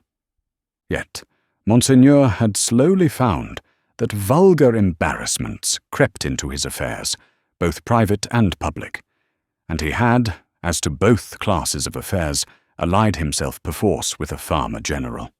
As to finances public, because Monseigneur could not make anything at all of them, and must consequently let them out to somebody who could. As to finances private, because farmer-generals were rich, and Monseigneur, after generations of great luxury and expense, was growing poor. Hence Monseigneur had taken his sister from a convent, while there was yet time to ward off the impending veil, the cheapest garment she could wear, and had bestowed her as a prize upon a very rich farmer-general, poor in family. Which farmer-general, carrying an appropriate cane with a golden apple on the top of it, was now among the company in the outer rooms, much prostrated before by mankind, always excepting superior mankind of the blood of Monseigneur, who, his own wife included, looked down upon him with the loftiest contempt. A sumptuous man was the farmer-general. 30 horses stood in his stables, 24 male domestics sat in his halls, 6 body women waited on his wife. As one who pretended to do nothing but plunder and forage where he could, the farmer general, howsoever his matrimonial relations conduced to social morality, was at least the greatest reality among the personages who attended at the hotel of Monseigneur that day. For the rooms, though a beautiful scene to look at, and adorned with every device of decoration that the taste and skill of the time could achieve, were in truth not a sound business, considered with any reference to the scarecrows in the rags and nightcaps elsewhere, and not so far off either, but that the watching towers of Notre Dame, almost equidistant from the two extremes, could see them both. They would have been an exceedingly uncomfortable business, if that could have been anybody's business, at the house of Monseigneur. Military officers destitute of military knowledge, naval officers with no idea of a ship, civil officers without a notion of affairs, brazen ecclesiastics of the worst worldly, with sensual eyes, loose tongues, and looser lives, all totally unfit for their several callings, all lying horribly and pretending to belong to them, but all nearly or remotely of the order of Monseigneur, and therefore foisted on all public employments from which anything was to be got. These were to be told off by the score and the score. People not immediately connected with Monseigneur or the state, yet equally unconnected with anything that was real or with lives passed in travelling by any straight road to any true earthly end, were no less abundant. Doctors who made great fortunes out of dainty remedies for imaginary disorders that never existed, smiled upon their courtly patients in the antechambers of Monseigneur. Projectors who had discovered every kind of remedy for the little evils with which the state was touched, except the remedy of setting to work in earnest to root out a single sin, poured their distracting babble into any ears they could lay hold of, at the reception of Monseigneur.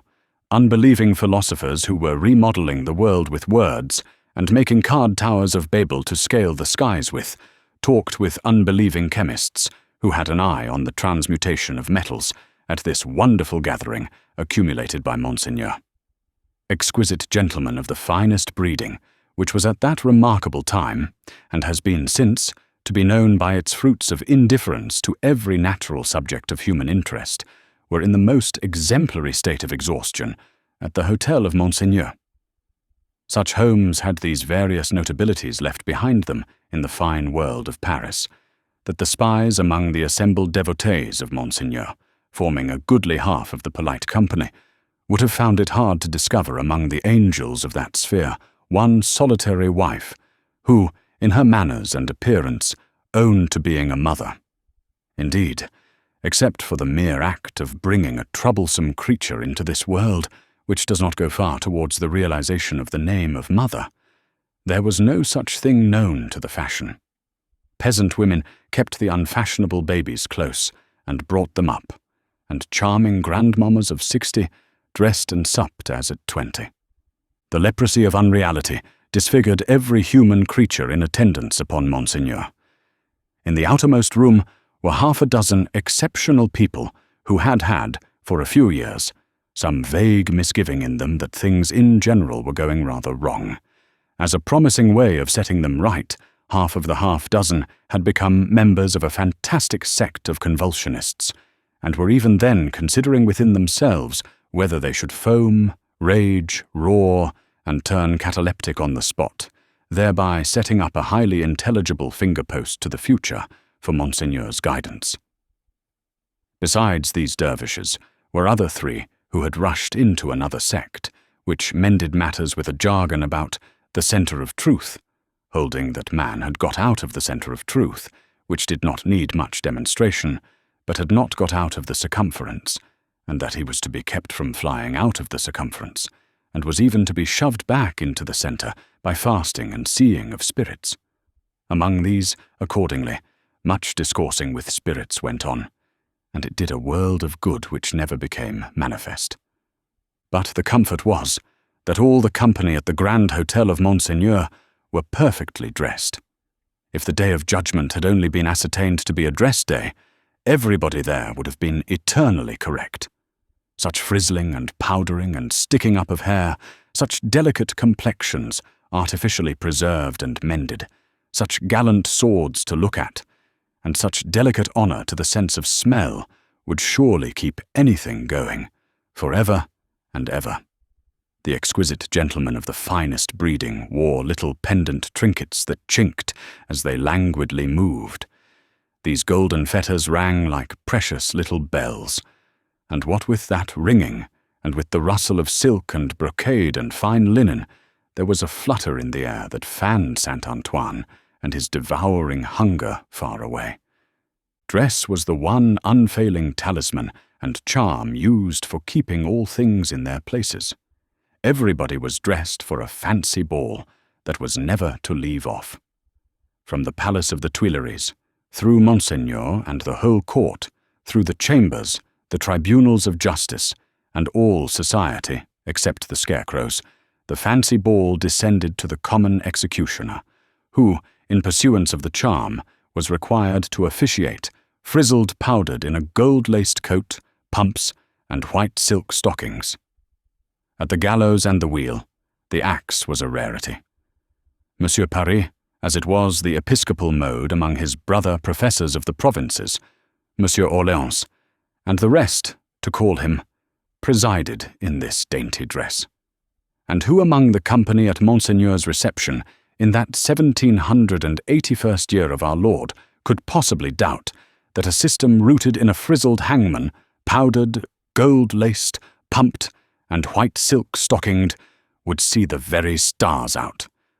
Monseigneur, having eased his 4 men of their burdens and taken his chocolate, caused the doors of the holiest of holiests to be thrown open and issued forth.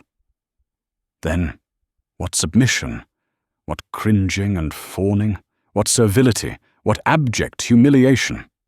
As to bowing down in body and spirit, nothing in that way was left for heaven, which may have been one among other reasons why the worshippers of Monseigneur never troubled it.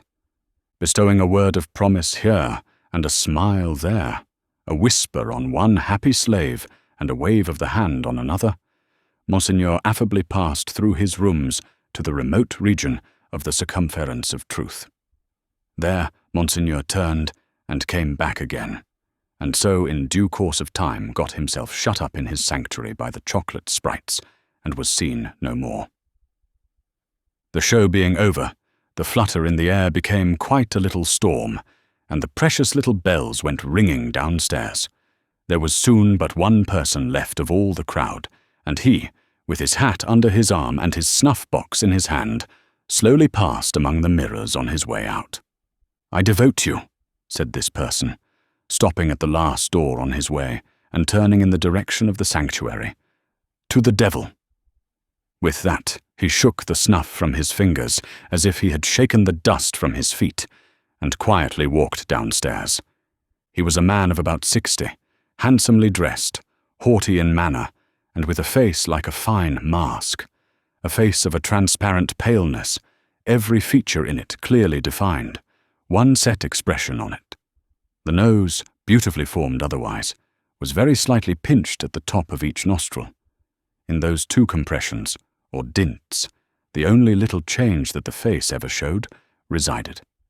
They persisted in changing colour sometimes, and they would be occasionally dilated and contracted by something like a faint pulsation. Then they gave a look of treachery and cruelty to the whole countenance. Examined with attention, its capacity of helping such a look was to be found in the line of the mouth and the lines of the orbits of the eyes being much too horizontal and thin.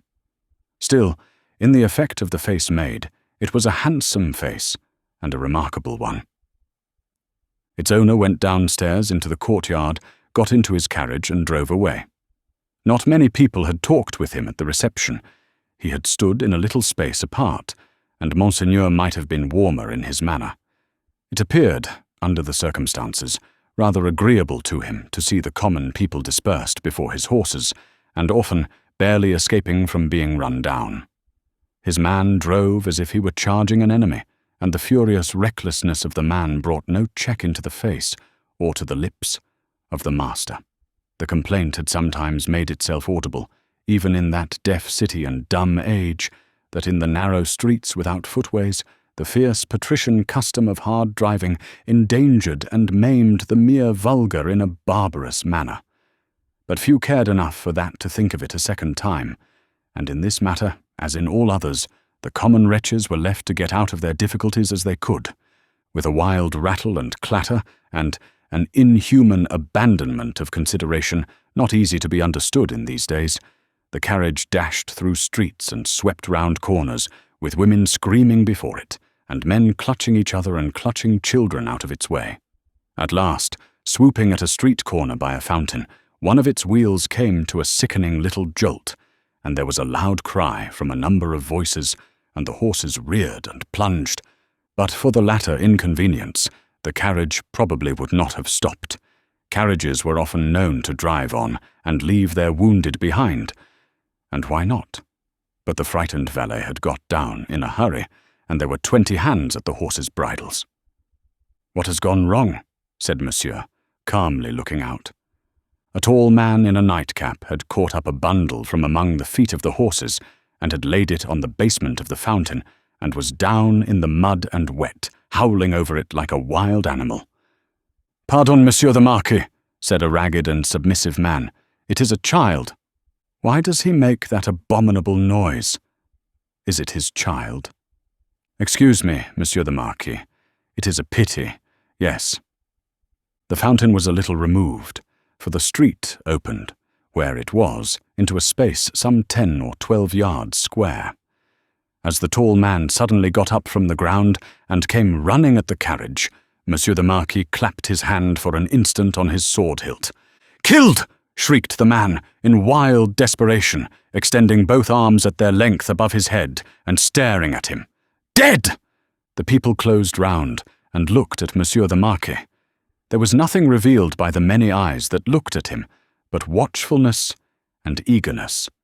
There was no visible menacing or anger. Neither did the people say anything.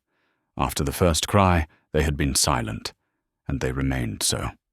The voice of the submissive man who had spoken was flat and tame in its extreme submission. Monsieur the Marquis ran his eyes over them all, as if they had been mere rats come out of their holes. He took out his purse. "It is extraordinary to me," said he, "that you people cannot take care of yourselves and your children. One or the other of you is forever in the way. How do I know what injury you have done my horses? See, give him that." He threw out a gold coin for the valet to pick up, and all the heads craned forward that all the eyes might look down at it as it fell. The tall man called out again with a most unearthly cry, "Dead!" He was arrested by the quick arrival of another man, for whom the rest made way. On seeing him, the miserable creature fell upon his shoulder, sobbing and crying, and pointing to the fountain, where some women were stooping over the motionless bundle and moving gently about it. They were as silent, however, as the men. I know all," said the last comer. "Be a brave man, my Gaspard. It is better for the poor little plaything to die so than to live. It has died in a moment without pain. Could it have lived an hour as happily?" "You are a philosopher, you there," said the Marquis, smiling. "How do they call you?" "They call me Defarge." "Of what trade?" "Monsieur the Marquis, vendor of wine." "Pick up that philosopher and vendor of wine," said the Marquis, throwing him another gold coin, "and spend it as you will. The horse is there. Are they right?"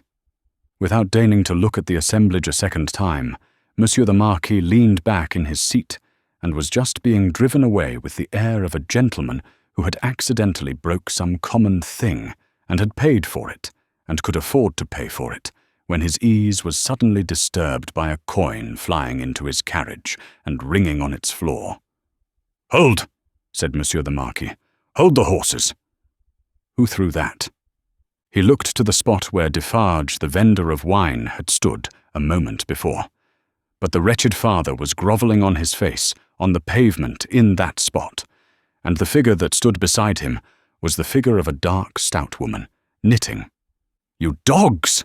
said the Marquis, but smoothly and with an unchanged front, except as to the spots on his nose. I would ride over any of you very willingly, and exterminate you from the earth, if I knew which rascal threw at the carriage, and if that brigand were sufficiently near it, he should be crushed under the wheels. So cowed was their condition, and so long and hard their experience of what such a man could do to them, within the law and beyond it, that not a voice, or a hand, or even an eye was raised. Among the men, not one. But the woman who stood knitting looked up steadily, and looked the Marquis in the face. It was not for his dignity to notice it. His contemptuous eyes passed over her, and over all the other rats, and he leaned back in his seat again, and gave the word, "Go on!" He was driven on, and other carriages came whirling by in quick succession. The minister, the state projector, the farmer general, the doctor, the lawyer, the ecclesiastic, the grand opera, the comedy, the whole fancy ball in a bright, continuous flow, came whirling by. The rats had crept out of their holes to look on, and they remained looking on for hours, soldiers and police often passing between them and the spectacle, and making a barrier behind which they slunk, and through which they peeped. The father had long ago taken up his bundle, and bidden himself away with it, when the women who had tended the bundle while it lay on the base of the fountain sat there watching the running of the water and the rolling of the fancy ball, when the one woman who had stood conspicuous, knitting, still knitted on with the steadfastness of fate. The water of the fountain ran, the swift river ran, the day ran into evening. So much life in the city ran into death according to rule. Time and tide waited for no man. The rats were sleeping close together in their dark holes again. The fancy ball was lighted up at supper. All things ran their course. Book 2, Chapter 8. Monseigneur in the Country. A beautiful landscape, with the corn bright in it, but not abundant. Patches of poor rye where corn should have been, patches of poor peas and beans, patches of most coarse vegetable substitutes for wheat. On inanimate nature, as on the men and women who cultivated it, a prevalent tendency towards an appearance of vegetating unwillingly, a dejected disposition to give up and wither away. Monsieur the Marquis in his travelling carriage, which might have been lighter, conducted by 4 post-horses and 2 postilions, fagged up a steep hill. A blush on the countenance of Monsieur the Marquis was no impeachment of his high breeding. It was not from within. It was occasioned by an external circumstance, beyond his control, the setting sun. The sunset struck so brilliantly into the travelling carriage when it gained the hilltop that its occupant was steeped in crimson. "It will die out," said Monsieur the Marquis, glancing at his hands. "Directly." In effect, the sun was so low that it dipped at the moment. When the heavy drag had been adjusted to the wheel, and the carriage slid downhill, with a cinderous smell, in a cloud of dust, the red glow departed quickly. The sun and the Marquis going down together, there was no glow left when the drag was taken off. But there remained a broken country, bold and open, a little village at the bottom of the hill, a broad sweep and rise beyond it, a church tower, a windmill, a forest for the chase, and a crag with a fortress on it, used as a prison. Round upon all these darkening objects as the night drew on, the Marquis looked, with the air of one who was coming near home. The village had its one poor street, with its poor brewery, poor tannery, poor tavern, poor stable yard for relays of post-horses, poor fountain, all usual poor appointments. It had its poor people too. All its people were poor, and many of them were sitting at their doors, shredding spare onions and the like for supper, while many were at the fountain, washing leaves and grasses, and any such small yieldings of the earth that could be eaten. Expressive signs of what made them poor were not wanting. The tax for the state, the tax for the church, the tax for the Lord, tax local and tax general, were to be paid here and to be paid there, according to solemn inscription in the little village, until the wonder was that there was any village left unswallowed. Few children were to be seen, and no dogs. As to the men and women, their choice on earth was stated in the prospect, life on the lowest terms that could sustain it, down in the little village under the mill, or captivity and death in the dominant prison on the crag, heralded by a courier in advance, and by the cracking of his postilions' whips, which twined snake-like about their heads in the evening air, as if he came attended by the Furies. Monsieur the Marquis drew up in his travelling carriage at the posting-house gate. It was hard by the fountain, and the peasants suspended their operations to look at him. He looked at them, and saw in them, without knowing it, the slow, sure filing down of misery-worn face and figure. That was to make the meagreness of Frenchmen an English superstition, which should survive the truth through the best part of 100 years. Monsieur the Marquis cast his eyes over the submissive faces that drooped before him, as the like of himself had drooped before Monseigneur of the court. Only the difference was that these faces drooped merely to suffer, and not to propitiate.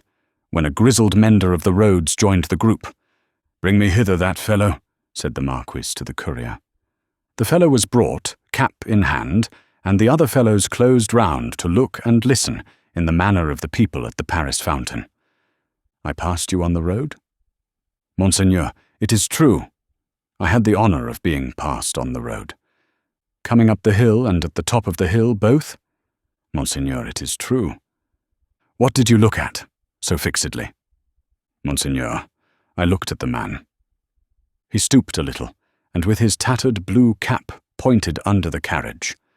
All his fellows stooped to look under the carriage. "What man, pig? And why look there?" "Pardon, Monseigneur. He swung by the chain of the shoe, the drag." "Who?" demanded the traveller. "Monseigneur, the man." "May the devil carry away these idiots. How do you call the man?" "You know all the men of this part of the country. Who was he?" "Your clemency, Monseigneur. He was not of this part of the country. Of all the days of my life, I never saw him." "Swinging by the chain? To be suffocated?" "With your gracious permission, that was the wonder of it, Monseigneur. His head hanging over, like this." He turned himself sideways to the carriage, and leaned back, with his face thrown up to the sky, and his head hanging down, then recovered himself, fumbled with his cap, and made a bow. "What was he like?" "Monseigneur, he was whiter than the miller, all covered with dust, white as a spectre, tall as a spectre." The picture produced an immense sensation in the little crowd, but all eyes, without comparing notes with other eyes, looked at Monsieur the Marquis, perhaps to observe whether he had any spectre on his conscience. "Truly you did well," said the Marquis, felicitously sensible that such vermin were not to ruffle him, "to see a thief accompanying my carriage, and not open that great mouth of yours." "Bah! Put him aside, Monsieur Gabelle." Monsieur Gabelle was the postmaster, and some other taxing functionary united. He had come out with great obsequiousness to assist at this examination, and had held the examined by the drapery of his arm in an official manner. "Bah! Go aside," said Monsieur Gabelle. "Lay hands on this stranger, if he seeks to lodge in your village tonight, and be sure that his business is honest, Gabelle." "Monseigneur, I am flattered to devote myself to your orders." "Did he run away, fellow? Where is that accursed?" The accursed was already under the carriage, with some half-dozen particular friends, pointing out the chain with his blue cap. Some half-dozen other particular friends promptly hauled him out, and presented him breathless to Monsieur the Marquis. "Did the man run away, dolt, when we stopped for the drag?" "Monseigneur, he precipitated himself over the hillside, head first, as a person plunges into the river. See to it, Gabelle. Go on." The half-dozen who were peering at the chain were still among the wheels, like sheep.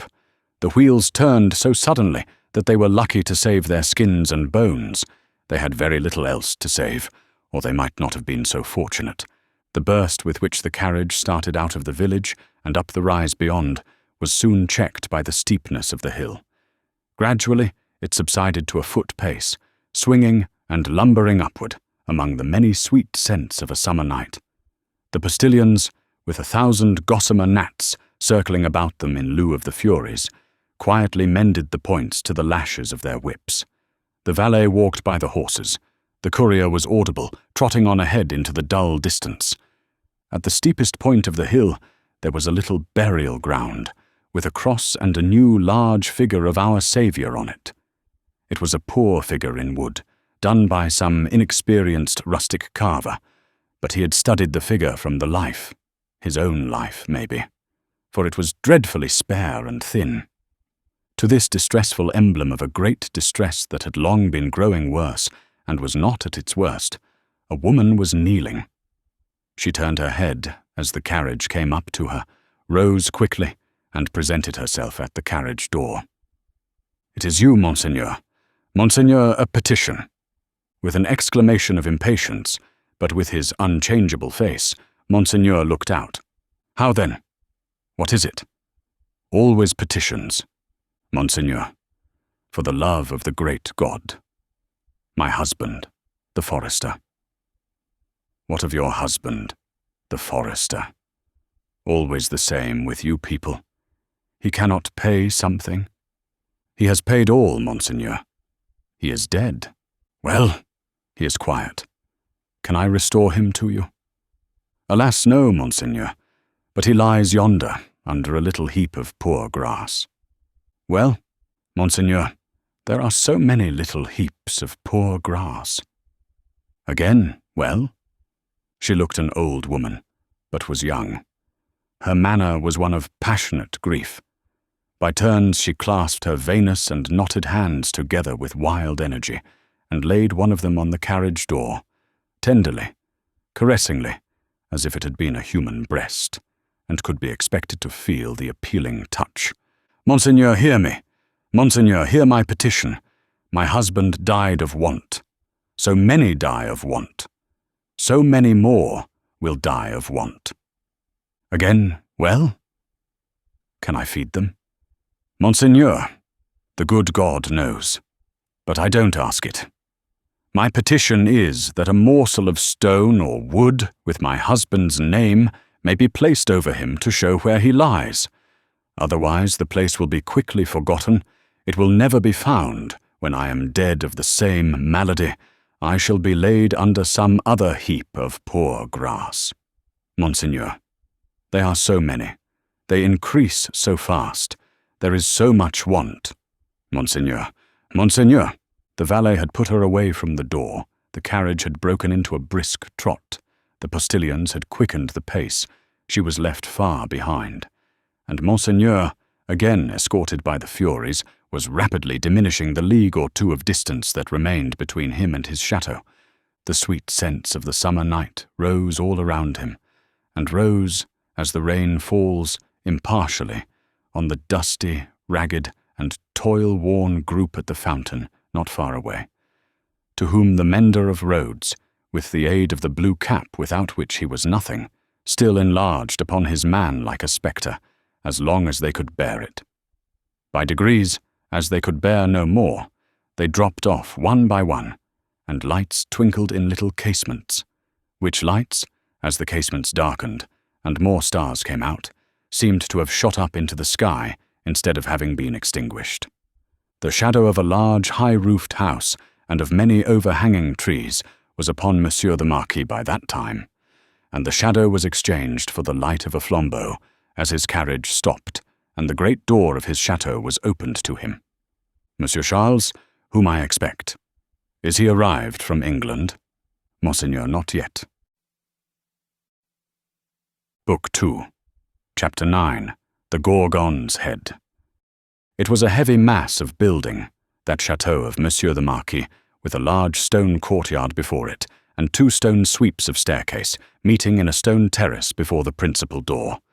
A stony business altogether, with heavy stone balustrades, and stone urns, and stone flowers, and stone faces of men, and stone heads of lions, in all directions, as if the Gorgon's head had surveyed it when it was finished, 2 centuries ago.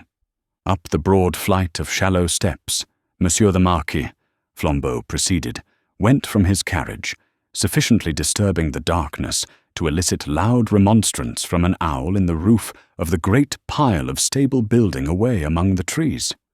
All else was so quiet that the flambeau carried up the steps, and the other flambeau, held at the great door, burnt as if they were in a close room of state instead of being in the open night air. Other sound than the owl's voice there was none, save the falling of a fountain into its stone basin. For it was one of those dark nights that hold their breath by the hour together, and then heave a long low sigh, and hold their breath again. The great door clanged behind him, and Monsieur the Marquis crossed a hall grim with certain old boar spears, swords, and knives of the chase, grimmer with certain heavy riding rods and riding whips, of which many a peasant, gone to his benefactor death, had felt the weight when his lord was angry. Avoiding the larger rooms, which were dark and made fast for the night, Monsieur the Marquis, with his flambeau-bearer going on before, went up the staircase to a door in a corridor. This thrown open admitted him to his own private apartment of 3 rooms, his bedchamber, and 2 others. High vaulted rooms with cool, uncarpeted floors, great dogs upon the hearths for the burning of wood in winter time, and all luxuries befitting the state of a marquis in a luxurious age and country. The fashion of the last Louis but one, of the line that was never to break, the 14th Louis, was conspicuous in their rich furniture. But it was diversified by many objects that were illustrations of old pages in the history of France. A supper table was laid for 2 in the 3rd of the rooms, a round room in one of the chateau's 4 extinguisher-topped towers, a small lofty room with its window wide open and the wooden jalousie blinds closed, so that the dark night only showed in slight horizontal lines of black, alternating with their broad lines of stone colour. "My nephew," said the Marquis, glancing at the supper preparation. "They said he was not arrived." Nor was he, but he had been expected with Monseigneur. "Ah, it is not probable he will arrive tonight. Nevertheless, leave the table as it is. I shall be ready in a quarter of an hour." In a quarter of an hour, Monseigneur was ready, and sat down alone to his sumptuous and choice supper. His chair was opposite to the window, and he had taken his soup and was raising his glass of Bordeaux to his lips when he put it down. "What is that?" he calmly asked, looking with attention at the horizontal lines of black and stone colour. "Monseigneur?" "That!" Outside the blinds. Open the blinds. It was done. "Well?" "Monseigneur, it is nothing. The trees and the night are all that are here." The servant who spoke had thrown the blinds wide, had looked out into the vacant darkness, and stood with that blank behind him, looking round for instructions. "Good," said the imperturbable master. "Close them again." That was done too, and the Marquis went on with his supper. He was halfway through it when he again stopped with his glass in his hand, hearing the sound of wheels. It came on briskly, and came up to the front of the chateau. "Ask who is arrived." It was the nephew of Monseigneur. He had been some few leagues behind Monseigneur early in the afternoon. He had diminished the distance rapidly, but not so rapidly as to come up with Monseigneur on the road. He had heard of Monseigneur, at the posting-houses, as being before him. He was to be told, said Monseigneur, that supper awaited him then and there, and that he was prayed to come to it. In a little while he came. He had been known in England as Charles Darnay. Monseigneur received him in a courtly manner, but they did not shake hands. "You left Paris yesterday, sir?" he said to Monseigneur, as he took his seat at table. "Yesterday. And you?" "I come direct." "From London?" "Yes." "You have been a long time coming," said the Marquis with a smile. "On the contrary, I come direct." "Pardon me, I mean, not a long time on the journey, a long time intending the journey. I have been detained by—" The nephew stopped a moment in his answer. "Various business." "Without doubt," said the polished uncle. So long as a servant was present, no other words passed between them. When coffee had been served and they were alone together, the nephew, looking at the uncle and meeting the eyes of the face that was like a fine mask, opened a conversation. "I have come back, sir, as you anticipate, pursuing the object that took me away. It carried me into great and unexpected peril, but it is a sacred object, and if it had carried me to death, I hope it would have sustained me." "Not to death," said the uncle. "It is not necessary to say, to death." "I doubt, sir," returned the nephew, "whether, if it had carried me to the utmost brink of death, you would have cared to stop me there." The deepened marks in the nose and the lengthening of the fine straight lines in the cruel face looked ominous as to that. The uncle made a graceful gesture of protest, which was so clearly a slight form of good breeding that it was not reassuring. "Indeed, sir," pursued the nephew, "for anything I know, you may have expressly worked to give a more suspicious appearance to the suspicious circumstances that surrounded me." No, said the uncle, pleasantly. "But, however that may be," resumed the nephew, glancing at him with deep distrust, "I know that your diplomacy would stop me by any means, and would know no scruple as to means." "My friend, I told you so," said the uncle, with a fine pulsation in the two marks. "Do me the favor to recall that I told you so, long ago." "I recall it." "Thank you," said the Marquis. "Very sweetly indeed." His tone lingered in the air, almost like the tone of a musical instrument. "In effect, sir," pursued the nephew, "I believe it to be at once your bad fortune and my good fortune that has kept me out of a prison in France here." "I do not quite understand," returned the uncle, sipping his coffee. "Dare I ask you to explain?" "I believe that if you were not in disgrace with the court, and had not been overshadowed by that cloud for years past, a letter de cachet would have sent me to some fortress indefinitely." "It is possible," said the uncle, with great calmness. "For the honor of the family, I could even resolve to incommode you to that extent. Pray excuse me." "I perceive that, happily for me, the reception of the day before yesterday was, as usual, a cold one," observed the nephew. "I would not say happily, my friend," returned the uncle with refined politeness. "I would not be sure of that. A good opportunity for consideration, surrounded by the advantages of solitude, might influence your destiny to far greater advantage than you influence it for yourself. But it is useless to discuss the question. I am, as you say, at a disadvantage. These little instruments of correction, these gentle aids to the power and honor of families, these slight favors that might so incommode you, are only to be obtained now by interest and importunity. They are sought by so many, and they are granted, comparatively, to so few. It used not to be so, but France in all such things is changed for the worse. Our not remote ancestors held the right of life and death over the surrounding vulgar. From this room, many such dogs have been taken out to be hanged. In the next room, my bedroom, one fellow, to our knowledge, was poniarded on the spot for professing some insolent delicacy respecting his daughter. His daughter? We have lost many privileges. A new philosophy has become the mode, and the assertion of our station in these days might, I do not go so far as to say would, but might, cause us real inconvenience. All very bad. Very bad." The Marquis took a gentle little pinch of snuff and shook his head, as elegantly despondent as he could becomingly be of a country still containing himself, that great means of regeneration. "We have so asserted our station, both in the old time and in the modern time also," said the nephew gloomily, "that I believe our name to be more detested than any name in France."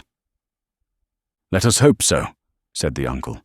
"Detestation of the high is the involuntary homage of the low." "There is not," pursued the nephew, in his former tone, "a face I can look at, in all this country round about us, which looks at me with any deference on it but the dark deference of fear and slavery." "A compliment," said the Marquis, "to the grandeur of the family, merited by the manner in which the family has sustained its grandeur. Ha!" And he took another gentle little pinch of snuff and lightly crossed his legs.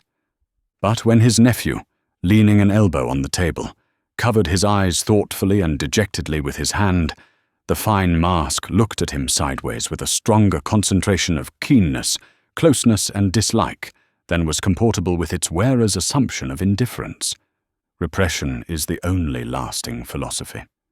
"The dark deference of fear and slavery, my friend," observed the Marquis, "will keep the dogs obedient to the whip, as long as this roof, looking up to it, shuts out the sky." That might not be so long as the Marquis supposed.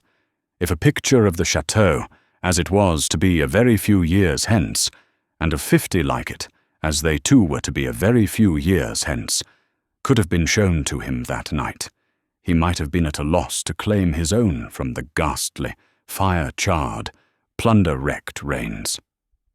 As for the roof he vaunted, he might have found that shutting out the sky in a new way, to wit, forever, from the eyes of the bodies into which its lead was fired, out of the barrels of 100,000 muskets. "Meanwhile," said the Marquis, "I will preserve the honour and repose of the family, if you will not. But you must be fatigued. Shall we terminate our conference for the night? A moment more? An hour, if you please." "Sir," said the nephew, "we have done wrong, and are reaping the fruits of wrong." "We have done wrong," repeated the Marquis, with an inquiring smile, and delicately pointing, first to his nephew, then to himself. "Our family, our honourable family, whose honour is of so much account to both of us, in such different ways. Even in my father's time, we did a world of wrong, injuring every human creature who came between us and our pleasure, whatever it was. Why need I speak of my father's time, when it is equally yours? Can I separate my father's twin brother, joint inheritor, and next successor, from himself? Death has done that," said the Marquis. "And has left me," answered the nephew, "bound to a system that is frightful to me, responsible for it, but powerless in it, seeking to execute the last request of my dear mother's lips, and obey the last look of my dear mother's eyes, which implored me to have mercy and to redress, and tortured by seeking assistance and power in vain." "Seeking them from me, my nephew," said the Marquis, touching him on the breast with his forefinger. They were now standing by the hearth. "You will forever seek them in vain, be assured." Every fine straight line in the clear whiteness of his face was cruelly, craftily, and closely compressed, while he stood looking quietly at his nephew, with his snuff-box in his hand. Once again he touched him on the breast, as though his finger were the fine point of a small sword, with which, in delicate finesse, he ran him through the body, and said, "My friend, I will die, perpetuating the system under which I have lived." When he had said it, he took a culminating pinch of snuff and put his box in his pocket. "Better to be a rational creature," he added then, after ringing a small bell on the table, "and accept your natural destiny. But you are lost, Monsieur Charles, I see." "This property and France are lost to me," said the nephew, sadly. "I renounce them." "Are they both yours to renounce?"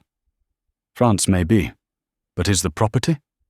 It is scarcely worth mentioning, but is it yet? I had no intention, in the words I used, to claim it yet. If it passed to me from you tomorrow, which I have the vanity to hope is not probable, or 20 years hence. "You do me too much honour," said the Marquis. "Still, I prefer that supposition." I would abandon it, and live otherwise and elsewhere. It is little to relinquish.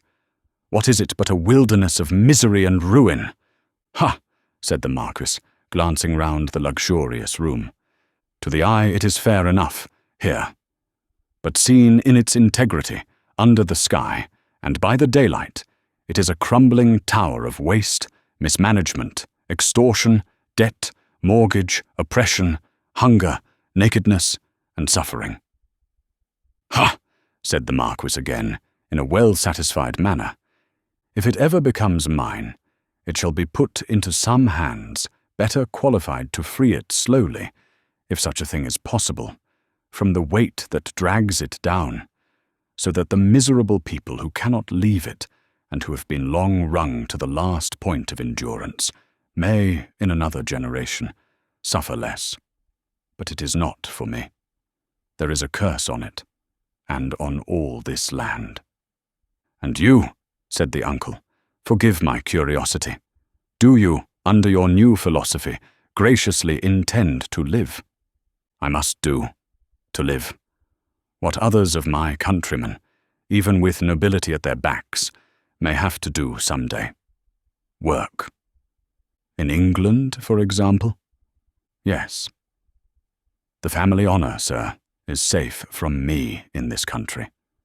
The family name can suffer from me in no other, for I bear it in no other. The ringing of the bell had caused the adjoining bedchamber to be lighted. It now shone brightly through the door of communication. The Marquis looked that way and listened for the retreating step of his valet. England is very attractive to you, seeing how indifferently you have prospered there, he observed then, turning his calm face to his nephew with a smile. I have already said that for my prospering there, I am sensible I may be indebted to you, sir. For the rest, it is my refuge. They say those boastful English that it is the refuge of many. You know a compatriot who has found a refuge there? A doctor? Yes. With a daughter? Yes. Yes, said the Marquis. You are fatigued. Good night. As he bent his head in his most courtly manner, there was a secrecy in his smiling face, and he conveyed an air of mystery to those words, which struck the eyes and ears of his nephew forcibly. At the same time, the thin straight lines of the setting of the eyes, and the thin straight lips, and the markings in the nose, curved with a sarcasm that looked handsomely diabolic. Yes, repeated the Marquis, a doctor with a daughter. Yes. So commences the new philosophy. You are fatigued. Good night. It would have been of as much avail to interrogate any stone face outside the chateau as to interrogate that face of his. The nephew looked at him, in vain, in passing on to the door. Good night, said the uncle. I look to the pleasure of seeing you again in the morning. Good repose. Light monsieur my nephew to his chamber there, and burn monsieur my nephew in his bed, if you will, he added to himself, before he rang his little bell again and summoned his valet to his own bedroom. The valet come and gone, Monsieur the Marquis walked to and fro in his loose chamber robe to prepare himself gently for sleep, that hot, still night. Rustling about the room, his softly slippered feet making no noise on the floor, he moved like a refined tiger, looked like some enchanted marquis of the impenitently wicked sort in story, whose periodical change into tiger form was either just going off or just coming on. He moved from end to end of his voluptuous bedroom, looking again at the scraps of the day's journey that came unbidden into his mind, the slow toil up the hill at sunset, the setting sun, the descent, the mill, the prison on the crag, the little village in the hollow, the peasants at the fountain, and the mender of roads with his blue cap pointing out the chain under the carriage. That fountain suggested the Paris fountain, the little bundle lying on the step, the women bending over it, and the tall man with his arms up, crying, "Dead!" "I am cool now," said Monsieur the Marquis, "and may go to bed." So, leaving only one light burning on the large hearth, He let his thin gauze curtains fall around him, and heard the night break its silence with a long sigh as he composed himself to sleep. The stone faces on the outer walls stared blindly at the black night for 3 heavy hours. For 3 heavy hours, the horses in the stables rattled at their racks, the dogs barked, and the owl made a noise with very little resemblance in it to the noise conventionally assigned to the owl by men poets. But it is the obstinate custom of such creatures hardly ever to say what is set down for them. For 3 heavy hours, the stone faces of the chateau, lion and human, stared blindly at the night. Dead darkness lay on all the landscape. Dead darkness added its own hush to the hushing dust on all the roads. The burial place had got to the pass that its little heaps of poor grass were undistinguishable from one another. The figure on the cross might have come down for anything that could be seen of it. In the village, taxers and taxed were fast asleep, dreaming perhaps of banquets, as the starved usually do, and of ease and rest, as the driven slave and the yoked ox may. Its lean inhabitants slept soundly and were fed and freed. The fountain in the village flowed unseen and unheard, and the fountain at the chateau dropped unseen and unheard, both melting away, like the minutes that were falling from the spring of time, through 3 dark hours. Then the grey water of both began to be ghostly in the light, and the eyes of the stone faces of the chateau were opened. Lighter and lighter, until at last the sun touched the tops of the still trees and poured its radiance over the hill. In the glow, the water of the chateau fountain seemed to turn to blood, and the stone faces crimsoned. The carol of the birds was loud and high, and, on the weather-beaten sill of the great window of the bed-chamber of Monsieur the Marquis, one little bird sang its sweetest song with all its might. At this, the nearest stone face seemed to stare amazed, and with open mouth and dropped under jaw looked awe-stricken. Now the sun was full up, and movement began in the village. Casement windows opened, crazy doors were unbarred, and people came forth shivering, chilled as yet by the new sweet air. Then began the rarely lightened toil of the day among the village population. Some to the fountain, some to the fields, men and women here, to dig and delve, men and women there, to see to the poor livestock, and lead the bony cows out to such pasture as could be found by the roadside. In the church and at the cross, a kneeling figure or two, attendant on the latter prayers, the led cow, trying for a breakfast among the weeds at its foot. The chateau awoke later, as became its quality, but awoke gradually and surely. First, the lonely boar spears and knives of the chase had been reddened as of old, then had gleamed trenchant in the morning sunshine. Now, doors and windows were thrown open, horses in their stables looked round over their shoulders at the light and freshness pouring in at doorways. Leaves sparkled and rustled at iron-grated windows, dogs pulled hard at their chains and reared impatient to be loosed. All these trivial incidents belonged to the routine of life and the return of morning. Surely, not so the ringing of the great bell of the chateau, nor the running up and down the stairs, nor the hurried figures on the terrace, nor the booting and tramping here and there and everywhere, nor the quick saddling of horses and riding away. What winds conveyed this hurry to the grizzled mender of roads, already at work on the hilltop beyond the village, with his day's dinner, not much, to carry, lying in a bundle that it was worth no crow's while to peck at on a heap of stones? Had the birds, carrying some grains of it to a distance, dropped one over him as they sow chance seeds? Whether or no, the mender of roads ran, on the sultry morning, as if for his life, down the hill, knee-high in dust, and never stopped till he got to the fountain. All the people of the village were at the fountain, standing about in their depressed manner, and whispering low, but showing no other emotions than grim curiosity and surprise. The led cows, hastily brought in and tethered to anything that would hold them, were looking stupidly on, or lying down, chewing the cud of nothing particularly repaying their trouble, which they had picked up in their interrupted saunter. Some of the people of the chateau, and some of those of the posting-house, and all the taxing authorities, were armed more or less, and were crowded on the other side of the little street in a purposeless way that was highly fraught with nothing. Already, the mender of roads had penetrated into the midst of a group of 50 particular friends, and was smiting himself in the breast with his blue cap. What did all this portend, and what portended the swift hoisting up of Monsieur Gabelle behind a servant on horseback, and the conveying away of the said Gabelle, double-laden though the horse was, at a gallop, like a new version of the German ballad of Leonora? It portended that there was one stone face too many up at the chateau. The Gorgon had surveyed the building again in the night, and had added the one stone face wanting, the stone face for which it had waited through about 200 years. It lay back on the pillow of Monsieur the Marquis. It was like a fine mask, suddenly startled, made angry and petrified. Driven home into the heart of the stone figure attached to it was a knife. Round its hilt was a frill of paper, on which was scrawled, "Drive him fast to his tomb. This from Jacques."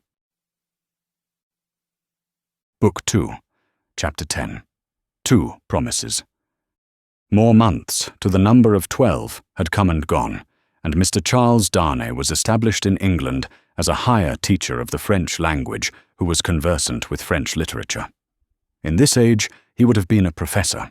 In that age, he was a tutor. He read with young men who could find any leisure and interest for the study of a living tongue spoken all over the world, and he cultivated a taste for its stores of knowledge and fancy. He could write of them, besides, in sound English, and render them into sound English. Such masters were not at that time easily found. Princes that had been, and kings that were to be, were not yet of the teacher class, and no ruined nobility had dropped out of Tellson's ledgers to turn cooks and carpenters.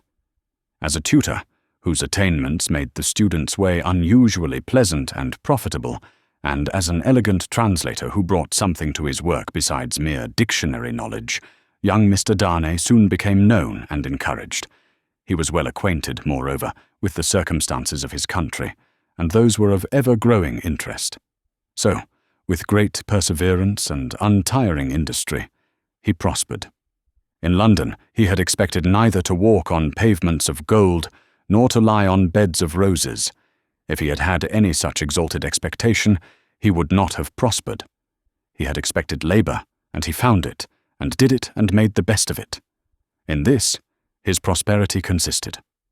A certain portion of his time was passed at Cambridge, where he read with undergraduates as a sort of tolerated smuggler who drove a contraband trade in European languages.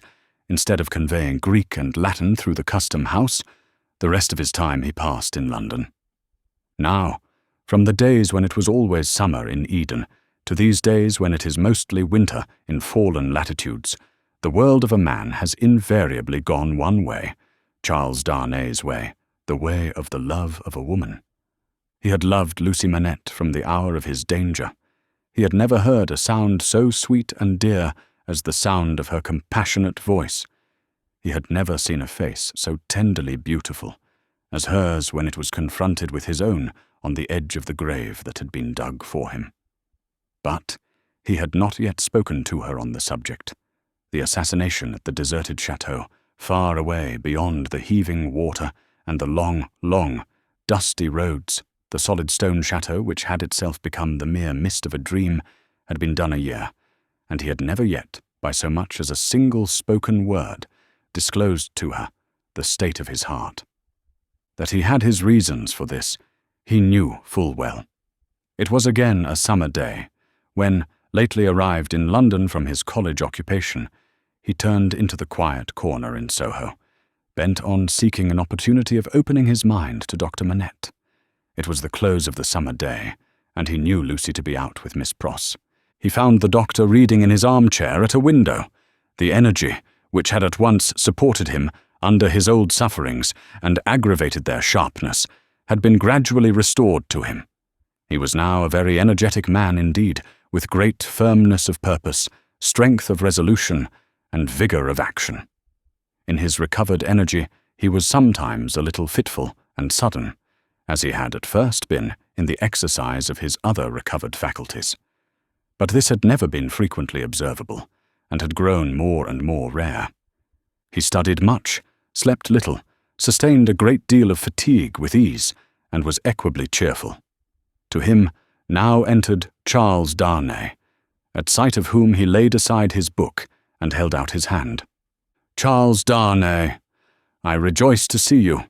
We have been counting on your return these 3 or 4 days past. Mr. Stryver and Sidney Carton were both here yesterday, and both made you out to be more than due. I am obliged to them for their interest in the matter," he answered, a little coldly as to them, though very warmly as to the doctor. "Miss Manette?" "Is well," said the doctor, as he stopped short, "and your return will delight us all. She has gone out on some household matters, but will soon be home." "Dr. Manette, I knew she was from home. I took the opportunity of her being from home to beg to speak to you." There was a blank silence. "Yes?" said the doctor, with evident constraint. "Bring your chair here and speak on." He complied as to the chair, but appeared to find the speaking on less easy. "I have had the happiness, Dr. Manette, of being so intimate here," so he at length began, "for some year and a half, that I hope the topic on which I am about to touch may not—" He was stayed by the doctor's putting out his hand to stop him. When he had kept it so a little while, he said, drawing it back, "Is Lucy the topic?" "She is. It is hard for me to speak of her at any time. It is very hard for me to hear her spoken of in that tone of yours, Charles Darnay." "It is a tone of fervent admiration, true homage, and deep love, Dr. Manette," he said deferentially. There was another blank silence before her father rejoined, "I believe it. I do you justice. I believe it." His constraint was so manifest, and it was so manifest, too, that it originated in an unwillingness to approach the subject, that Charles Darnay hesitated. "Shall I go on, sir?" Another blank. "Yes, go on. You anticipate what I would say, though you cannot know how earnestly I say it, how earnestly I feel it, without knowing my secret heart, and the hopes and fears and anxieties with which it has long been laden. Dear Dr. Manette, I love your daughter fondly, dearly, disinterestedly, devotedly. If ever there were love in the world, I love her. You have loved yourself. Let your old love speak for me." The doctor sat with his face turned away, and his eyes bent on the ground. At the last words, he stretched out his hand again, hurriedly, and cried, "Not that, sir! Let that be. I adjure you, do not recall that." His cry was so like a cry of actual pain that it rang in Charles Darnay's ears long after he had ceased.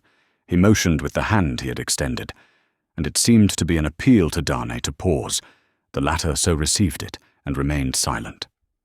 "I ask your pardon," said the doctor, in a subdued tone after some moments. "I do not doubt your loving Lucy. You may be satisfied of it." He turned towards him in his chair, but did not look at him or raise his eyes. His chin dropped upon his hand, and his white hair overshadowed his face. "Have you spoken to Lucy?" "No." "Nor written?" "Never." "It would be ungenerous to affect not to know that your self-denial is to be referred to your consideration for her father. Her father thanks you." He offered his hand, but his eyes did not go with it. "I know," said Darnay respectfully. "How can I fail to know, Dr. Manette, I who have seen you together from day to day, that between you and Miss Manette there is an affection so unusual, so touching, so belonging to the circumstances in which it has been nurtured, that it can have few parallels, even in the tenderness between a father and child. I know, Dr. Manette, how can I fail to know that mingled with the affection and duty of a daughter who has become a woman, there is, in her heart, towards you, all the love and reliance of infancy itself? I know that, as in her childhood, she had no parent, so she is now devoted to you with all the constancy and fervour of her present years and character, united to the trustfulness and attachment of the early days in which you were lost to her. I know perfectly well that if you had been restored to her from the world beyond this life, you could hardly be invested, in her sight, with a more sacred character than that in which you are always with her. I know that when she is clinging to you, the hands of baby, girl and woman, all in one, are round your neck. I know that in loving you she sees and loves her mother at her own age, sees and loves you at my age, loves her mother broken-hearted, loves you through your dreadful trial, and in your blessed restoration.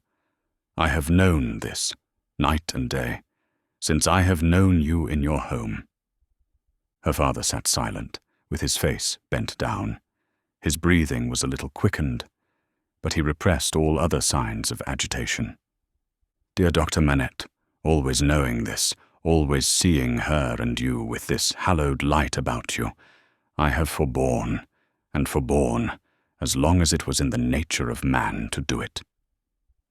I have felt, and do even now feel, that to bring my love, even mine, between you, is to touch your history with something not quite so good as itself. But I love her. Heaven is my witness that I love her. I believe it, answered her father, mournfully. I have thought so before now. I believe it. But do not believe, said Darnay, upon whose ear the mournful voice struck with a reproachful sound, that if my fortune were so cast as that, being one day so happy as to make her my wife, I must at any time put any separation between her and you. I could or would breathe a word of what I now say. Besides that, I should know it to be hopeless. I should know it to be a baseness. If I had any such possibility, even at a remote distance of years, harboured in my thoughts and hidden in my heart, if it ever had been there, if it ever could be there, I could not now touch this honoured hand. He laid his own upon it as he spoke. No, dear Dr. Manette. Like you, a voluntary exile from France. Like you, driven from it by its distractions, oppressions, and miseries. Like you, striving to live away from it by my own exertions, and trusting in a happier future. I look only to sharing your fortunes, sharing your life and home, and being faithful to you to the death. Not to divide with Lucy her privilege as your child, companion, and friend, but to come in aid of it and bind her closer to you, if such a thing can be. His touch still lingered on his father's hand. Answering the touch for a moment, but not coldly, her father rested his hands upon the arms of his chair and looked up for the first time since the beginning of the conference. A struggle was evidently in his face, a struggle with that occasional look which had a tendency in it to dark doubt and dread. You speak so feelingly and so manfully, Charles Darnay, that I thank you with all my heart, and will open all my heart, or nearly so. Have you any reason to believe that Lucy loves you? None. As yet. None. Is it the immediate object of this confidence, that you may at once ascertain that, with my knowledge? Not even so. I might not have the hopefulness to do it for weeks. I might, mistaken or not mistaken, have that hopefulness tomorrow. Do you seek any guidance from me? I ask none, sir. But I have thought it possible that you might have it in your power, if you should deem it right, to give me some. Do you seek any promise from me? I do seek that. What is it? I well understand that without you, I could have no hope. I well understand that, even if Miss Manette held me at this moment in her innocent heart, do not think I have the presumption to assume so much, I could retain no place in it against her love for her father. If that be so, do you see what, on the other hand, is involved in it? I understand equally well that a word from her father in any suitor's favour would outweigh herself and all the world. For which reason, Dr. Manette, said Darnay, modestly but firmly, I would not ask that word to save my life. I am sure of it. Charles Darnay, mysteries arise out of close love, as well as out of wide division. In the former case, they are subtle and delicate, and difficult to penetrate. My daughter Lucy is, in this one respect, such a mystery to me. I can make no guess at the state of her heart. May I ask, sir, if you think she is— As he hesitated, her father supplied the rest. Is sought by any other suitor? It is what I meant to say. Her father considered a little before he answered. You have seen Mr. Carton here, yourself. Mr. Stryver is here too, occasionally. If it be at all, it can only be by one of these. Or both, said Darnay. I had not thought of both. I should not think either. Likely. You want a promise from me. Tell me what it is. It is that if Miss Manette should bring to you at any time, on her own part, such a confidence as I have ventured to lay before you, you will bear testimony to what I have said, and to your belief in it. I hope you may be able to think so well of me as to urge no influence against me. I say nothing more of my stake in this. This is what I ask. The condition on which I ask it, and which you have an undoubted right to require, I will observe immediately. I give the promise, said the doctor, without any condition. I believe your object to be, purely and truthfully, as you have stated it. I believe your intention is to perpetuate, and not to weaken, the ties between me and my other and far dearer self. If she should ever tell me that you are essential to her perfect happiness, I will give her to you. If there were, Charles Darnay, if there were— The young man had taken his hand gratefully. Their hands were joined as the doctor spoke. Any fancies, any reasons, any apprehensions, anything whatsoever, new or old, against the man she really loved, the direct responsibility thereof not lying on his head, they should all be obliterated for her sake. She is everything to me, more to me than suffering, more to me than wrong, more to me— Well, this is idle talk. So strange was the way in which he faded into silence, and so strange his fixed look when he had ceased to speak, that Darnay felt his own hand turn cold in the hand that slowly released and dropped it.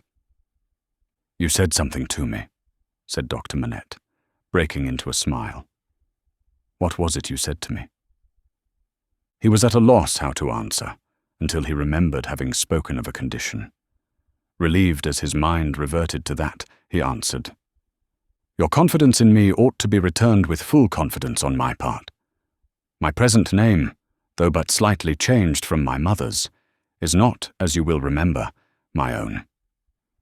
I wish to tell you what that is, and why I am in England. Stop, said the doctor of Beauvais. I wish it, that I may the better deserve your confidence, and have no secret from you. Stop. For an instant, the doctor even had his 2 hands at his ears. For another instant, even had his 2 hands laid on Darnay's lips. Tell me when I ask you. Not now. If your suit should prosper, if Lucy should love you, you shall tell me on your marriage morning. Do you promise? Willingly. Give me your hand. She will be home directly, and it is better she should not see us together tonight. Go. God bless you. It was dark when Charles Darnay left him, and it was an hour later and darker when Lucy came home. She hurried into the room alone, for Miss Pross had gone straight upstairs, and was surprised to find his reading chair empty. My father, she called to him. Father, dear. Nothing was said in answer, but she heard a low hammering sound in his bedroom. Passing lightly across the intermediate room, She looked in at his door and came running back, frightened, crying to herself, with her blood all chilled, "What shall I do? What shall I do?" Her uncertainty lasted but a moment. She hurried back and tapped at his door and softly called to him. The noise ceased at the sound of her voice, and he presently came out to her, and they walked up and down together for a long time. She came down from her bed to look at him in his sleep that night. He slept heavily, and his tray of shoemaking tools and his old unfinished work were all as usual. Book 2, Chapter 11, A Companion Picture. "Sidney," said Mr. Stryver on that self-same night or morning to his jackal, "mix another bowl of punch. I have something to say to you." Sidney had been working double tides that night, and the night before, and the night before that, and a good many nights in succession, making a grand clearance among Mr. Stryver's papers before the setting in of the long vacation. The clearance was effected at last. The Stryver arrears were handsomely fetched up. Everything was got rid of, until November should come with its fogs atmospheric and fogs legal, and bring grist to the mill again. Sidney was none the livelier, and none the soberer for so much application. It had taken a deal of extra wet toweling to pull him through the night. A correspondingly extra quantity of wine had preceded the toweling, and he was in a very damaged condition as he now pulled his turban off and threw it into the basin in which he had steeped it at intervals for the last 6 hours. "Are you mixing that other bowl of punch?" said Stryver the portly, with his hands in his waistband, glancing round from the sofa where he lay on his back. "I am." "Now, look here." "I am going to tell you something that will rather surprise you, and that perhaps will make you think me not quite as shrewd as you usually do think me. I intend to marry." "Do you?" "Yes, and not for money. What do you say now?" "I don't feel disposed to say much." "Who is she?" "Guess." "Do I know her?" "Guess." "I am not going to guess at 5 o'clock in the morning, with my brains frying and sputtering in my head. If you want me to guess, you must ask me to dinner." "Well, then I'll tell you," said Stryver, coming slowly into a sitting posture. "Sidney, I rather despair of making myself intelligible to you, because you are such an insensible dog."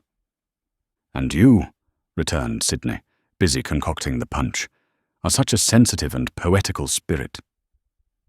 "Come," rejoined Stryver, laughing boastfully, "though I don't prefer any claim to being the soul of romance, for I hope I know better, still I am a tenderer sort of fellow than you. You are a luckier, if you mean that." "I don't mean that. I mean I am a man of more. "Say gallantry while you are about it," suggested Carton. "Well, I'll say gallantry. My meaning is that I am a man," said Stryver, inflating himself at his friend as he made the punch, "who cares more to be agreeable, who takes more pains to be agreeable, who knows better how to be agreeable in a woman's society than you do." "Go on," said Sidney Carton. "No. But before I go on," said Stryver, shaking his head in his bullying way, "I'll have this out with you. You've been at Dr. Manette's house as much as I have, or more than I have. Why, I have been ashamed of your moroseness there. Your manners have been of that silent and sullen and hangdog kind that upon my life and soul I have been ashamed of you, Sidney." "It should be very beneficial to a man in your practice at the bar to be ashamed of anything," returned Sidney. "You ought to be much obliged to me." "You shall not get off in that way," rejoined Stryver, shouldering the rejoinder at him. "No, Sidney, it's my duty to tell you, and I tell you to your face to do you good, that you are a devilish ill-conditioned fellow in that sort of society. You are a disagreeable fellow." Sidney drank a bumper of the punch he had made, and laughed. "Look at me," said Stryver, squaring himself. "I have less need to make myself agreeable than you have, being more independent in circumstances. Why do I do it?" "I never saw you do it yet," muttered Carton. "I do it because it's politic. I do it on principle. And look at me. I get on." "You don't get on with your account of your matrimonial intentions," answered Carton, with a careless air. "I wish you would keep to that. As to me, will you never understand that I am incorrigible?" He asked the question with some appearance of scorn. "You have no business to be incorrigible," was his friend's answer, delivered in no very soothing tone. "I have no business to be at all that I know of," said Sidney Carton. "Who is the lady?" "Now don't let my announcement of the name make you uncomfortable, Sidney," said Mr. Stryver, preparing him with ostentatious friendliness for the disclosure he was about to make, "because I know you don't mean half you say. And if you meant it all, it would be of no importance. I make this little preface because you once mentioned the young lady to me in slighting terms." "I did?" "Certainly, and in these chambers." Sidney Carton looked at his punch and looked at his complacent friend, drank his punch and looked at his complacent friend. "You made mention of the young lady as a golden-haired doll. The young lady is Miss Manette. If you had been a fellow of any sensitiveness or delicacy of feeling in that kind of way, Sidney, I might have been a little resentful of your employing such a designation. But you are not. You want that sense altogether.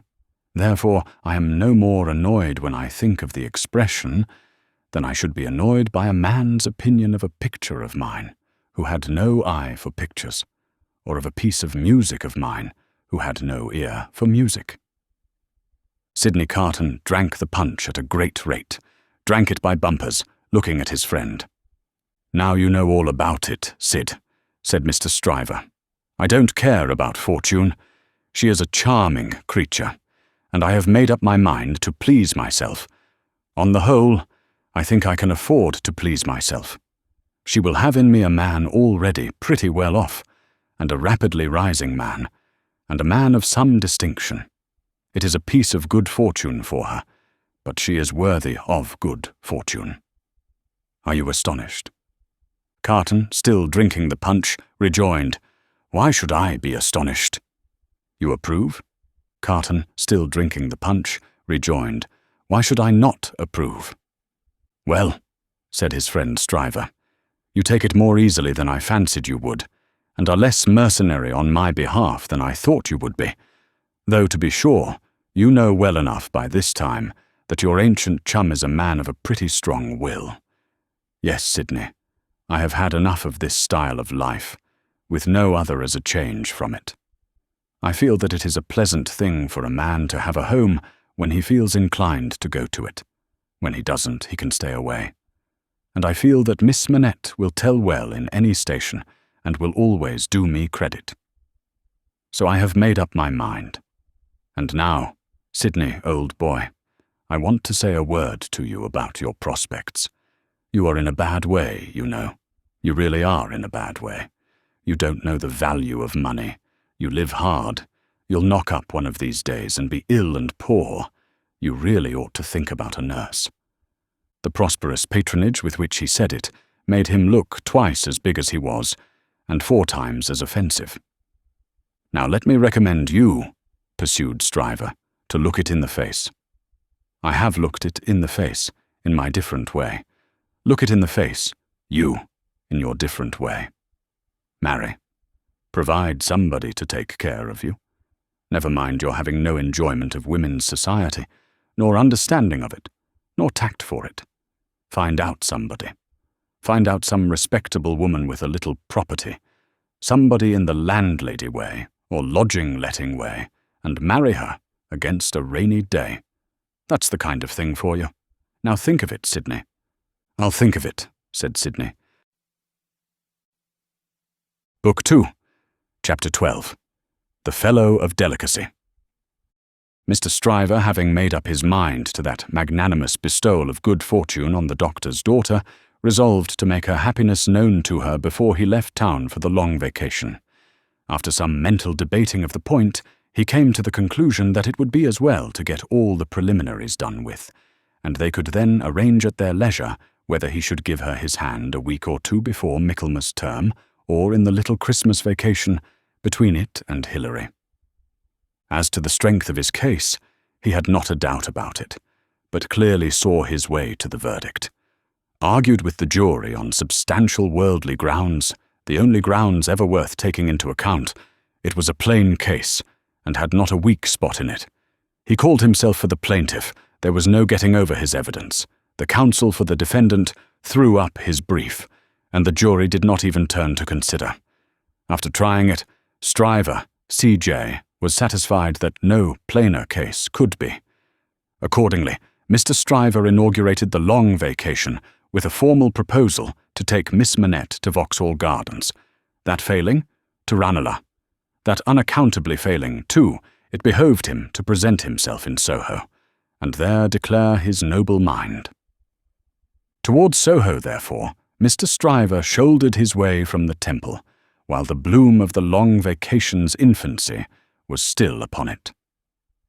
Anybody who had seen him projecting himself into Soho while he was yet on St. Dunstan's side of Temple Bar, bursting in his full-blown way along the pavement to the jostlement of all weaker people, might have seen how safe and strong he was.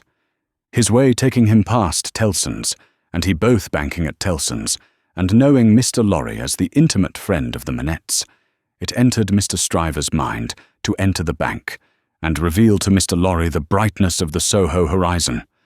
So he pushed open the door with the weak rattle in its throat, stumbled down the 2 steps, got past the 2 ancient cashiers, and shouldered himself into the musty back closet, where Mr. Lorry sat at great books ruled for figures, with perpendicular iron bars to his window, as if that were ruled for figures too, and everything under the clouds were a sum.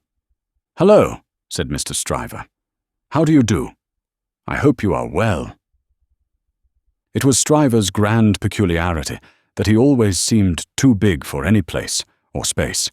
He was so much too big for Tellson's that old clerks in distant corners looked up with looks of remonstrance, as though he squeezed them against the wall. The house itself, magnificently reading the paper quite in the far-off perspective, lowered displeased, as if the Stryver head had been butted into its responsible waistcoat. The discreet Mr. Lorry said, in a sample tone of the voice he would recommend under the circumstances, "How do you do, Mr. Stryver?" "How do you do, sir?" and shook hands. There was a peculiarity in his manner of shaking hands, always to be seen in any clerk at Tellson's who shook hands with a customer when the house pervaded the air. He shook in a self-abnegating way, as one who shook for Tellson and Company. "Can I do anything for you, Mr. Stryver?" asked Mr. Lorry, in his business character. "Why, no, thank you.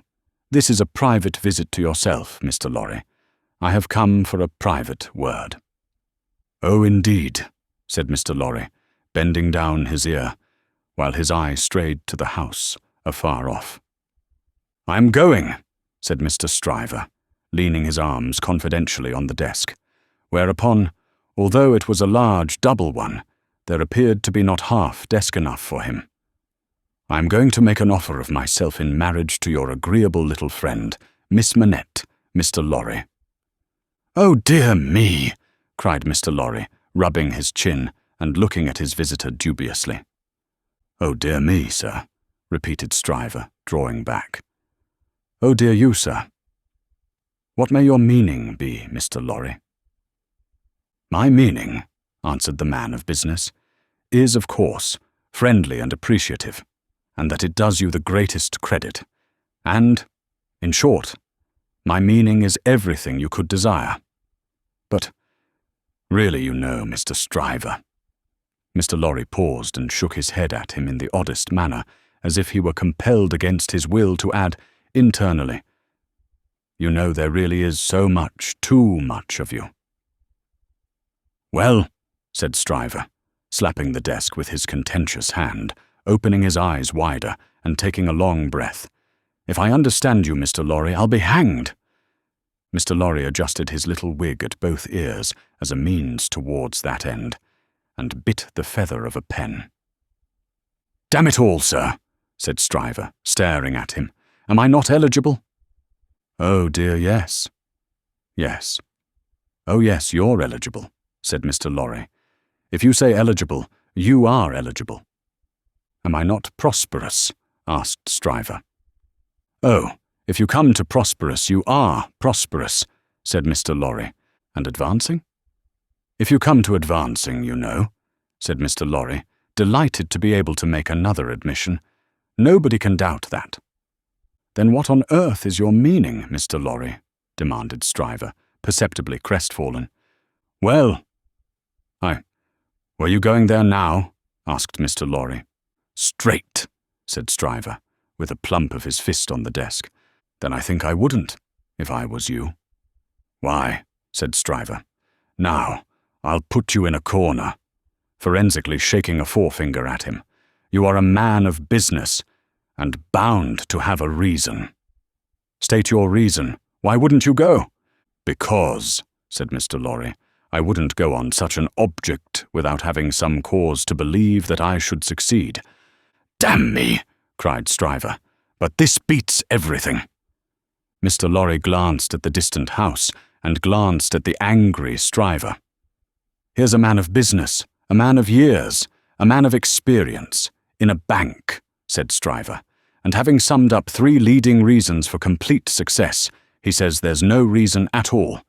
Says it with his head on. Mr. Stryver remarked upon the peculiarity, as if it would have been infinitely less remarkable if he had said it with his head off.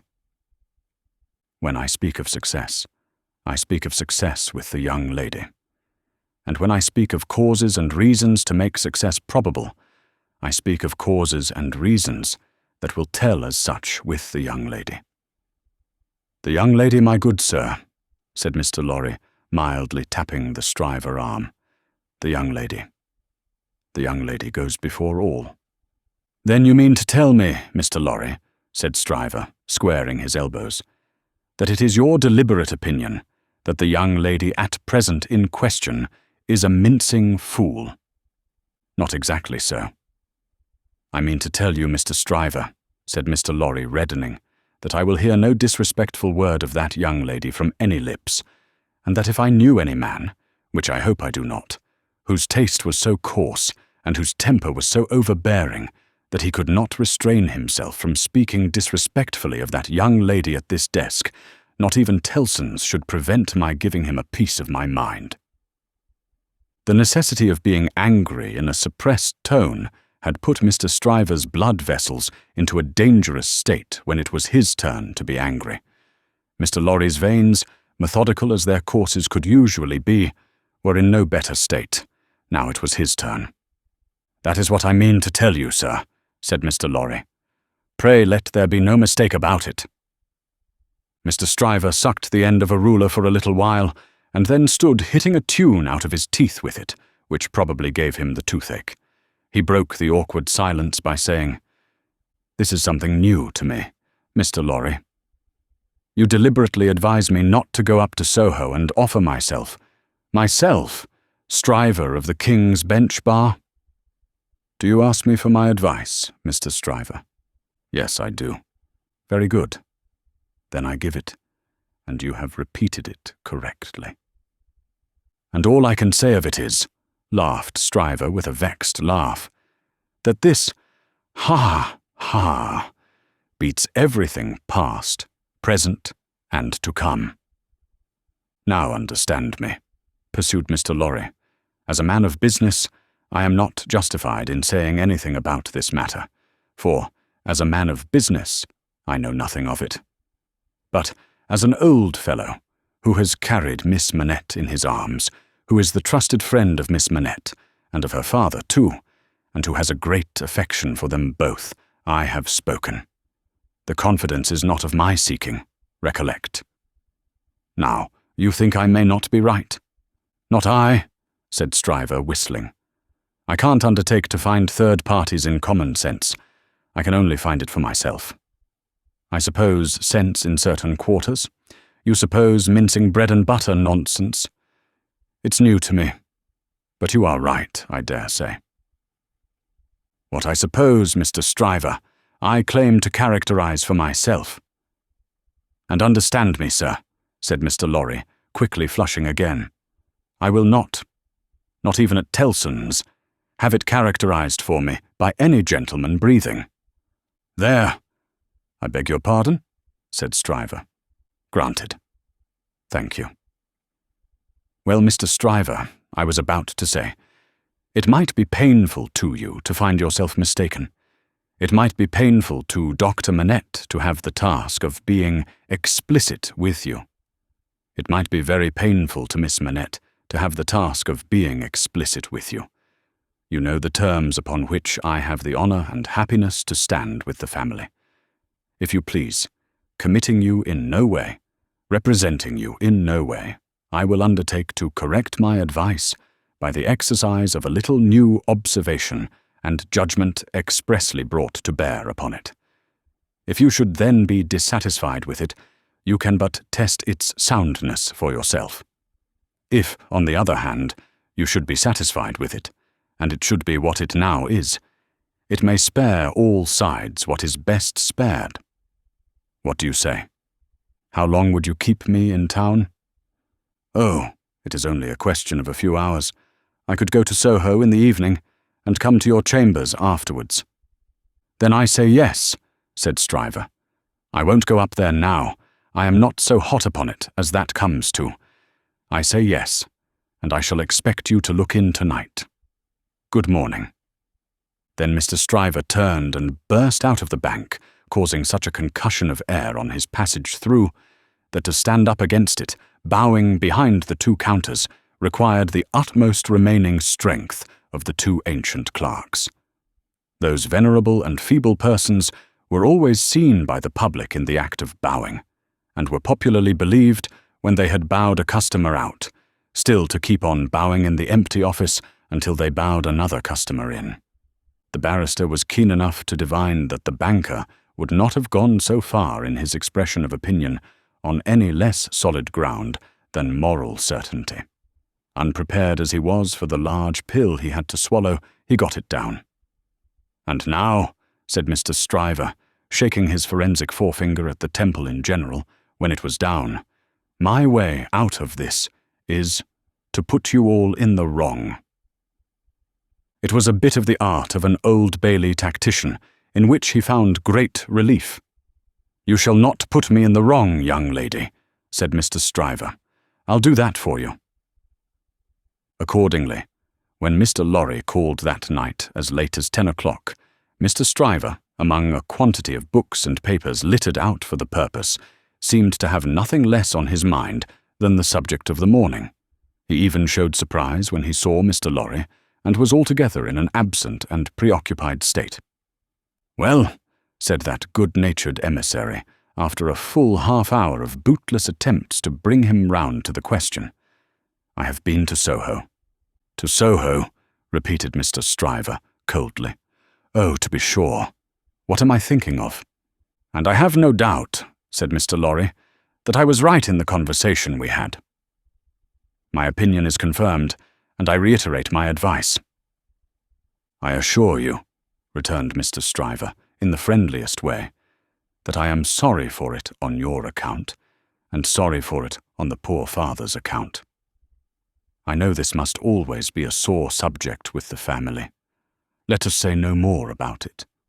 I don't understand you, said Mr. Lorry. I dare say not, rejoined Stryver, nodding his head in a smoothing and final way. No matter. No matter. But it does matter, Mr. Lorry urged. No, it doesn't. I assure you, it doesn't.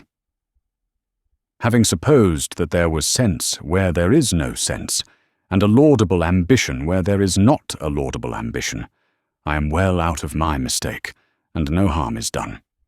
Young women have committed similar follies often before, and have repented them in poverty and obscurity often before. In an unselfish aspect, I am sorry that the thing is dropped, because it would have been a bad thing for me in a worldly point of view. In a selfish aspect, I am glad that the thing has dropped, because it would have been a bad thing for me in a worldly point of view. It is hardly necessary to say I could have gained nothing by it. There is no harm at all done. I have not proposed to the young lady, and, between ourselves, I am by no means certain, on reflection, that I ever should have committed myself to that extent. Mr. Lorry, You cannot control the mincing vanities and giddinesses of empty-headed girls. You must not expect to do it, or you will always be disappointed. Now pray say no more about it. I tell you, I regret it on account of others, but I am satisfied on my own account, and I am really very much obliged to you for allowing me to sound you and for giving me your advice. You know the young lady better than I do. You were right, it never would have done." Mr. Lorry was so taken aback that he looked quite stupidly at Mr. Stryver, shouldering him towards the door with an appearance of showering generosity, forbearance, and goodwill on his erring head. "Make the best of it, my dear sir," said Stryver. "Say no more about it. Thank you again for allowing me to sound you. Good night." Mr. Lorry was out in the night before he knew where he was. Mr. Stryver was lying back on his sofa, winking at his ceiling. Book 2, Chapter 13, The Fellow of No Delicacy. If Sidney Carton ever shone anywhere, he certainly never shone in the house of Dr. Manette. He had been there often, during a whole year, and had always been the same moody and morose lounger there. When he cared to talk, he talked well. But the cloud of caring for nothing, which overshadowed him with such a fatal darkness, was very rarely pierced by the light within him. And yet he did care something for the streets that environed that house, and for the senseless stones that made their pavements. Many a night he vaguely and unhappily wandered there, when wine had brought no transitory gladness to him. Many a dreary daybreak revealed his solitary figure lingering there, and still lingering there when the first beams of the sun brought into strong relief removed beauties of architecture in spires of churches and lofty buildings, as perhaps the quiet time brought some sense of better things, else forgotten and unattainable, into his mind. Of late, the neglected bed in the Temple Court had known him more scantily than ever, and often when he had thrown himself upon it, no longer than a few minutes, he had got up again and haunted that neighbourhood. On a day in August, when Mr. Stryver, after notifying to his jackal that he had thought better of that marrying matter, had carried his delicacy into Devonshire, and when the sight and scent of flowers in the city streets had some waifs of goodness in them for the worst, of health for the sickliest, and of youth for the oldest, Sidney's feet still trod those stones. From being irresolute and purposeless, his feet became animated by an intention, and, in the working out of that intention, they took him to the doctor's door. He was shown upstairs, and found Lucy at her work, alone. She had never been quite at her ease with him, and received him with some little embarrassment as he seated himself near her table. But, looking up at his face in the interchange of the first few commonplaces, she observed a change in it. "I fear you are not well, Mr. Carton." "No. But the life I lead, Miss Manette, is not conducive to health. What is to be expected of, or by, such profligates? Is it not? Forgive me. I have begun the question on my lips. A pity to live no better life? God knows it is a shame. Then why not change it?" Looking gently at him again, she was surprised and saddened to see that there were tears in his eyes. There were tears in his voice, too, as he answered, "It is too late for that. I shall never be better than I am. I shall sink lower and be worse." He leaned an elbow on her table and covered his eyes with his hand. The table trembled in the silence that followed. She had never seen him softened, and was much distressed. He knew her to be so without looking at her, and said, "Pray forgive me, Miss Manette. I break down before the knowledge of what I want to say to you. Will you hear me? If it will do you any good, Mr. Carton, if it would make you happier, it would make me very glad." "God bless you for your sweet compassion." He unshaded his face after a little while and spoke steadily. "Don't be afraid to hear me. Don't shrink from anything I say. I am like one who died young. All my life might have been. No, Mr. Carton, I am sure that the best part of it might still be. I am sure that you might be much, much worthier of yourself. Say of you, Miss Manette, and although I know better, although in the mystery of my own wretched heart I know better, I shall never forget it." She was pale and trembling. He came to her relief with a fixed despair of himself, which made the interview unlike any other that could have been holden. "If it had been possible, Miss Manette, that you could have returned the love of the man you see before yourself, flung away, wasted, drunken, poor creature of misuse as you know him to be, he would have been conscious this day and hour, in spite of his happiness, that he would bring you to misery, bring you to sorrow and repentance, blight you, disgrace you, pull you down with him. I know very well that you can have no tenderness for me. I ask for none. I am even thankful that it cannot be. Without it, can I not save you, Mr. Carton? Can I not recall you, forgive me again, to a better course? Can I in no way repay your confidence?" "I know this is a confidence," she modestly said, after a little hesitation, and in earnest tears. "I know you would say this to no one else. Can I turn it to no good account for yourself, Mr. Carton?" He shook his head. "To none. No, Miss Manette, to none. If you will hear me through a very little more, all you can ever do for me is done.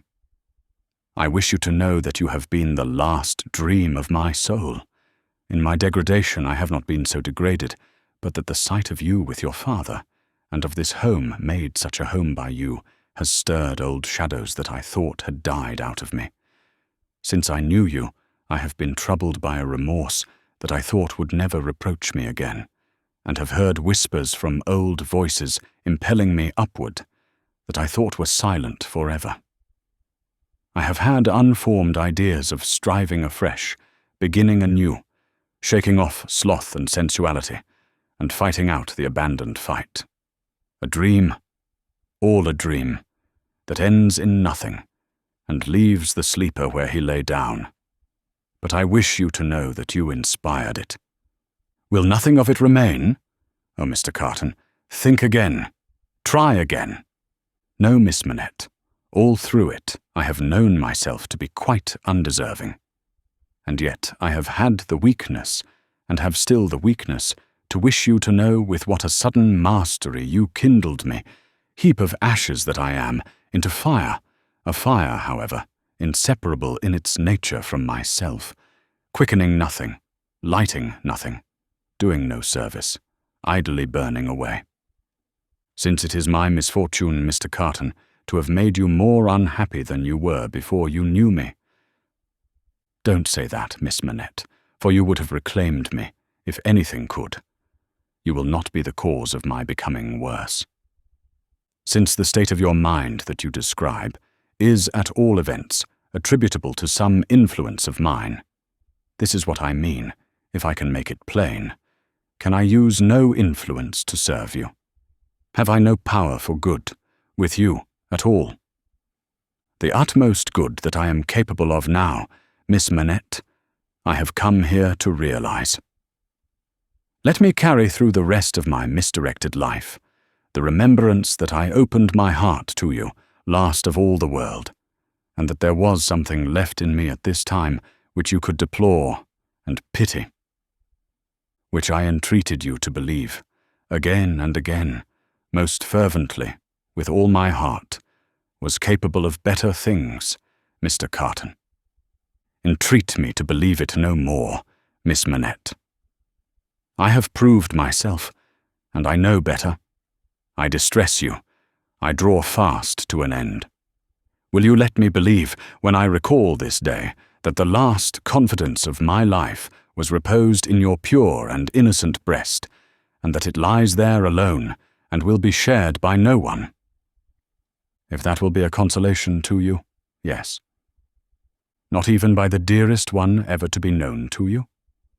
Mr. Carton, she answered, after an agitated pause, the secret is yours, not mine, and I promise to respect it.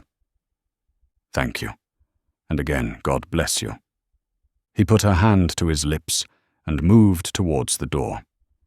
"Be under no apprehension, Miss Manette, of my ever resuming this conversation by so much as a passing word. I will never refer to it again. If I were dead, that could not be surer than it is henceforth. In the hour of my death, I shall hold sacred the one good remembrance, and shall thank and bless you for it, that my last avowal of myself was made to you, and that my name, and faults and miseries, were gently carried in your heart. May it otherwise be light and happy." He was so unlike what he had ever shown himself to be, and it was so sad to think how much he had thrown away, and how much he every day kept down and perverted, that Lucy Manette wept mournfully for him as he stood looking back at her. "Be comforted," he said. "I am not worth such feeling, Miss Manette. An hour or two hence, and the low companions and low habits that I scorn but yield to will render me less worth such tears as those than any wretch who creeps along the streets. Be comforted. But within myself, I shall always be, towards you, what I am now, though outwardly I shall be what you have heretofore seen me. The last supplication, but one I make to you, is that you will believe this of me." "I will, Mr. Carton. My last supplication of all is this, and with it I will relieve you of a visitor with whom I well know you have nothing in unison, and between whom and you there is an impassable space. It is useless to say it, I know, but it rises out of my soul. For you, and for any dear to you, I would do anything. If my career were of that better kind that there was any opportunity or capacity of sacrifice in it, I would embrace any sacrifice for you and for those dear to you. Try to hold me in your mind, at some quiet times, as ardent and sincere in this one thing. The time will come, the time will not be long in coming, when new ties will be formed about you, ties that will bind you yet more tenderly and strongly to the home you so adorn, the dearest ties that will ever grace and gladden you. Oh, Miss Manette, when the little picture of a happy father's face looks up in yours, when you see your own bright beauty springing up anew at your feet, think now and then that there is a man who would give his life to keep a life you love beside you." He said, "Farewell," said a last, "God bless you," and left her. Book 2, Chapter 14. The Honest Tradesman. To the eyes of Mr. Jeremiah Cruncher, sitting on his stool in Fleet Street with his grisly urchin beside him, a vast number and variety of objects in movement were every day presented. Who could sit upon anything in Fleet Street during the busy hours of the day, and not be dazed and deafened by two immense processions, one ever tending westward with the sun, the other ever tending eastward from the sun, both ever tending to the plains beyond the range of red and purple where the sun goes down? With his straw in his mouth, Mr. Cruncher sat watching the two streams, like the heathen rustic who has for several centuries been on duty watching one stream, saving that Jerry had no expectation of their ever running dry. Nor would it have been an expectation of a hopeful kind, since a small part of his income was derived from the pilotage of timid women, mostly of a full habit and past the middle term of life, from Tellson's side of the tides to the opposite shore. Brief as such companionship was in every separate instance, Mr. Cruncher never failed to become so interested in the lady as to express a strong desire to have the honour of drinking her very good health. And it was from the gifts bestowed upon him towards the execution of this benevolent purpose that he recruited his finances, as just now observed. Time was when a poet sat upon a stool in a public place and mused in the sight of men. Mr. Cruncher, sitting on a stool in a public place, but not being a poet, mused as little as possible, and looked about him.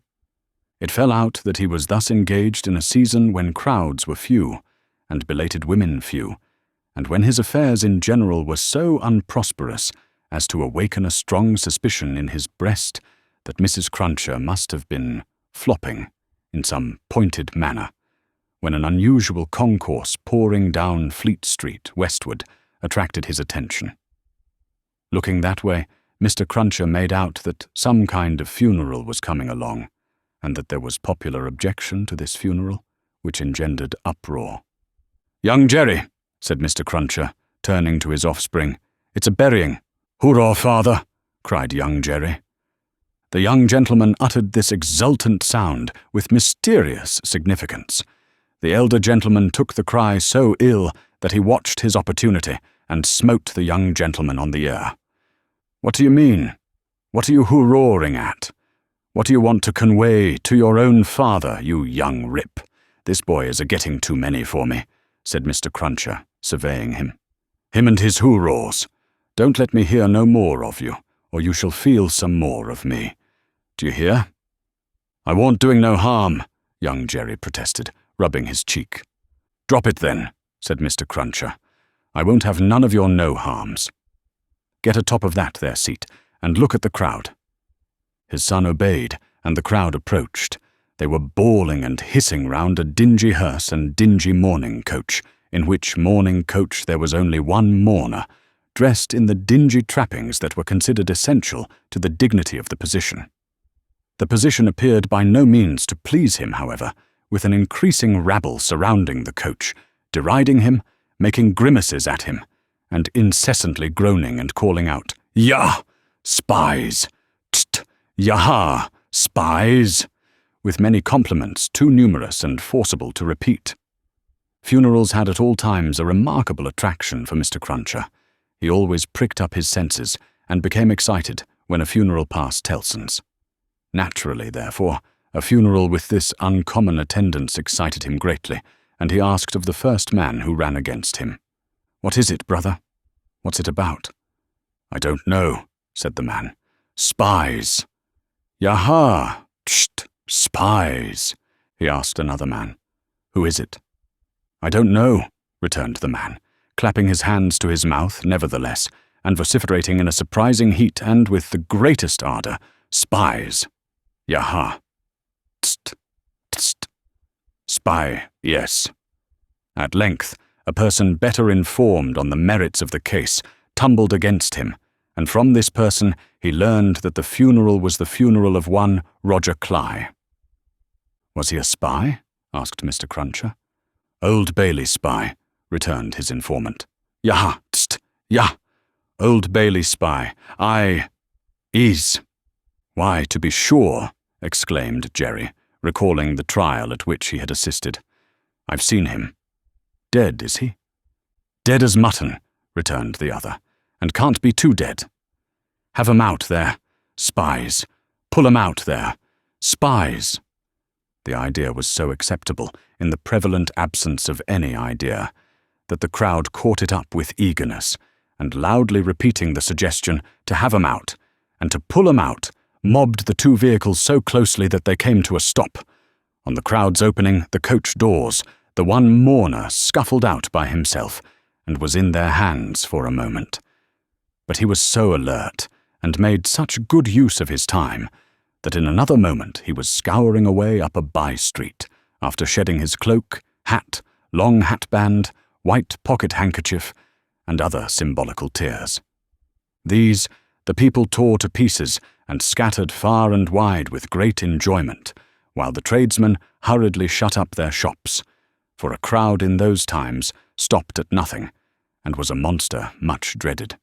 They had already got the length of opening the hearse to take the coffin out, when some brighter genius proposed instead its being escorted to its destination amidst general rejoicing.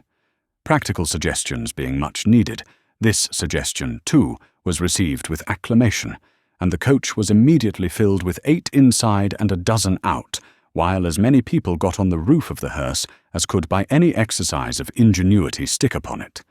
Among the first of these volunteers was Jerry Cruncher himself, who modestly concealed his spiky head from the observation of Tellson's, in the further corner of the mourning coach.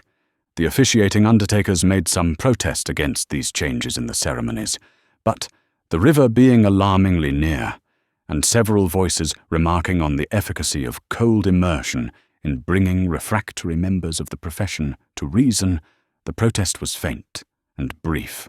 The remodelled procession started, with a chimney sweep driving the hearse, advised by the regular driver who was perched beside him under close inspection for the purpose, and with a pieman, also attended by his cabinet minister, driving the mourning coach.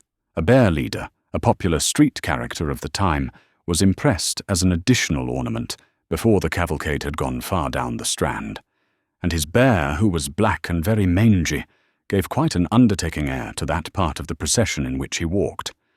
Thus, with beer drinking, pipe smoking, song roaring, and infinite caricaturing of woe, the disorderly procession went its way, recruiting at every step, and all the shops shutting up before it.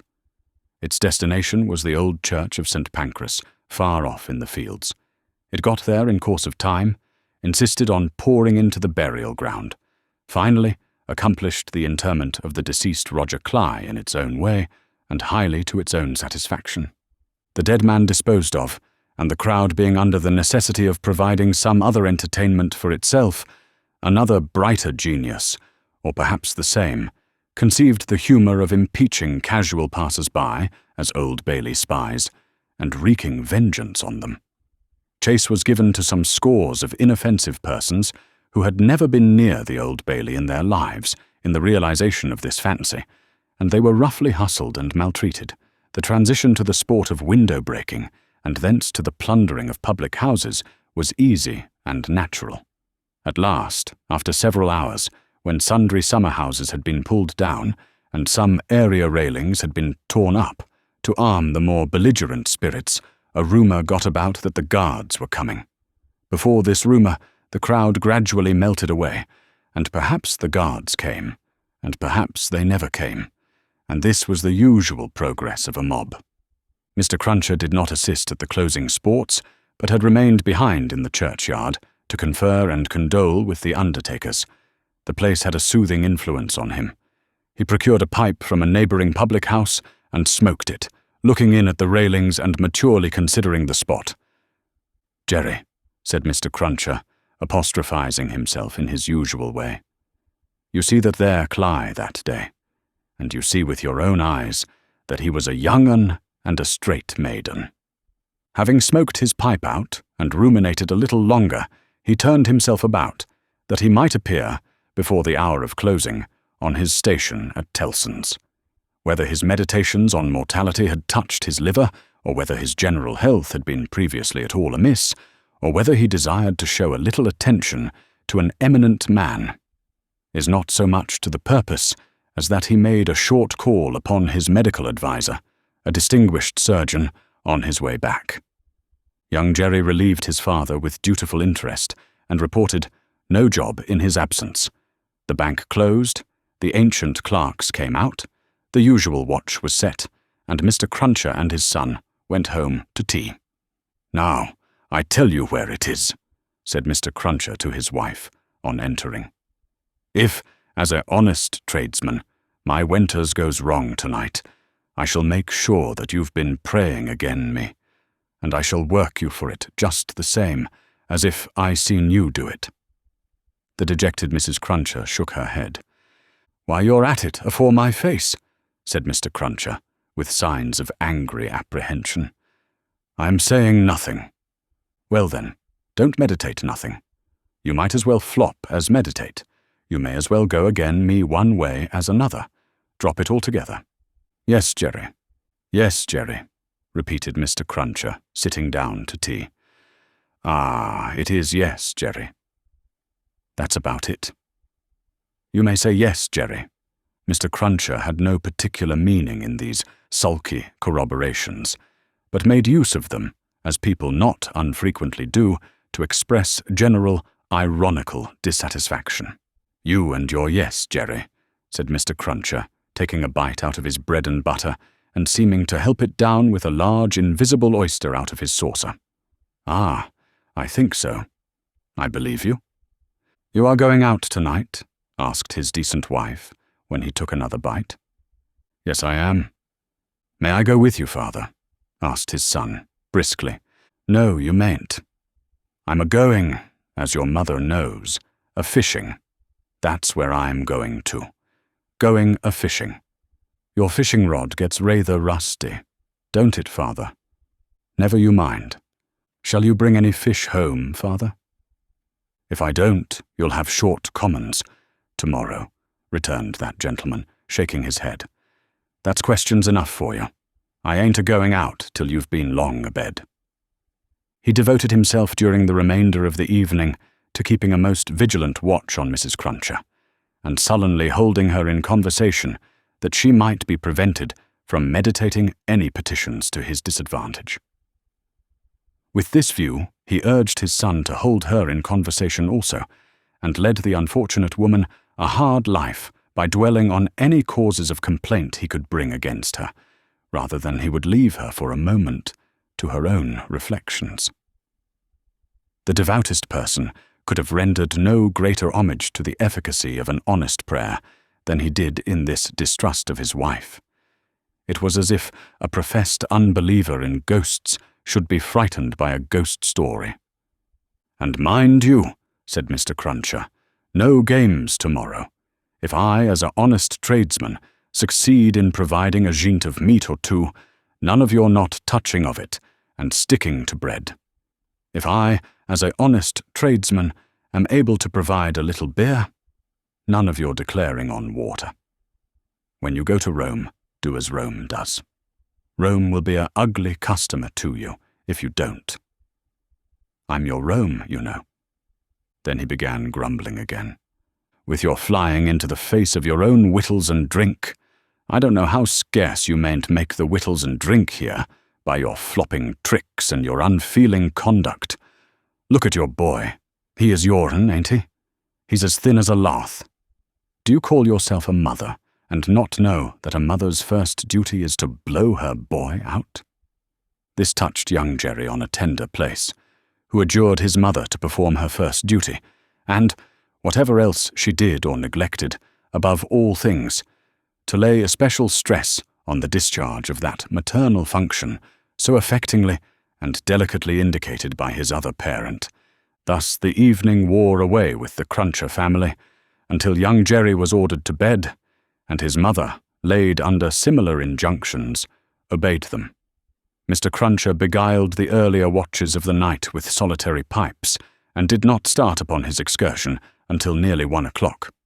Towards that small and ghostly hour, he rose up from his chair, took a key out of his pocket, opened a locked cupboard, and brought forth a sack, a crowbar of convenient size, a rope and chain, and other fishing tackle of that nature. Disposing these articles about him in skilful manner, he bestowed a parting defiance on Mrs. Cruncher, extinguished the light, and went out. Young Jerry, who had only made a feint of undressing when he went to bed, was not long after his father. Under cover of the darkness, he followed out of the room, followed down the stairs, followed down the court, followed out into the streets. He was in no uneasiness concerning his getting into the house again, for it was full of lodgers, and the door stood ajar all night. Impelled by a laudable ambition to study the art and mystery of his father's honest calling, young Jerry, keeping as close to house fronts, walls and doorways, as his eyes were close to one another, held his honoured parent in view. The honoured parent, steering northward, had not gone far when he was joined by another disciple of Isaac Walton, and the two trudged on together.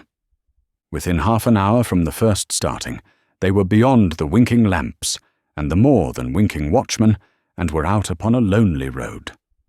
Another fisherman was picked up here, and that so silently that if young Jerry had been superstitious, he might have supposed the second follower of the gentle craft to have, all of a sudden, split himself into two. The three went on, and young Jerry went on, until the three stopped under a bank overhanging the road. Upon the top of the bank was a low brick wall, surmounted by an iron railing. In the shadow of bank and wall, the three turned out of the road, and up a blind lane, of which the wall, there risen to some 8 or 10 feet high, formed one side. Crouching down in a corner, peeping up the lane, the next object that young Jerry saw was the form of his honoured parent, pretty well defined against a watery and clouded moon, nimbly scaling an iron gate. He was soon over, and then the second fisherman got over, and then the third. They all dropped softly on the ground within the gate, and lay there a little, listening perhaps. Then they moved away on their hands and knees.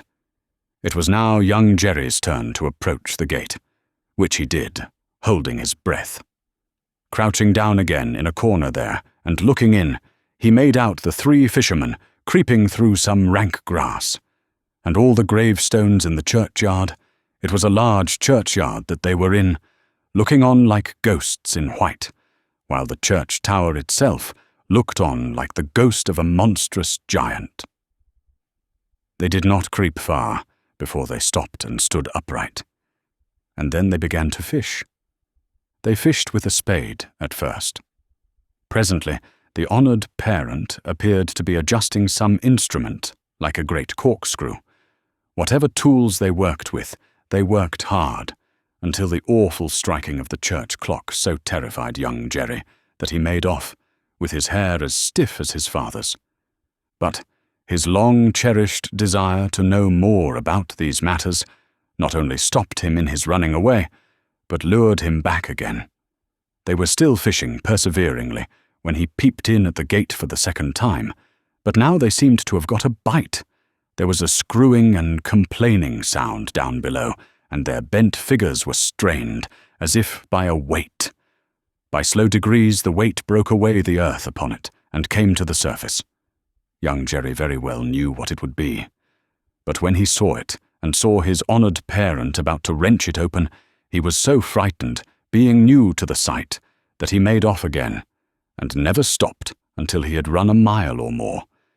He would not have stopped then, for anything less necessary than breath, it being a spectral sort of race that he ran, and one highly desirable to get to the end of. He had a strong idea that the coffin he had seen was running after him, and, pictured as hopping on behind him, bolt upright, upon its narrow end, always on the point of overtaking him and hopping on at his side, perhaps taking his arm. It was a pursuer to shun. It was an inconsistent and ubiquitous fiend, too, for, while it was making the whole night behind him dreadful, he darted out into the roadway to avoid dark alleys, fearful of its coming, hopping out of them like a dropsical boy's kite without tail and wings.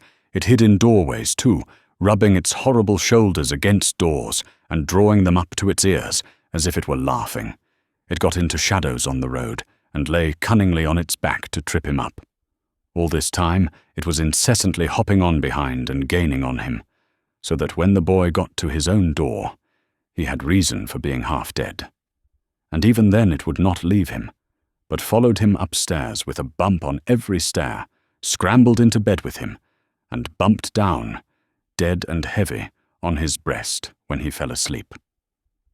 From his oppressed slumber, young Jerry in his closet was awakened after daybreak and before sunrise by the presence of his father in the family room.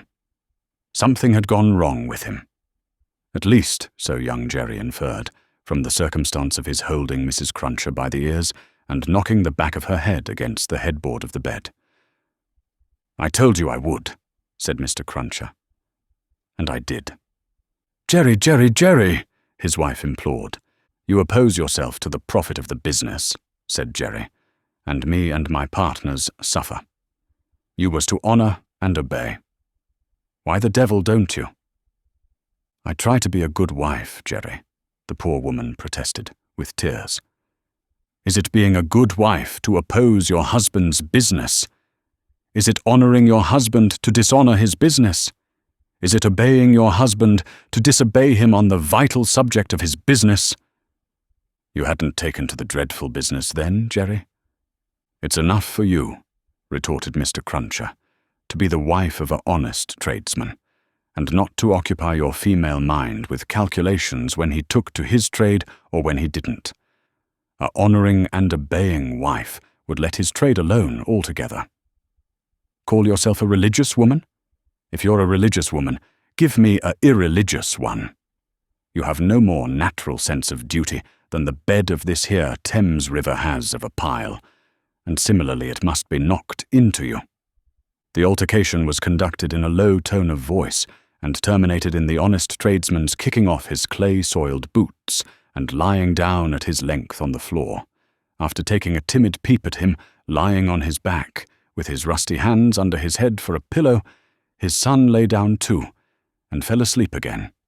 There was no fish for breakfast, and not much of anything else.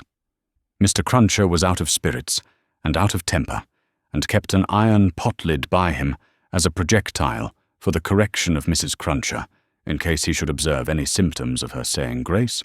He was brushed and washed at the usual hour, and set off with his son to pursue his ostensible calling.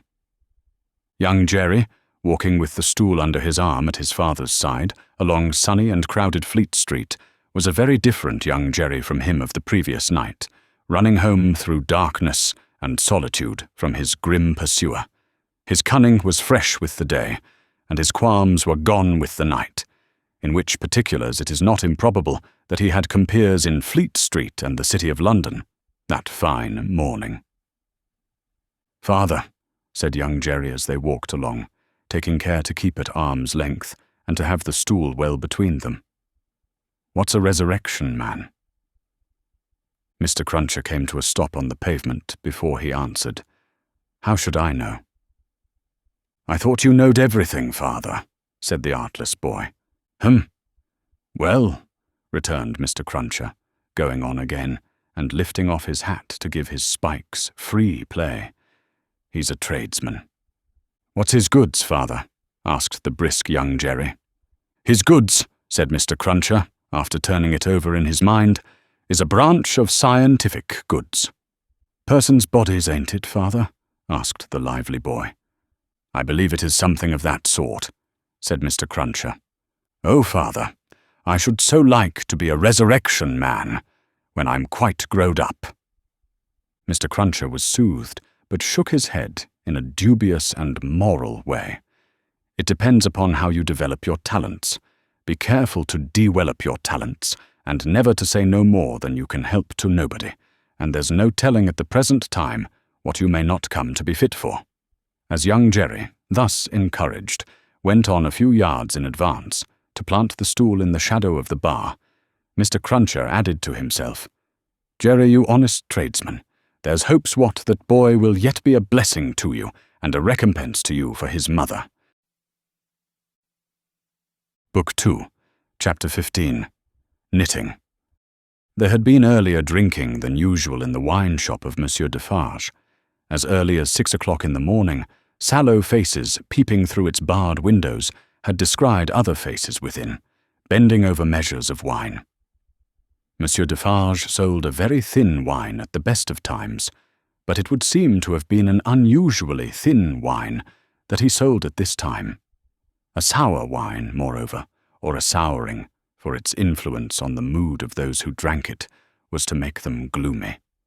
No vivacious bacchanalian flame leaped out of the pressed grape of Monsieur Defarge, but a smouldering fire that burnt in the dark lay hidden in the dregs of it. This had been the third morning in succession on which there had been early drinking at the wine shop of Monsieur Defarge. It had begun on Monday, and here was Wednesday come. There had been more of early brooding than drinking, for many men had listened and whispered and slunk about there from the time of the opening of the door, who could not have laid a piece of money on the counter to save their souls.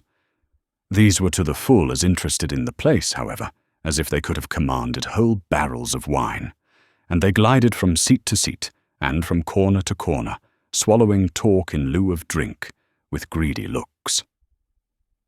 Notwithstanding an unusual flow of company, the master of the wine shop was not visible.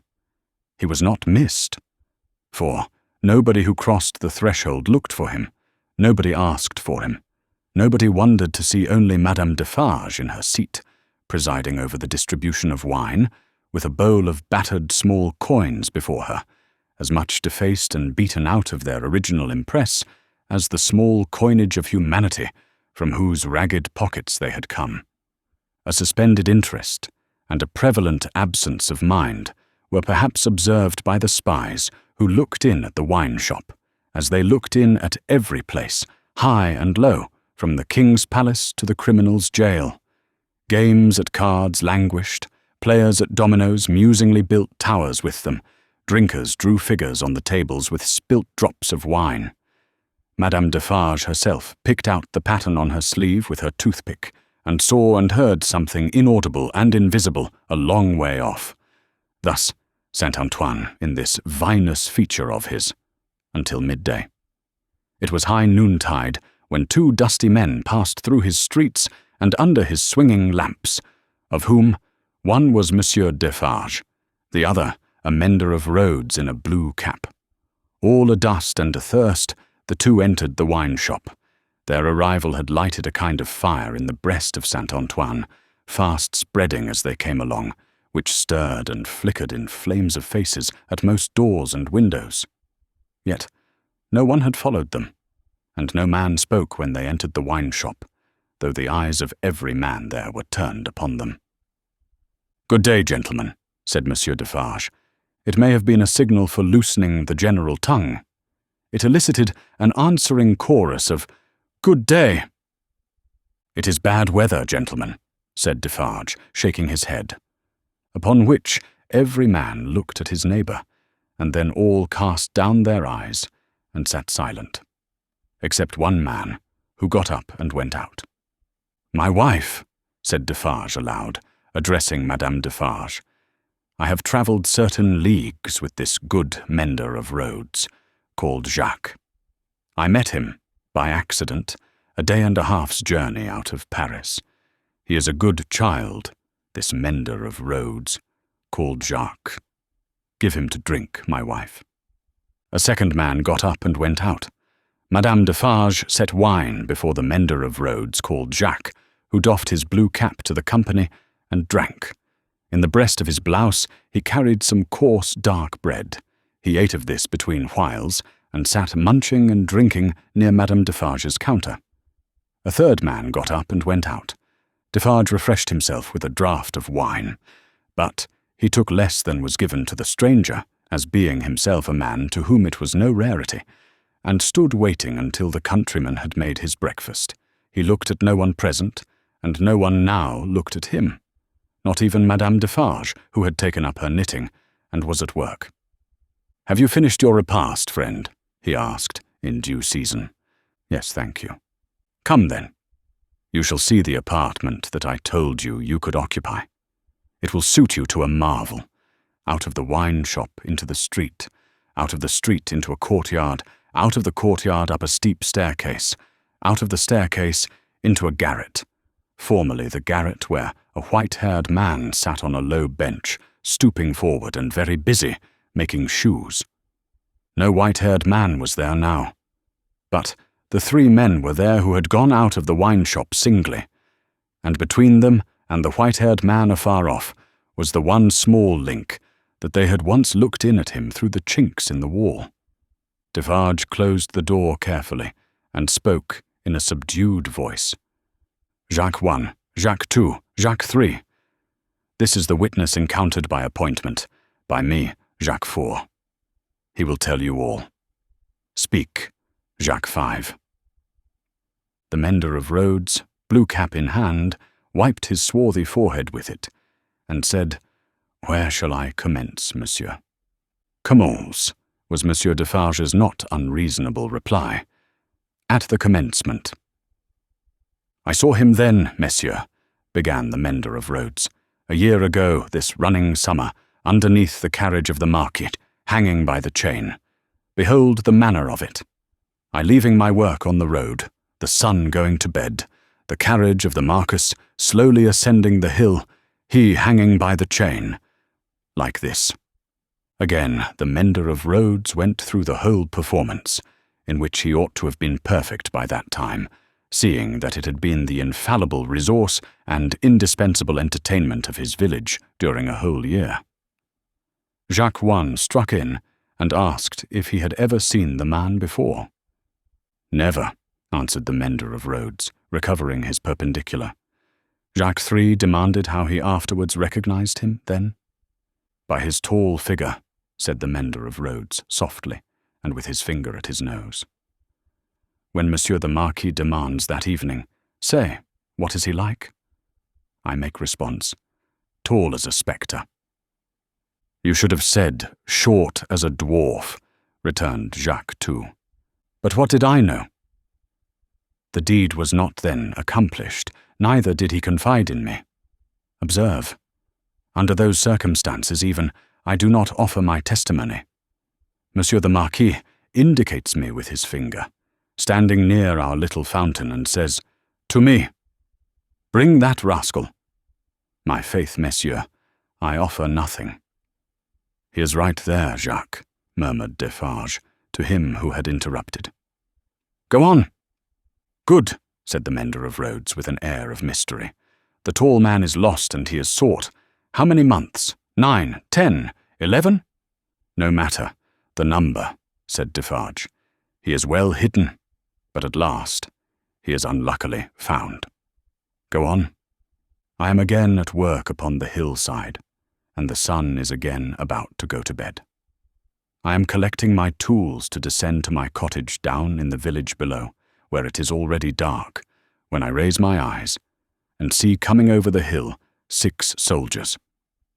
In the midst of them is a tall man with his arms bound, tied to his sides, like this. With the aid of his indispensable cap, he represented a man with his elbows bound fast at his hips, with cords that were knotted behind him. I stand aside, messieurs, by my heap of stones, to see the soldiers and their prisoner pass, for it is a solitary road, that, where any spectacle is well worth looking at.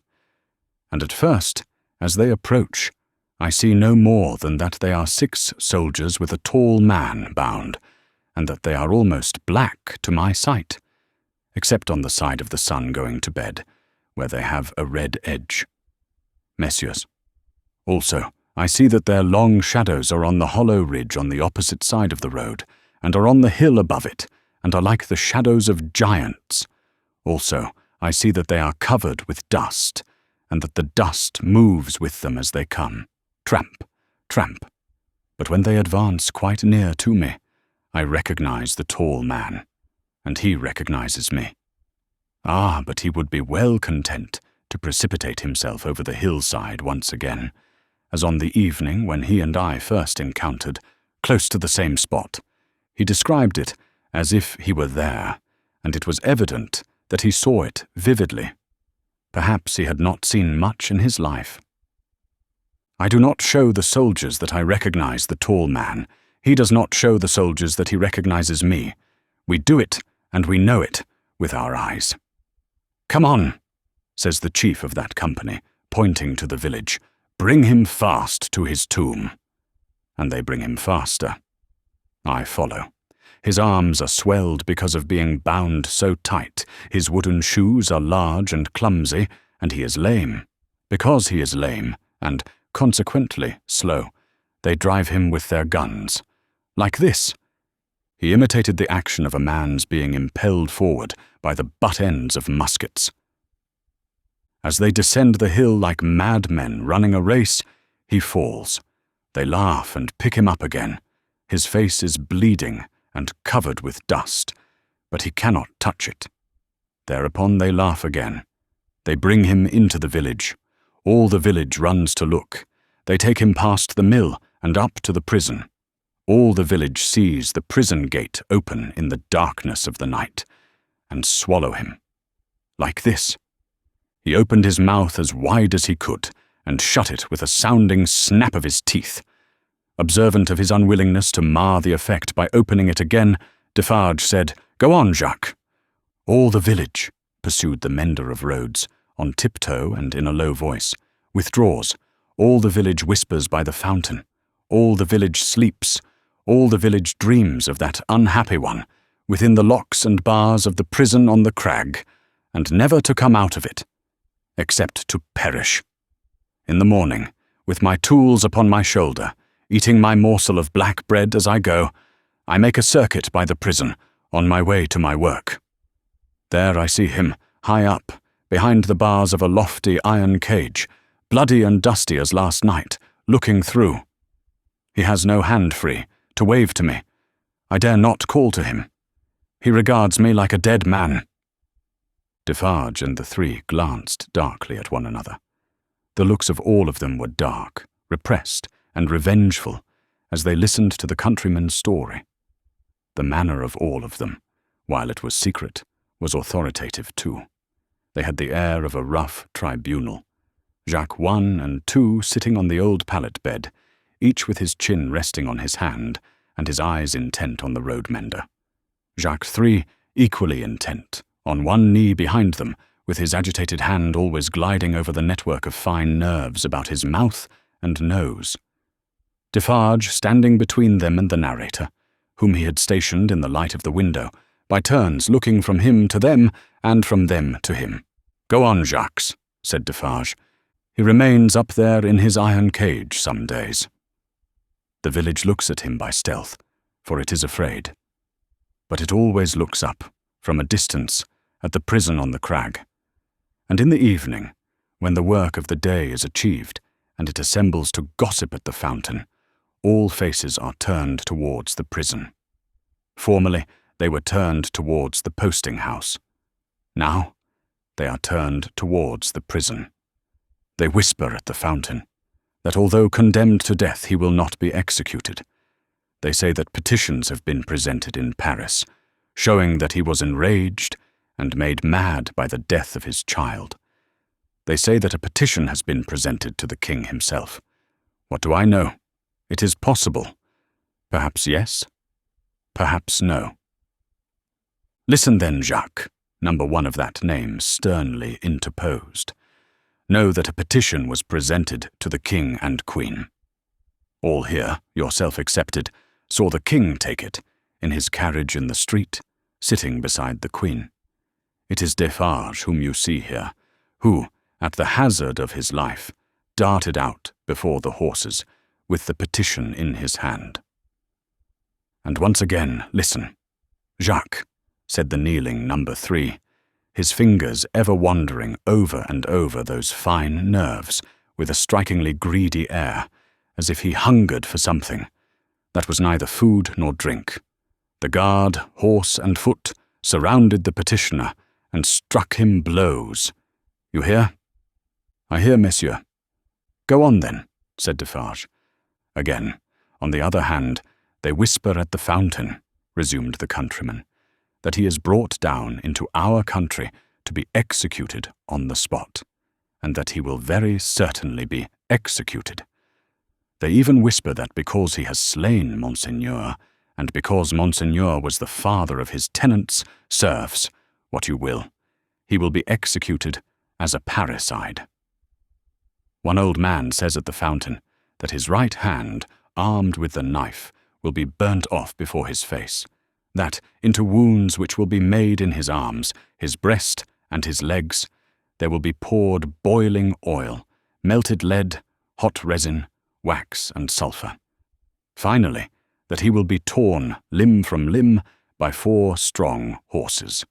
That old man says all this was actually done to a prisoner who made an attempt on the life of the late king, Louis XV. But how do I know if he lies? I am not a scholar. Listen once again, then, Jacques, said the man with the restless hand and the craving air. The name of that prisoner was Damiens, and it was all done in open day, in the open streets of this city of Paris, and nothing was more noticed in the vast concourse that saw it done than the crowd of ladies of quality and fashion who were full of eager attention to the last, Jacques, prolonged until nightfall, when he had lost 2 legs and an arm, and still breathed. And it was done. Why, how old are you? 35, said the mender of roads, who looked 60.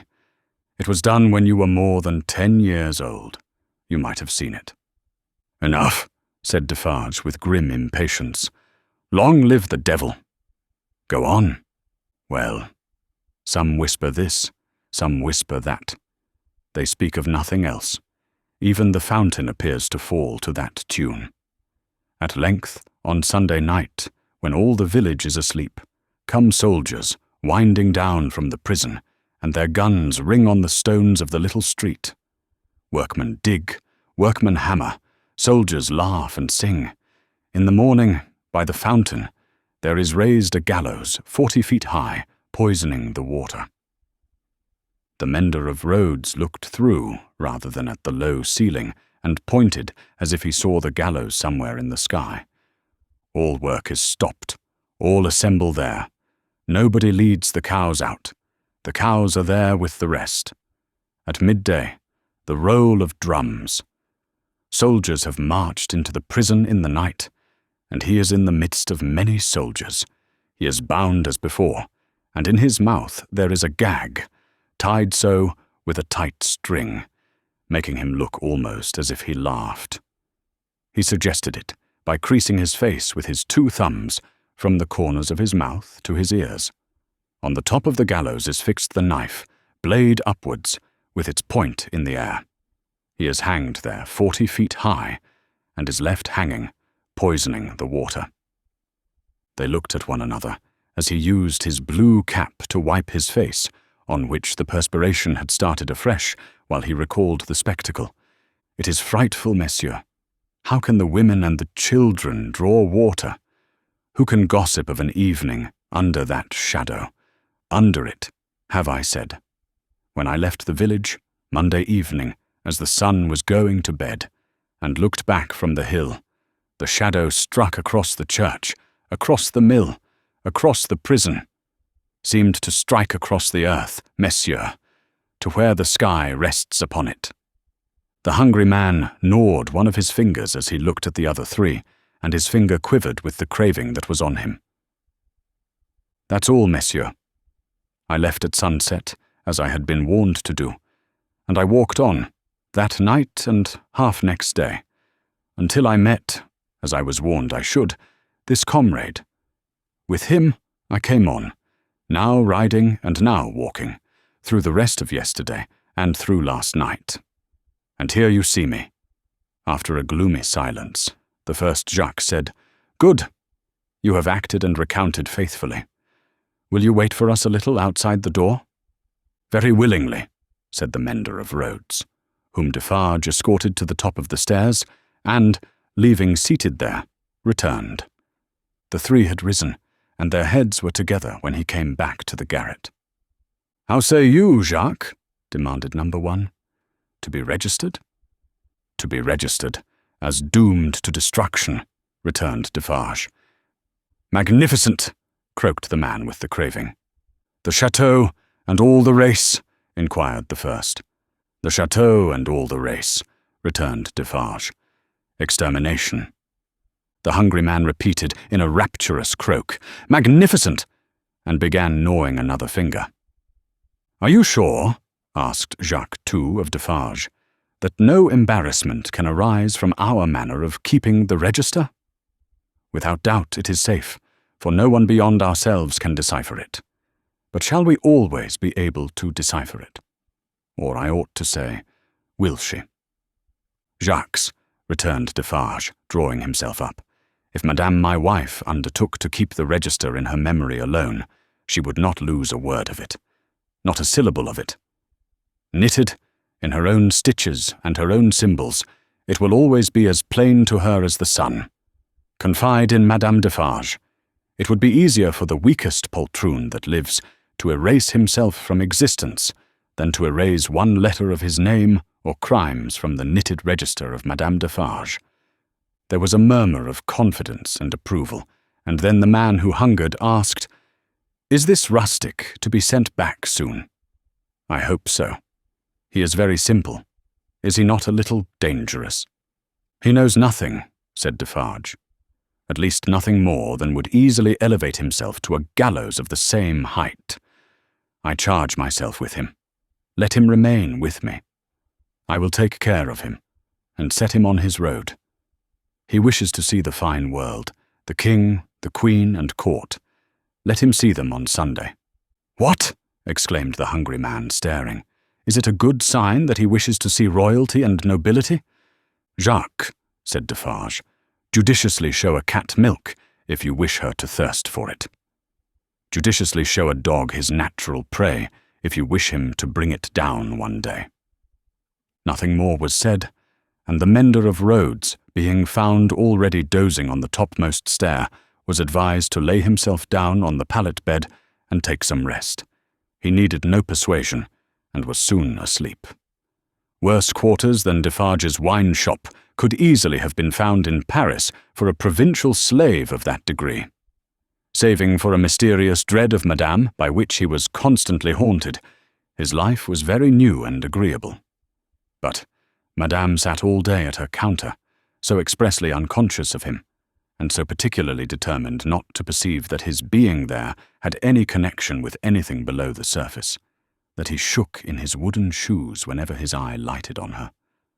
For he contended with himself that it was impossible to foresee what that lady might pretend next, and he felt assured that if she should take it into her brightly ornamented head to pretend that she had seen him do a murder, and afterwards flay the victim, she would infallibly go through with it until the play was played out.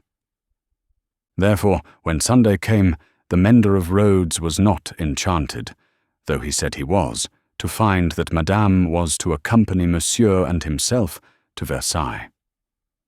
It was additionally disconcerting to have Madame knitting all the way there, in a public conveyance. It was additionally disconcerting yet to have Madame in the crowd in the afternoon, still with her knitting in her hands, as the crowd waited to see the carriage of the King and Queen. "You work hard, Madame," said a man near her. "Yes," answered Madame Defarge.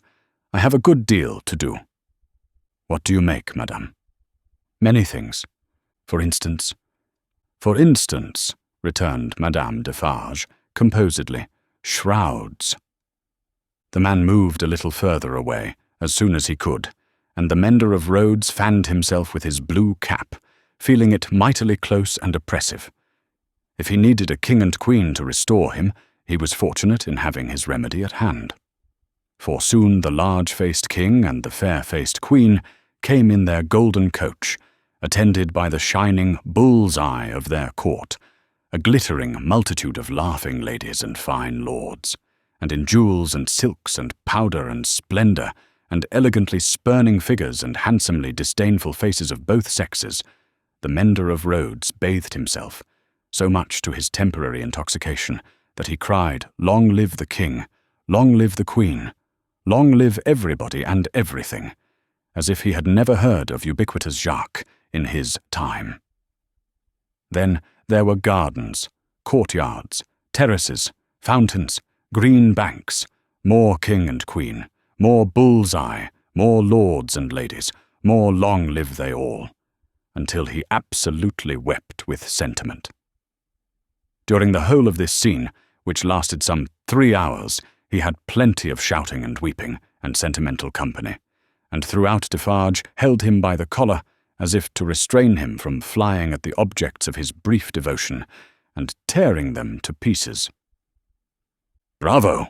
said Defarge, clapping him on the back when it was over, like a patron. "You are a good boy."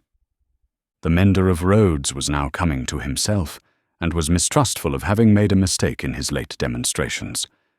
But no. "You are the fellow we want," said Defarge in his ear. "You make these fools believe that it will last forever. Then they are the more insolent, and it is the nearer ended." "Hey!" cried the mender of roads reflectively. "That's true. These fools know nothing.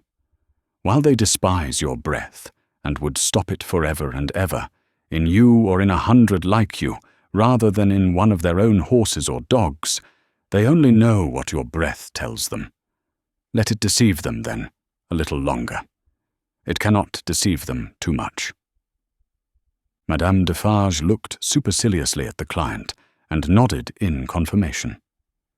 "As to you," said she, "you would shout and shed tears for anything if it made a show and a noise. Say, would you not?" "Truly, madame, I think so, for the moment. If you were shown a great heap of dolls, and were set upon them to pluck them to pieces, and despoil them for your own advantage, you would pick out the richest and gayest. Say, would you not? Truly yes, madam. Yes.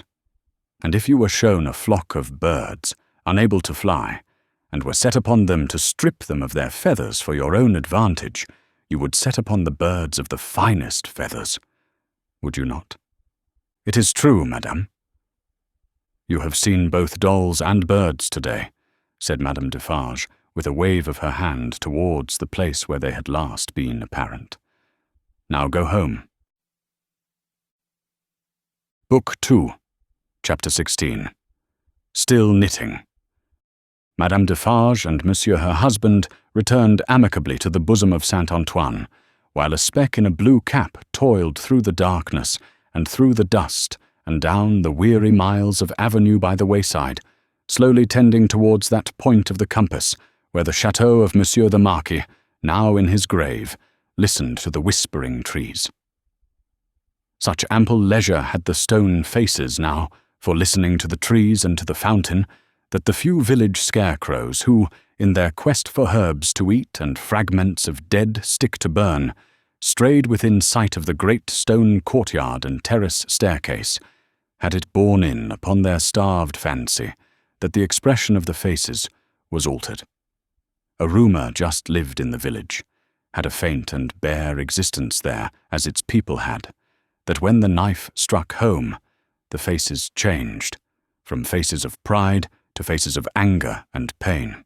Also, that when that dangling figure was hauled up 40 feet above the fountain, they changed again, and bore a cruel look of being avenged, which they would henceforth bear forever. In the stone face over the great window of the bed-chamber where the murder was done, 2 fine dints were pointed out in the sculptured nose, which everybody recognized, and which nobody had seen of old, and on the scarce occasions when 2 or 3 ragged peasants emerged from the crowd to take a hurried peep at Monsieur the Marquis, petrified, a skinny finger would not have pointed to it for a minute before they all started away among the moss and leaves, like the more fortunate hares who could find a living there. Chateau and hut, stone face and dangling figure, the red stain on the stone floor, and the pure water in the village well, thousands of acres of land, a whole province of France, all France itself, lay under the night sky, concentrated into a faint hair-breadth line. So does a whole world, with all its greatnesses and littlenesses, lie in a twinkling star.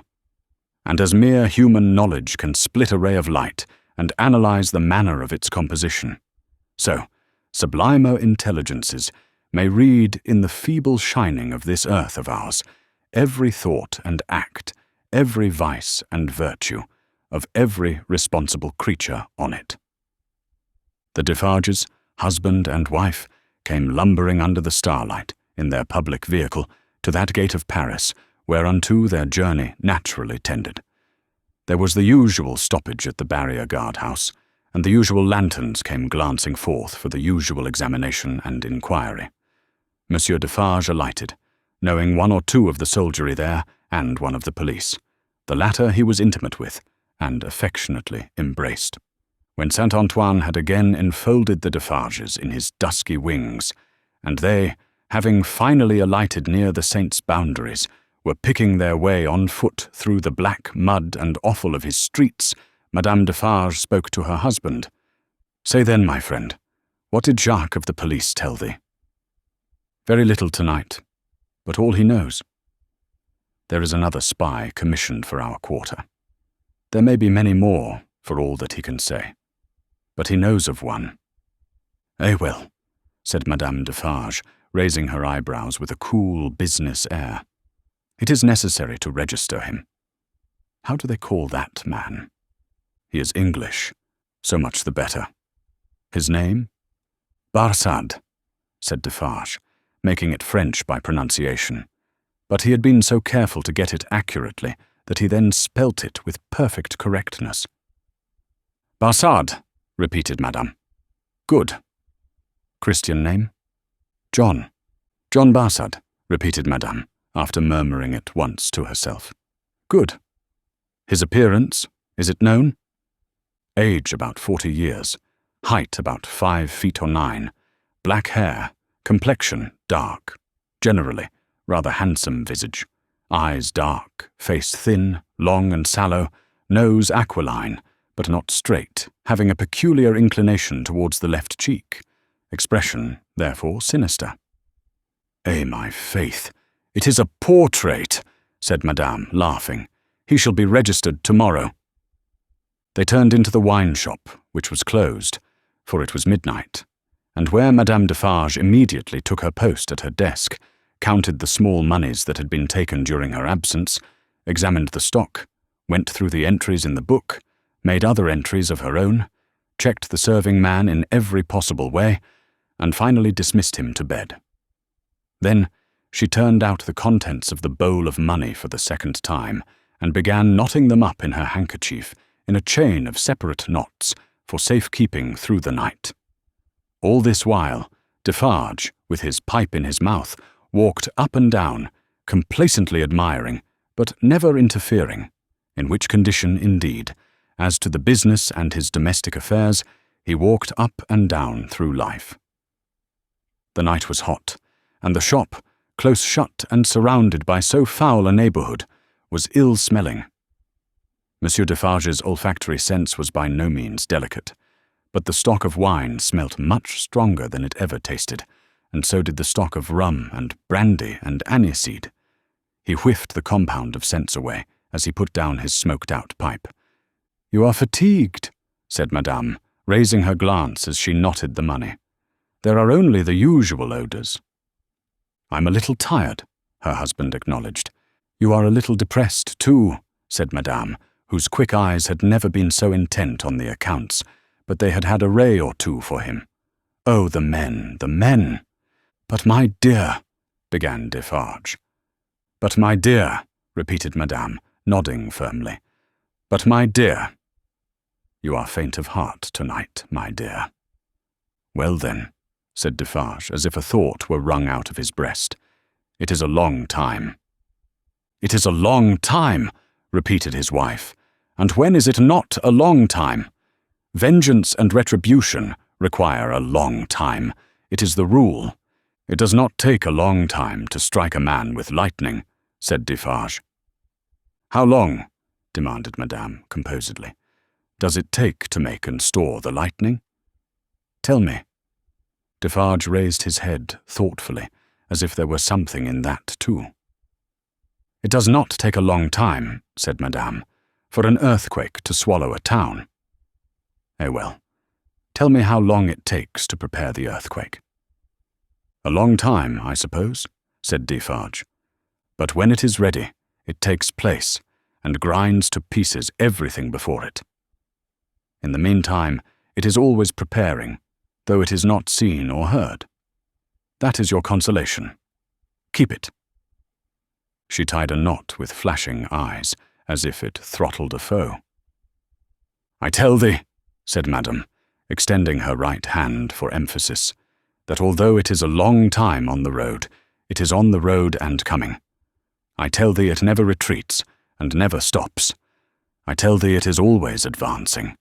Look around and consider the lives of all the world that we know. Consider the faces of all the world that we know. Consider the rage and discontent to which the Jacquerie addresses itself with more and more of certainty every hour. Can such things last? Bah, I mock you." "My brave wife," returned Defarge, standing before her with his head a little bent and his hands clasped at his back, like a docile and attentive pupil before his catechist. "I do not question all this.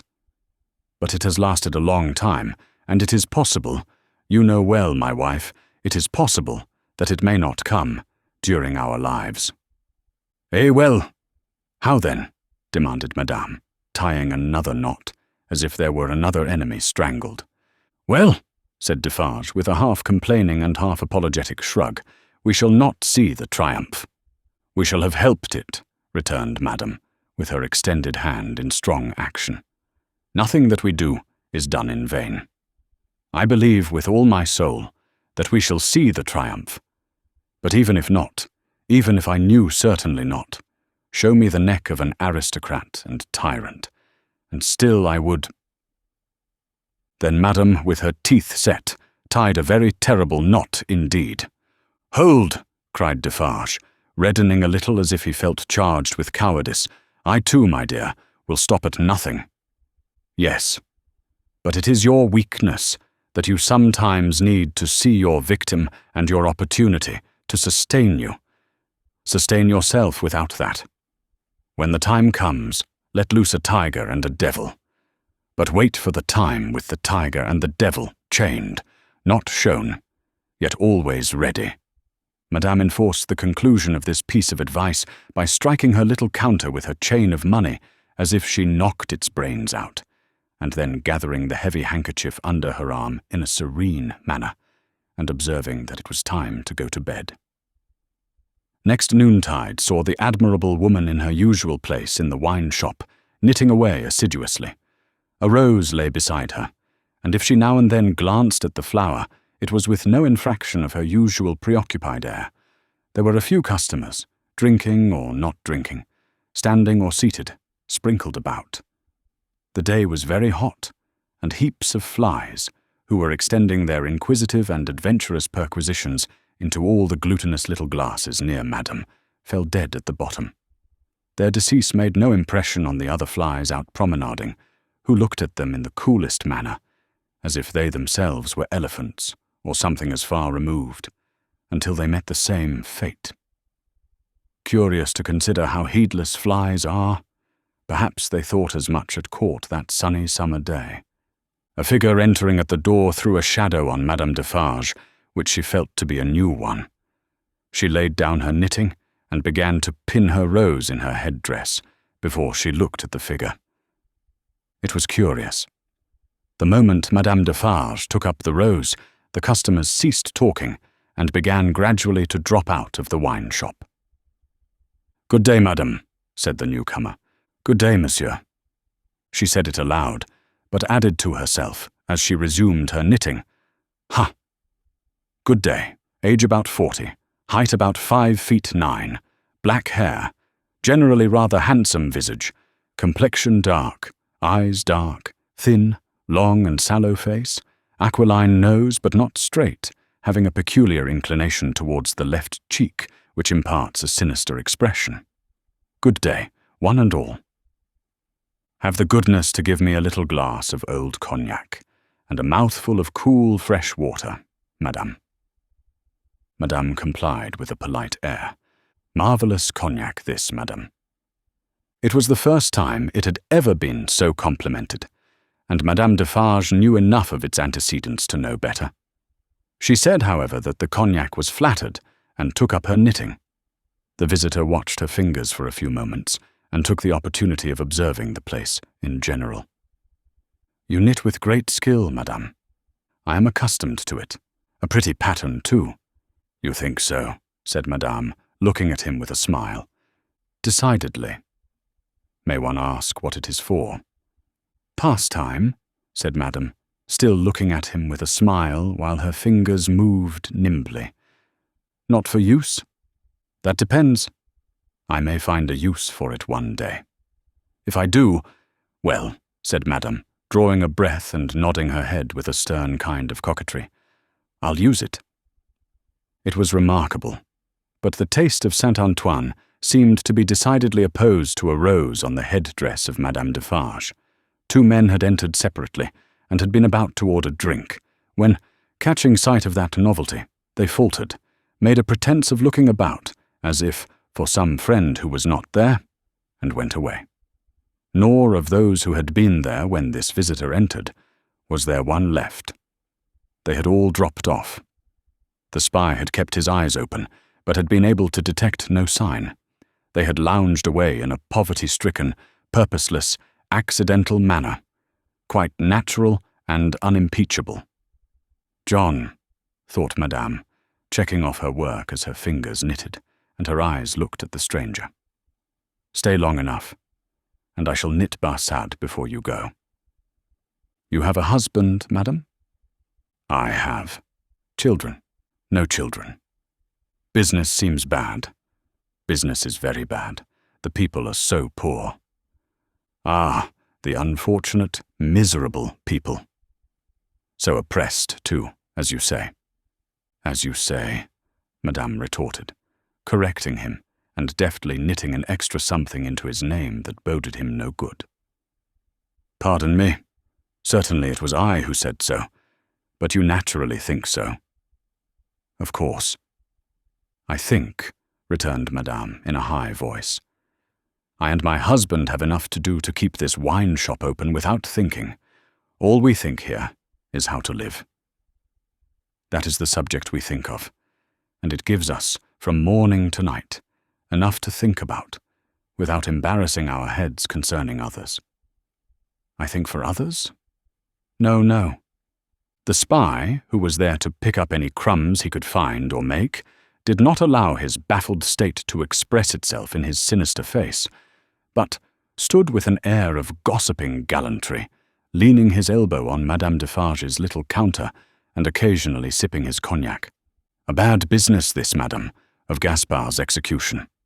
Ah, the poor Gaspard, with a sigh of great compassion. My faith, returned Madame, coolly and lightly. If people use knives for such purposes, they have to pay for it. He knew beforehand what the price of his luxury was. He has paid the price. I believe, said the spy, dropping his soft voice to a tone that invited confidence and expressing an injured revolutionary susceptibility in every muscle of his wicked face. I believe there is much compassion and anger in this neighborhood, touching the poor fellow, between ourselves. Is there? Asked Madame vacantly. Is there not? Here is my husband, said Madame Defarge. As the keeper of the wine shop entered at the door, the spy saluted him by touching his hat and saying with an engaging smile, Good day, Jacques. Defarge stopped short and stared at him. Good day, Jacques, the spy repeated, with not quite so much confidence or quite so easy a smile under the stare. You deceive yourself, monsieur, returned the keeper of the wine shop. You mistake me for another. That is not my name. I am Ernest Defarge. It is all the same, said the spy, airily, but discomfited too. Good day. Good day, answered Defarge dryly. I was saying to Madame, with whom I had the pleasure of chatting when you entered, that they tell me there is, and no wonder, much sympathy and anger in Saint-Antoine, touching the unhappy fate of poor Gaspard. No one has told me so, said Defarge, shaking his head. I know nothing of it. Having said it, he passed behind the little counter and stood with his hand on the back of his wife's chair, looking over that barrier at the person to whom they were both opposed, and whom either of them would have shot with the greatest satisfaction. The spy, well used to his business, did not change his unconscious attitude, but drained his little glass of cognac, took a sip of fresh water, and asked for another glass of cognac. Madame Defarge poured it out for him, took to her knitting again, and hummed a little song over it. You seem to know this quarter well, that is to say, better than I do, observed Defarge. Not at all, but I hope to know it better. I am so profoundly interested in its miserable inhabitants. Ha, muttered Defarge. The pleasure of conversing with you, Monsieur Defarge, recalls to me, pursued the spy, that I have the honor of cherishing some interesting associations with your name. Indeed, said Defarge with much indifference. Yes, indeed. When Dr. Manette was released, you, his old domestic, had the charge of him, I know. He was delivered to you. You see, I am informed of the circumstances? Such is the fact, certainly, said Defarge. He had had it conveyed to him in an accidental touch of his wife's elbow, as she knitted and warbled, that he would do best to answer, but always with brevity. It was to you, said the spy, that his daughter came, and it was from your care that his daughter took him, accompanied by a neat brown monsieur. How is he called? In a little wig. Lorry of the Bank of Telson and Company, over to England. Such is the fact, repeated Defarge. Very interesting remembrances, said the spy. I have known Dr. Manette and his daughter in England, Yes, said Defarge. You don't hear much about them now, said the spy. No, said Defarge. In effect, Madame struck in, looking up from her work and her little song, we never hear about them. We received the news of their safe arrival, and perhaps another letter, or perhaps two. But since then, they have gradually taken their road in life, we ours, and we have held no correspondence. Perfectly so, madame, replied the spy. She is going to be married. Going? Echoed madame. She was pretty enough to have been married long ago. You English are cold, it seems to me. Oh, you know I am English. I perceive your tongue is, returned madame. And what the tongue is, I suppose the man is. He did not take the identification as a compliment, but he made the best of it, and turned it off with a laugh. After sipping his cognac to the end, he added, Yes, Miss Manette is going to be married, but not to an Englishman, to one who, like herself, is French by birth. And speaking of Gaspard, poor Gaspard, it was cruel, cruel. It is a curious thing that she is going to marry the nephew of Monsieur the Marquis, for whom Gaspard was exalted to that height of so many feet. In other words, the present Marquis. But he lives unknown in England. He is no Marquis there. He is Mr. Charles Darnay. D'Aulnay is the name of his mother's family. Madame Defarge knitted steadily, but the intelligence had a palpable effect upon her husband. Do what he would, behind the little counter, as to the striking of a light and the lighting of his pipe, he was troubled, and his hand was not trustworthy. The spy would have been no spy if he had failed to see it, or to record it in his mind. Having made, at least, this one hit, whatever it might prove to be worth, and no customers coming in to help him to any other, Mr. Barsad paid for what he had drunk, and took his leave, taking occasion to say, in a genteel manner, before he departed, that he looked forward to the pleasure of seeing Monsieur and Madame Defarge again. For some minutes after he had emerged into the outer presence of Saint-Antoine, the husband and wife remained exactly as he had left them, lest he should come back. Can it be true, said Defarge in a low voice, looking down at his wife as he stood smoking with his hand on the back of her chair, what he has said of Mamselle Manette? As he has said it, returned Madame, lifting her eyebrows a little, it is probably false. But it may be true. If it is, Defarge began, and stopped. If it is, repeated his wife, and if it does come, while we live to see it triumph, I hope, for her sake, destiny will keep her husband out of France. Her husband's destiny, said Madame Defarge with her usual composure, will take him where he is to go, and will lead him to the end that is to end him. That is all I know. But it is very strange, now at least. Is it not very strange? Said Defarge, rather pleading with his wife to induce her to admit it, that, after all our sympathy for Monsieur her father, and herself, her husband's name should be prescribed under your hand at this moment, by the side of that infernal dog's who has just left us? Stranger things than that will happen when it does come, answered Madame. I have them both here, of a certainty, and they are both here for their merits. That is enough. She rolled up her knitting when she had said those words, and presently took the rose out of the handkerchief that was wound about her head. Either Saint-Antoine had an instinctive sense that the objectionable decoration was gone, or Saint-Antoine was on the watch for its disappearance. Howbeit, the saint took courage to lounge in, very shortly afterwards, and the wine-shop recovered its habitual aspect. In the evening, at which season of all others, Saint-Antoine turned himself inside out, and sat on doorsteps and window ledges, and came to the corners of vile streets and courts, for a breath of air. Madame Defarge, with her work in her hand, was accustomed to pass from place to place, and from group to group. A missionary. There were many like her, such as the world will do well never to breed again. All the women knitted. They knitted worthless things. But the mechanical work was a mechanical substitute for eating and drinking. The hands moved for the jaws and the digestive apparatus. If the bony fingers had been still, the stomachs would have been more famine-pinched. But as the fingers went, the eyes went, and the thoughts. And as Madame Defarge moved on from group to group, all three went quicker and fiercer, among every little knot of women that she had spoken with, and left behind. Her husband smoked at his door, looking after her with admiration. "A great woman," said he, "a strong woman, a grand woman, a frightfully grand woman."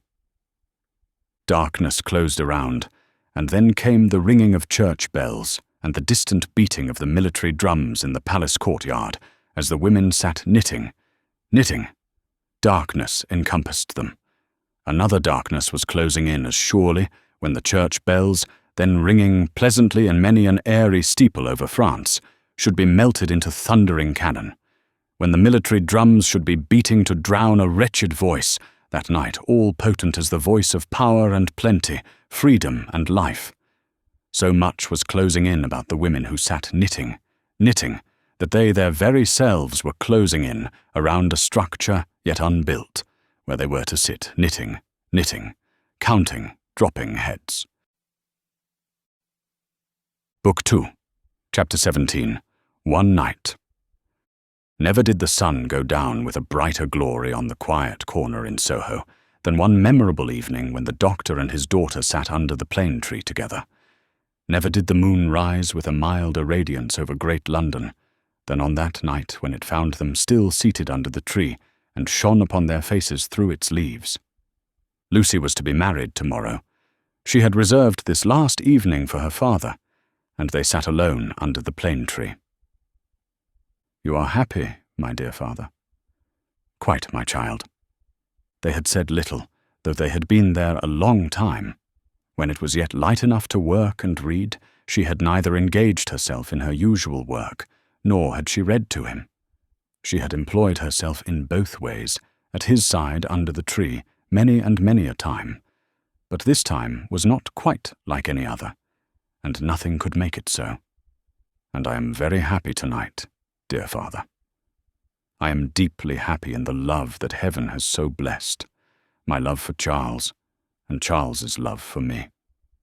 But if my life were not to be still consecrated to you, or if my marriage were so arranged as that it would part us, even by the length of a few of these streets, I should be more unhappy and self-reproachful now than I can tell you, even as it is. Even as it was, she could not command her voice. In the sad moonlight, she clasped him by the neck and laid her face upon his breast.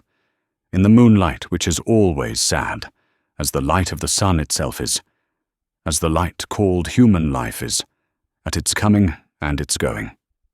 Dearest dear, can you tell me, this last time, that you feel quite sure no new affections of mine, and no new duties of mine, will ever interpose between us? I know it well, but do you know it? In your own heart, do you feel quite certain?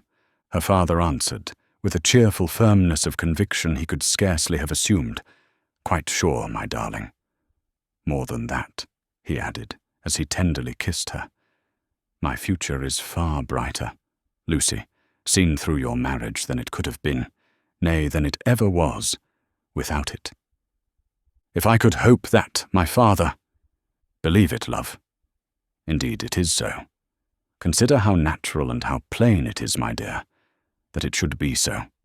You, devoted and young, cannot fully appreciate the anxiety I have felt that your life should not be wasted.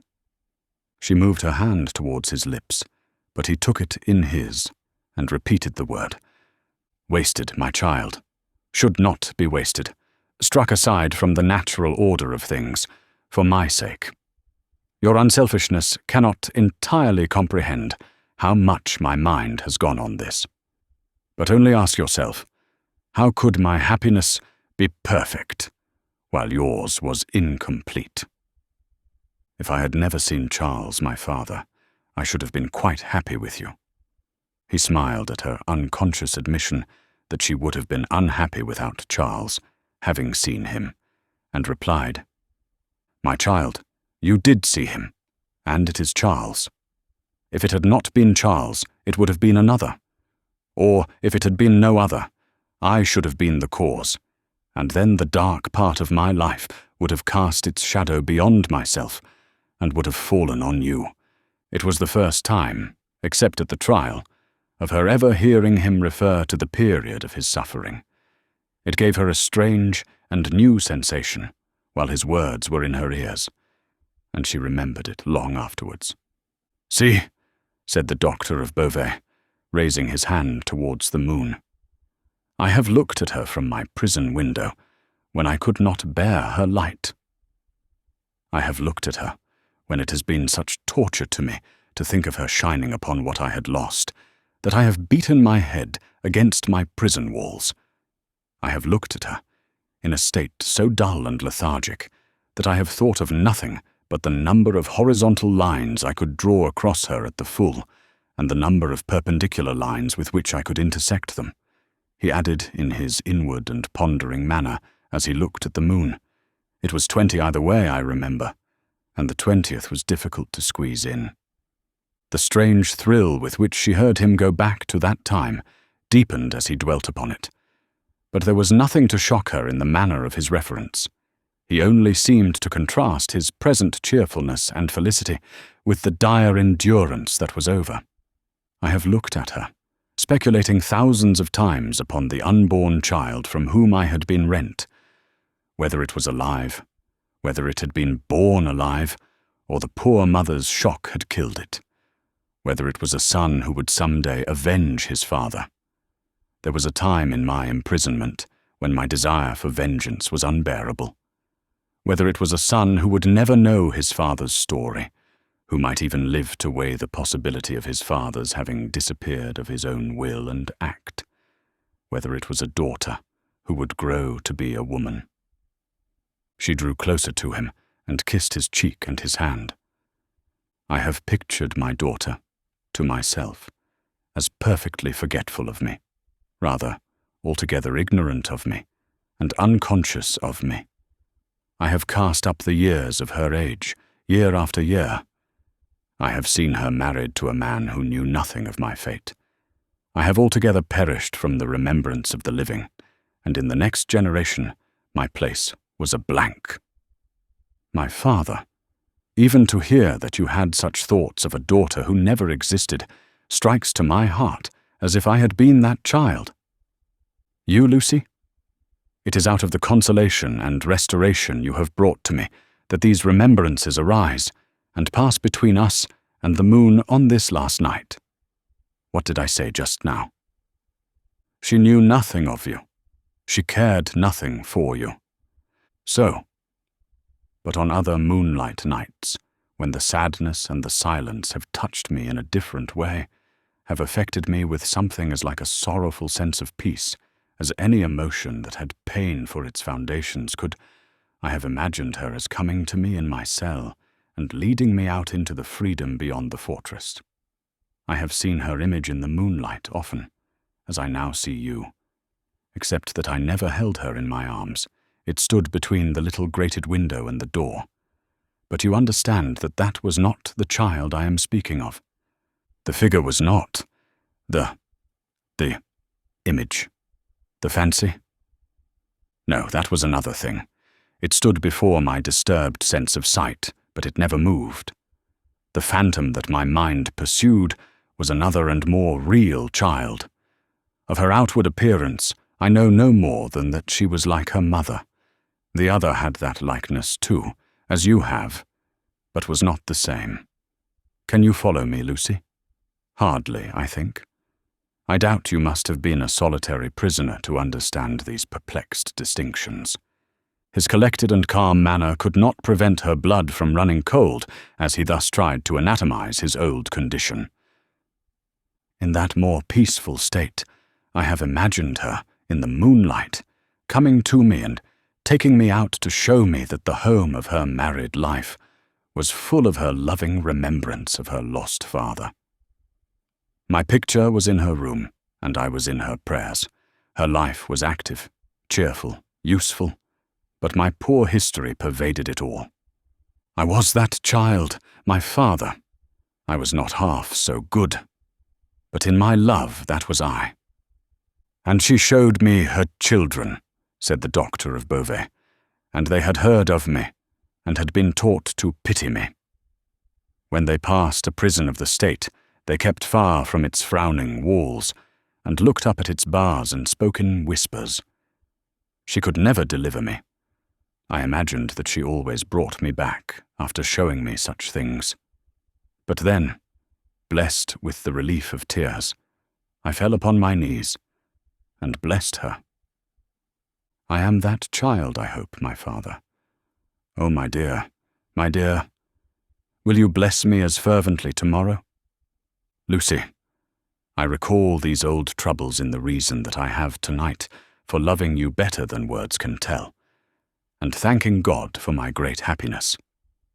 My thoughts, when they were wildest, never rose near the happiness that I have known with you, and that we have before us. He embraced her, solemnly commended her to heaven, and humbly thanked heaven for having bestowed her on him. By and by, they went into the house. There was no one bidden to the marriage but Mr. Lorry. There was even to be no bridesmaid, but the gaunt Miss Pross. The marriage was to make no change in their place of residence. They had been able to extend it by taking to themselves the upper rooms formerly belonging to the apocryphal invisible lodger, and they desired nothing more. Dr. Manette was very cheerful at the little supper. They were only 3 at table, and Miss Pross made the 3rd.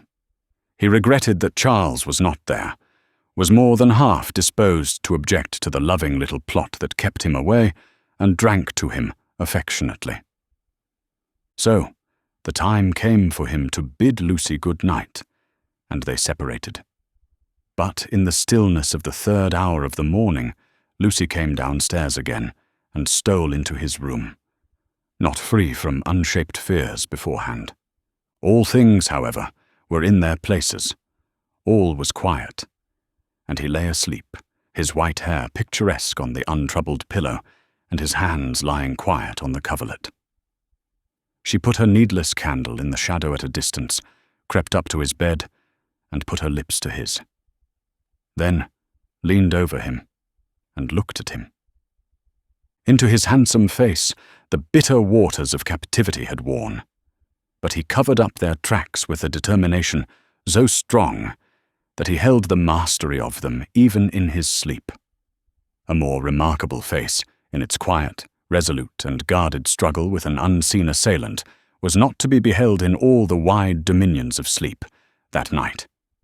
She timidly laid her hand on his dear breast, and put up a prayer that she might ever be as true to him as her love aspired to be, and as his sorrows deserved.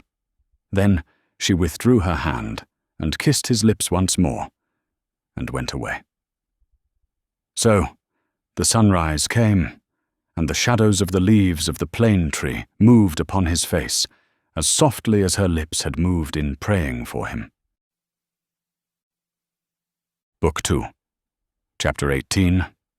9 days. The marriage day was shining brightly, and they were ready outside the closed door of the doctor's room where he was speaking with Charles Darnay. They were ready to go to church, the beautiful bride, Mr. Lorry, and Miss Pross, to whom the event, through a gradual process of reconcilement to the inevitable, would have been one of absolute bliss, but for the yet lingering consideration that her brother Solomon should have been the bridegroom. "And so," said Mr. Lorry, who could not sufficiently admire the bride, and who had been moving round her to take in every point of her quiet, pretty dress, "and so it was for this, my sweet Lucy, that I brought you across the channel such a baby. Lord bless me, how little I thought what I was doing, how lightly I valued the obligation I was conferring on my friend, Mr. Charles." "You didn't mean it," remarked the matter-of-fact Miss Pross, "and therefore how could you know it?" "Nonsense. Really?" "Well, but don't cry," said the gentle Mr. Lorry. "I am not crying," said Miss Pross. "You are." "Aye, my Pross."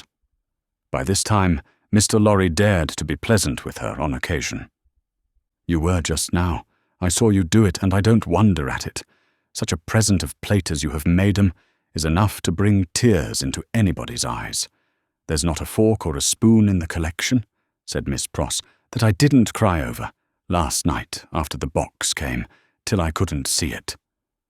"I am highly gratified," said Mr. Lorry, "though, upon my honour, I had no intention of rendering those trifling articles of remembrance invisible to anyone. Dear me, this is an occasion that makes a man speculate on all he has lost. Dear, dear, dear, to think that there might have been a Mrs. Lorry any time these 50 years almost." "Not at all," from Miss Pross. "You think there never might have been a Mrs. Lorry?" asked the gentleman of that name. "Pooh," rejoined Miss Pross, "you were a bachelor in your cradle." "Well," observed Mr. Lorry, beamingly adjusting his little wig, "that seems probable too." "And you were cut out for a bachelor," pursued Miss Pross, "before you were put in your cradle." "Then I think," said Mr. Lorry, "that I was very unhandsomely dealt with, and that I ought to have had a voice in the selection of my pattern. Enough. Now, my dear Lucy," drawing his arm soothingly round her waist, "I hear them moving in the next room, and Miss Pross and I, as two formal folks of business, are anxious not to lose the final opportunity of saying something to you that you wish to hear. You leave your good father, my dear, in hands as earnest and as loving as your own. He shall be taken every conceivable care of. During the next fortnight, while you are in Warwickshire and thereabouts, even Tellson's shall go to the wall, comparatively speaking, before him. And when, at the fortnight's end, he comes to join you and your beloved husband on your other fortnight's trip in Wales, you shall say that we have sent him to you in the best health and in the happiest frame. Now, I hear somebody's step coming to the door. Let me kiss my dear girl with an old-fashioned bachelor blessing before somebody comes to claim his own." For a moment he held the fair face from him to look at the well-remembered expression on the forehead, and then laid the bright golden hair against his little brown wig, with a genuine tenderness and delicacy, which, if such things be old-fashioned, were as old as Adam. The door of the doctor's room opened, and he came out with Charles Darnay. He was so deadly pale, which had not been the case when they went in together, that no vestige of colour was to be seen in his face. But, in the composure of his manner, he was unaltered, except that to the shrewd glance of Mr. Lorry it disclosed some shadowy indication that the old air of avoidance and dread had lately passed over him, like a cold wind. He gave his arm to his daughter, and took her downstairs to the chariot which Mr. Lorry had hired in honour of the day. The rest followed in another carriage, and soon, in a neighbouring church, where no strange eyes looked on, Charles Darnay and Lucy Manette were happily married. Besides the glancing tears that shone among the smiles of the little group when it was done, some diamonds, very bright and sparkling, glanced on the bride's hand, which were newly released from the dark obscurity of one of Mr. Lorry's pockets.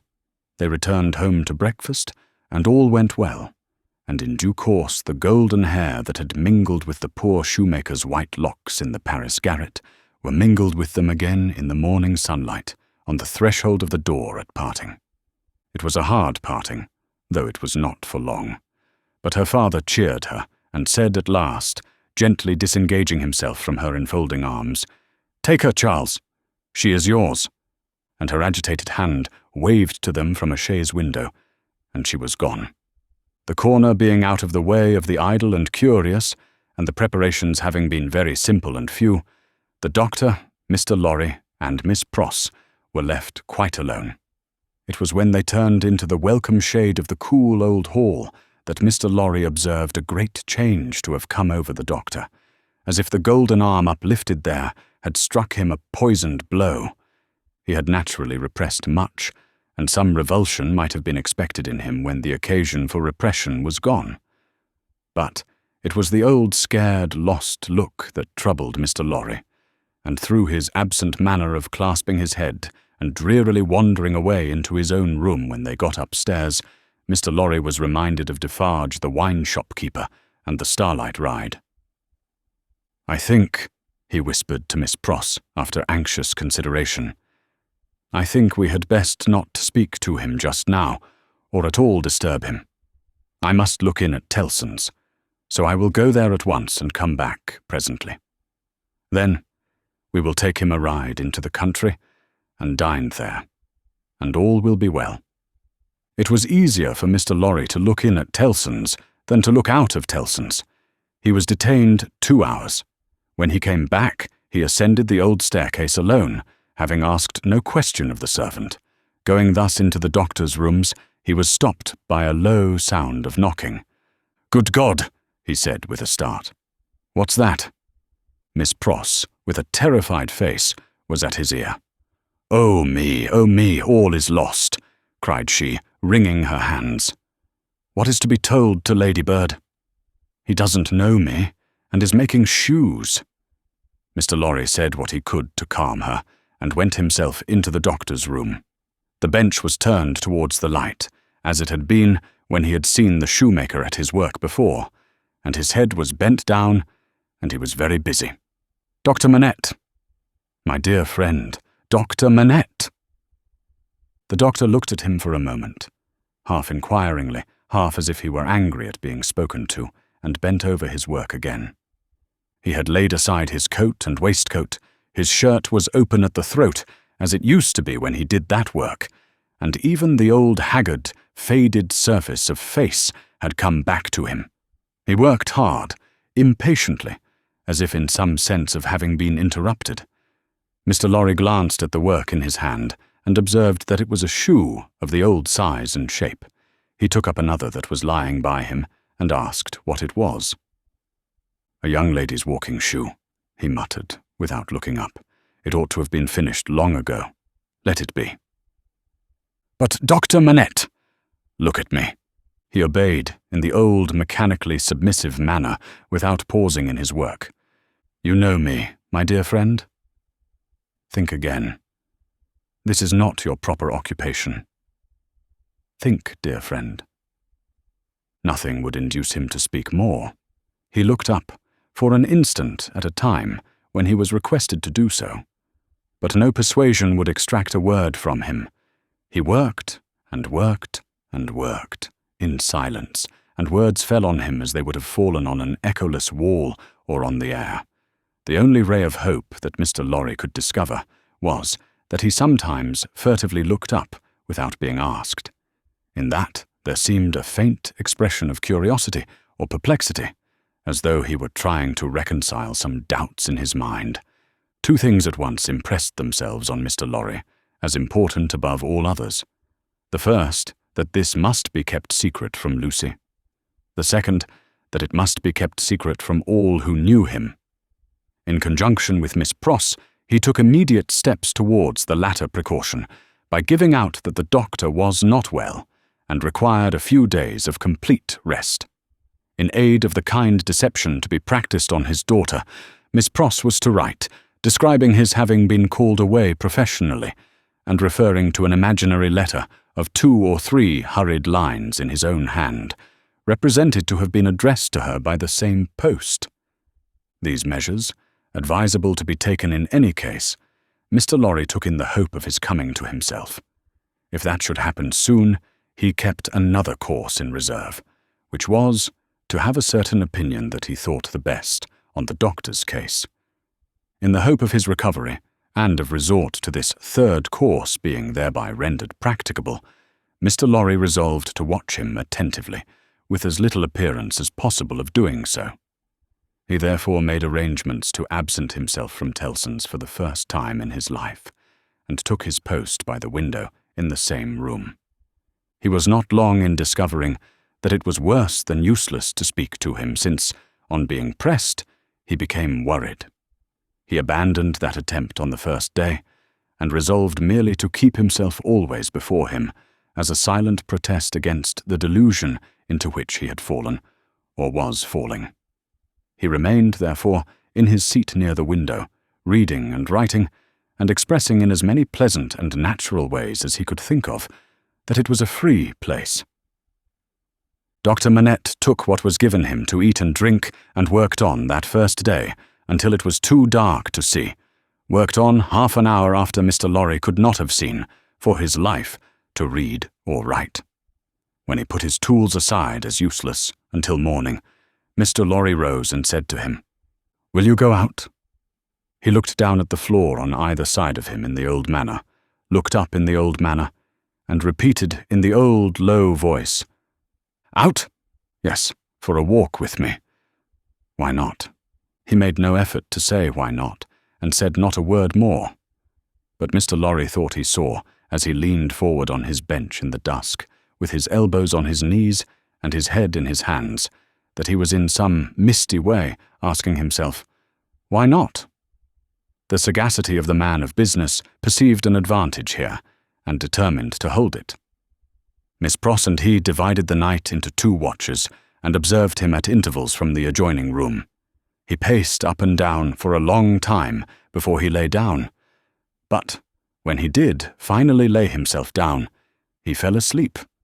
In the morning he was up betimes, and went straight to his bench and to work. On this second day, Mr. Lorry saluted him cheerfully by his name, and spoke to him on topics that had been of late familiar to them.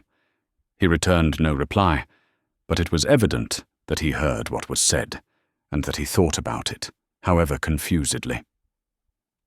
This encouraged Mr. Lorry to have Miss Pross in with her work several times during the day. At those times they quietly spoke of Lucy, and of her father then present, precisely in the usual manner, and as if there were nothing amiss.